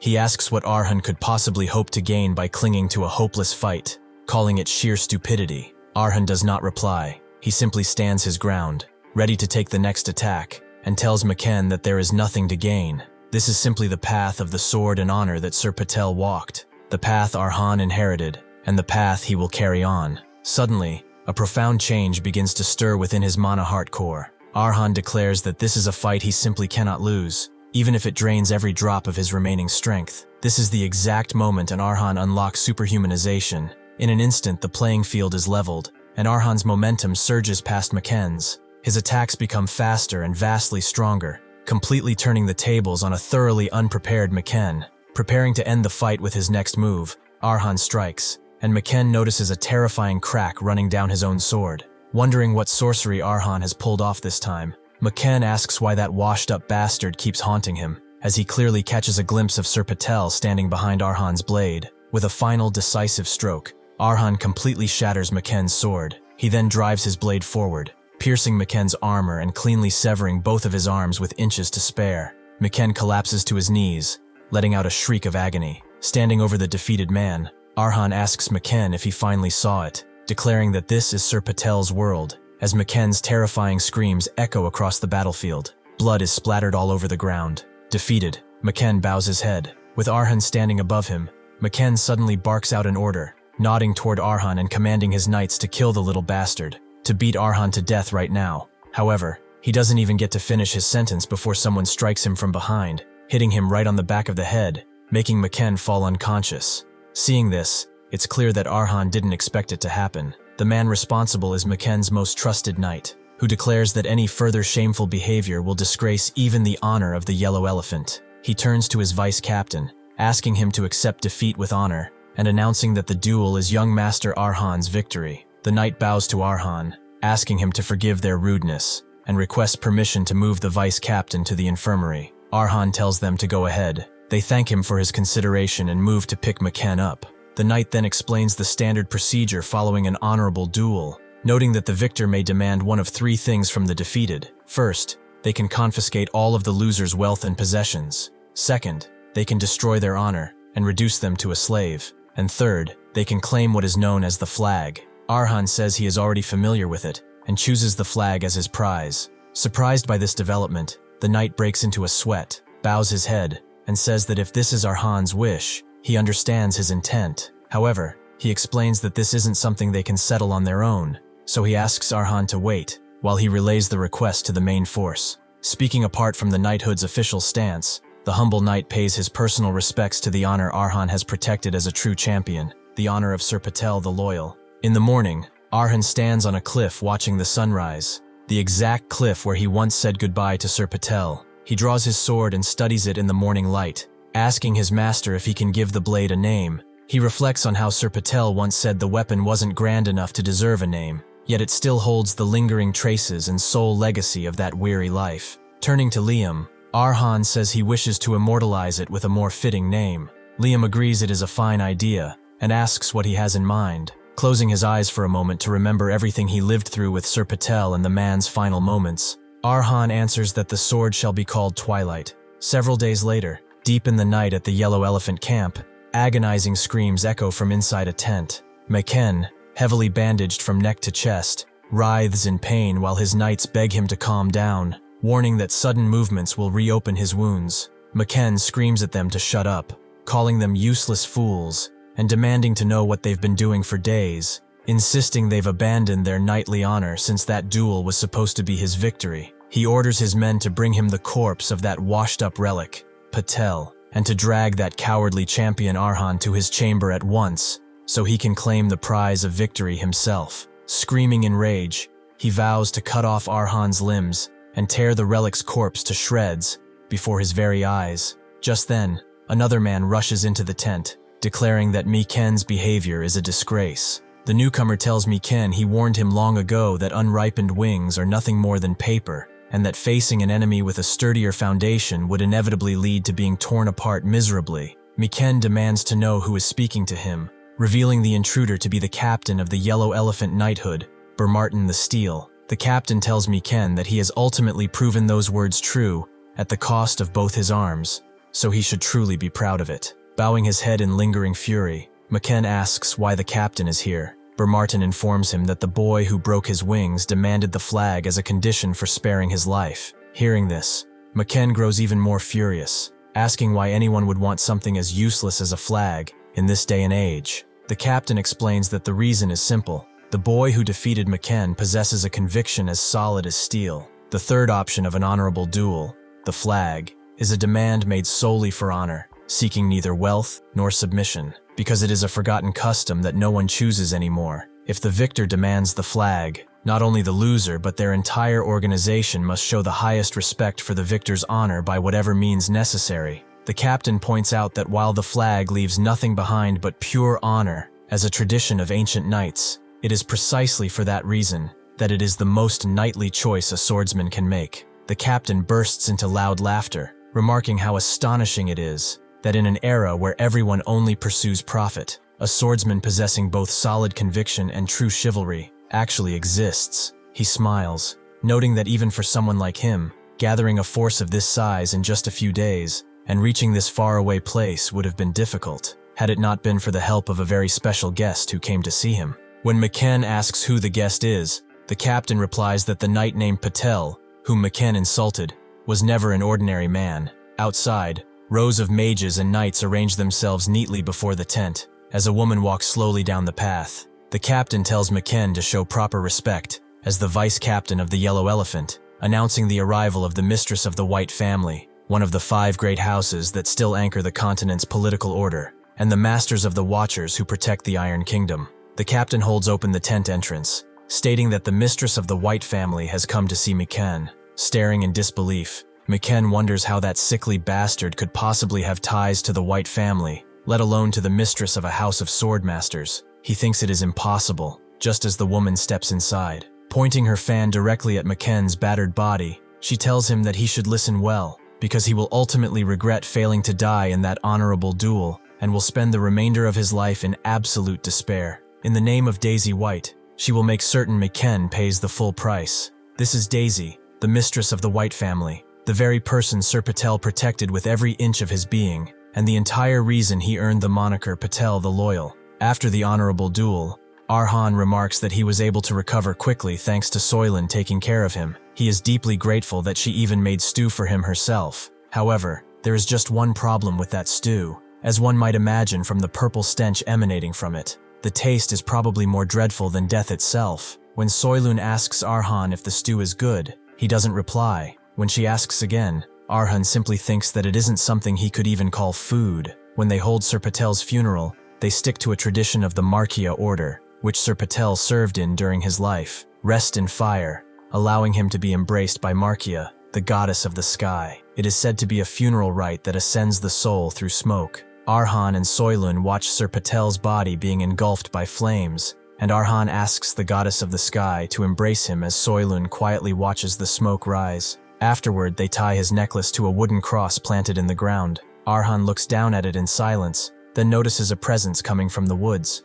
The approaching woman recognizes him, saying that Arhan, as Sir Patel's champion, is the child who protected his honor. Arhan realizes who is speaking to him. This is Lady Daisy, the very person Patel told him so much about. They stand together at the cliff, watching Sir Patel's cross under the starry sky, just as a firework is launched from a nearby camp, bathing the night sky in beautiful colors. Arhan can hardly believe his eyes, realizing the mages are conjuring flame magic for Sir Patel's funeral. He notes that he has never seen anything like it. He had heard that the flag was meant merely to restore the victor's honor, but this far exceeds his expectations. Lady Daisy replies that compared to everything Patel built up, this is nothing. She vows to use everything she has to raise his honor even higher, ensuring that bards will ceaselessly sing about Patel the Loyal throughout the Iron Kingdom. At the academy sponsored by the White family, whenever chivalry is discussed, his name will always be spoken alongside it, because Sir Patel was a knight truly worthy of that legacy.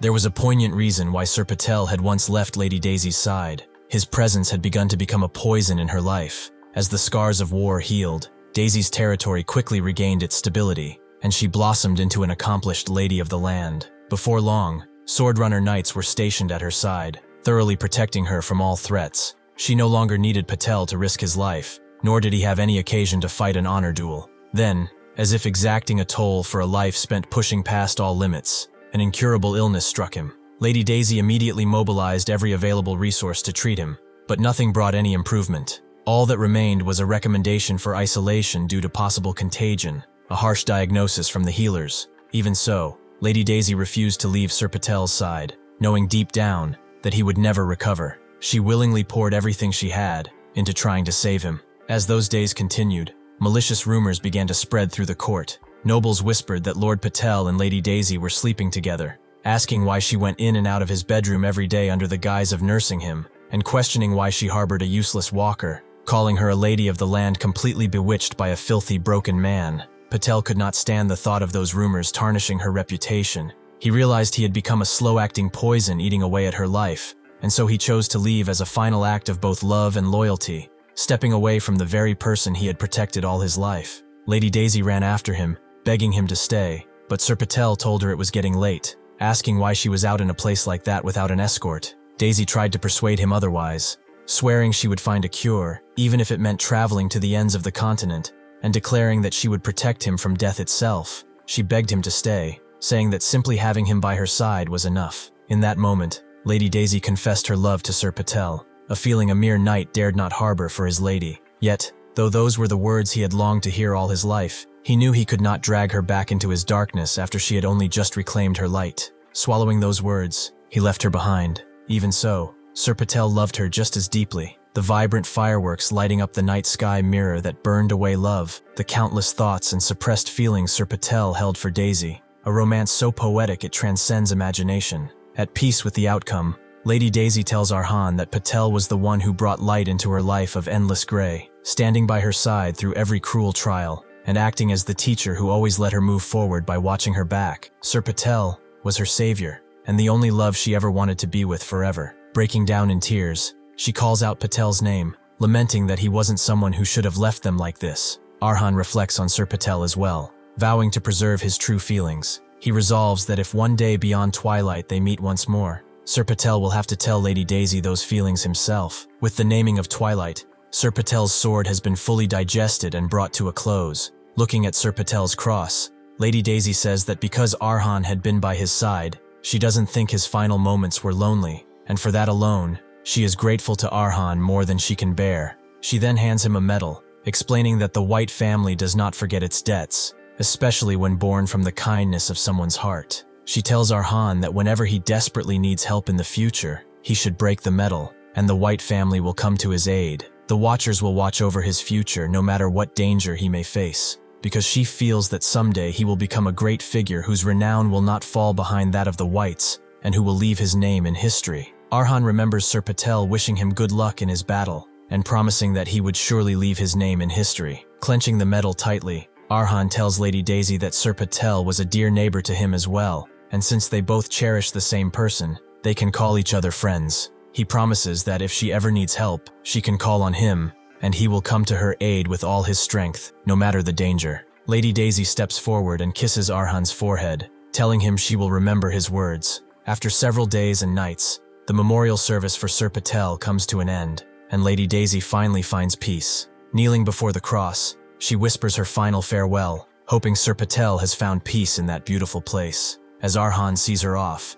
she presents him with 2 full crates of gifts, brand new armor, and a sword befitting a knight. Liam can barely believe his eyes. Lady Daisy explains that they are personal gifts, noting that the armor was forged from mithril by dwarf craftsmen and used by their watchers, meaning it will serve him well. If it were up to her, she would buy the surrounding land and offer even greater support, but she knows a longer, grander road awaits him. She tells him that even if his path is filled with injustice and hardship, she believes in him, and he must believe in himself as well. Arhan bows his head in gratitude, just as she steps into her carriage. With the yellow elephant preparing to leave, the caravan territory seems poised to sink back into tranquility. However, the captain of the knighthood himself comes to see Arhan. Martin introduces himself as the direct superior of the half-wit whose arms Arhan severed. When Arhan warns him to stop if he's come to pick a fight, the captain reassures him that he isn't petty enough to seek revenge for a fair duel. In fact, he notes that Maken was bound to pay a heavy price sooner or later,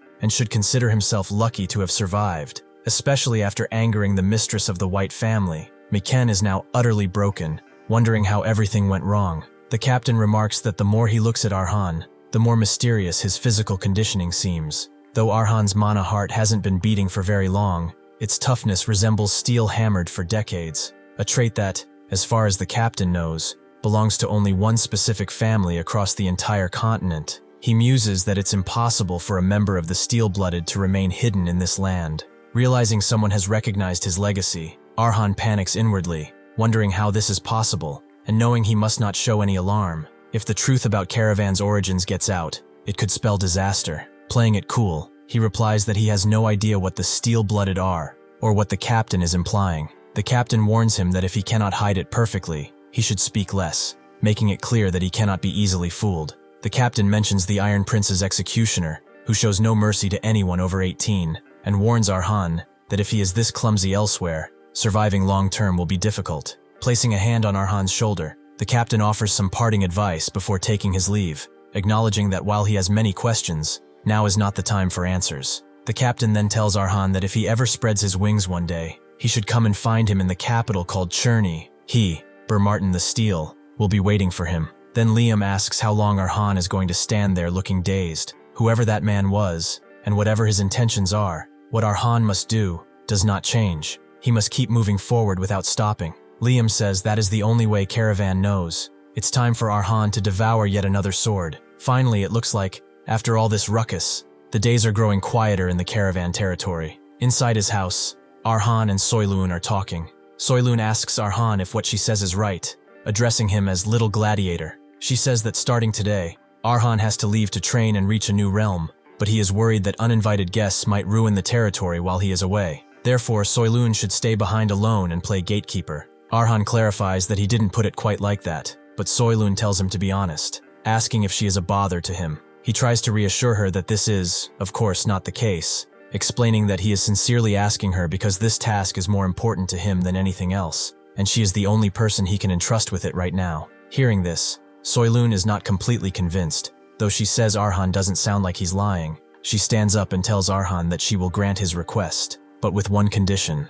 Pointing the hilt of her sword toward Arhan, she tells him to give her enlightenment too, so that the time she spends staying behind to protect the village can have meaning for her as well. When she asks for enlightenment, Arhan wonders if he should give it to her, though he admits he doesn't know how. Later, somewhere out in a field, Soilun's sword flips through the air. It turns out that Soilun and Arhan have been sparring, and she is lost. She remarks that Arhan has always been like this, yet he surprises her every time. She notes that this path of his is something she never thought possible, possessing the power to shatter even the path of a higher realm. In that moment, he didn't look like a mere mercenary or assassin. She felt like she was looking right at that man. Soilun says she truly wanted to clash with Arhan to the very end, but for now, she has gained enough enlightenment. When Arhan asks if that's really true since he didn't actually teach her anything, Soilun replies that the enlightenment didn't come from him, but from the immortal. Hearing this, Arhan is stunned, thinking of Liam, and wondering when Liam ever did anything. Soilun tells Arhan that she will keep her promise, once again calling him the little gladiator, and wishing him a safe trip. The place where Arhan has traveled is far away from the territory, situated on the northern frontier of the Iron Kingdom, because of especially vicious wild beasts, monsters, and treacherous mountains where even dozens of veteran rangers are said to disappear every year. It is a wicked land also known as the Grave of Swords, a place where discarded blades are a common occurrence. If the sword can only be found in a place like this, he has a feeling this trip won't be easy either. Arhan sets up camp in the woods, lighting a fire, and looks down at the tip of his sword. It is on an entirely different level from every sword he has used until now, and he asks Liam what would happen if he were to eat the sword. Liam tells him that a sword with no memories is worthless, even if melted down. Besides, that single sword alone could easily build 5 extravagant mansions, meaning it is worth far more than Arhan's own hide when he isn't fighting with it. So Arhan should treat it like a sacred relic, just in case he runs out of money. Arhan says he will keep that in mind, though Liam adds that even the sword pales in comparison to the metal Lady Daisy gave him, calling the sword shabby by comparison. When Arhan asks if the metal is really that remarkable, Liam notes that having been born and raised far from the capital, Arhan couldn't possibly grasp the true weight of the White family as one of the 5 great houses, and offers to explain it personally. Liam details how the 5 great houses are the 5 pillars supporting the West continent, with every head of those houses having reached the rank of swordmaster, their renown unmatched across history, even if they are ultimately just riffraff stuffed into the void left by Karavan. Even so, their military strength easily surpasses that of any single kingdom. Among them, the Northern family stands as an iron-blooded fortress that has never fallen, not even once. They uphold the continent's order according to sacred laws, and possess the authority to judge even great houses, serving as the masters of the Watchers. Liam explains that the medal is proof that Arhan is an honored guest of the White family, serving as an absolute oath promising unconditional aid. Liam tells Arhan to keep it safe, because one day, even in the face of inescapable death, it could open a path to survival. Hearing all of this, Arhan reflects that Lady Daisy truly was an extraordinary person. However, speaking of death, Arhan has something else to ask Liam, and Liam tells him to speak. Arhan asks where the living go after they die, whether they remain as spirit bodies like his master. Liam replies that this could never be, because if that were true, the land would be so full of souls that there would be no room left to step. Liam tells Arhan this is still too early a topic for him, watching the starry sky as he explains that the only ones who can remain in the middle realm while preserving a spirit body are those who, like him, have reached transcendence, only the very few who have attained divinity. Liam adds that if Arhan reaches that realm as well, he will naturally come to know it. Hearing the way Liam speaks, Arhan wonders what's up with him, thinking Liam seems a little different from usual. Liam retorts that, of course, even among those fools, none have ever reached his level. Arhan smiles, noting that Liam is the same as ever, and they both fall silent as they watch the campfire pop. Suddenly, someone steps out of the dark forest, a giant man holding a massive cleaver. Arhan tells Liam that he thinks they have arrived, and Liam agrees, noting that it hasn't even been half a day since they set foot in this territory, yet someone has already grown impatient, exactly as one would expect of that race. Liam warns Arhan to be fully prepared, as they are a breed that knows no patience when battle is at hand. An old verse is passed down through generations regarding these mountains. O swordbearer, do not carelessly set foot upon this land, for those drawn by the scent of sharply honed steel and bloodshed will come to break your sword. Among the continent's 7 races, they are the mad race that loves battle above all else, the orcs. Thank you for watching. See you next time.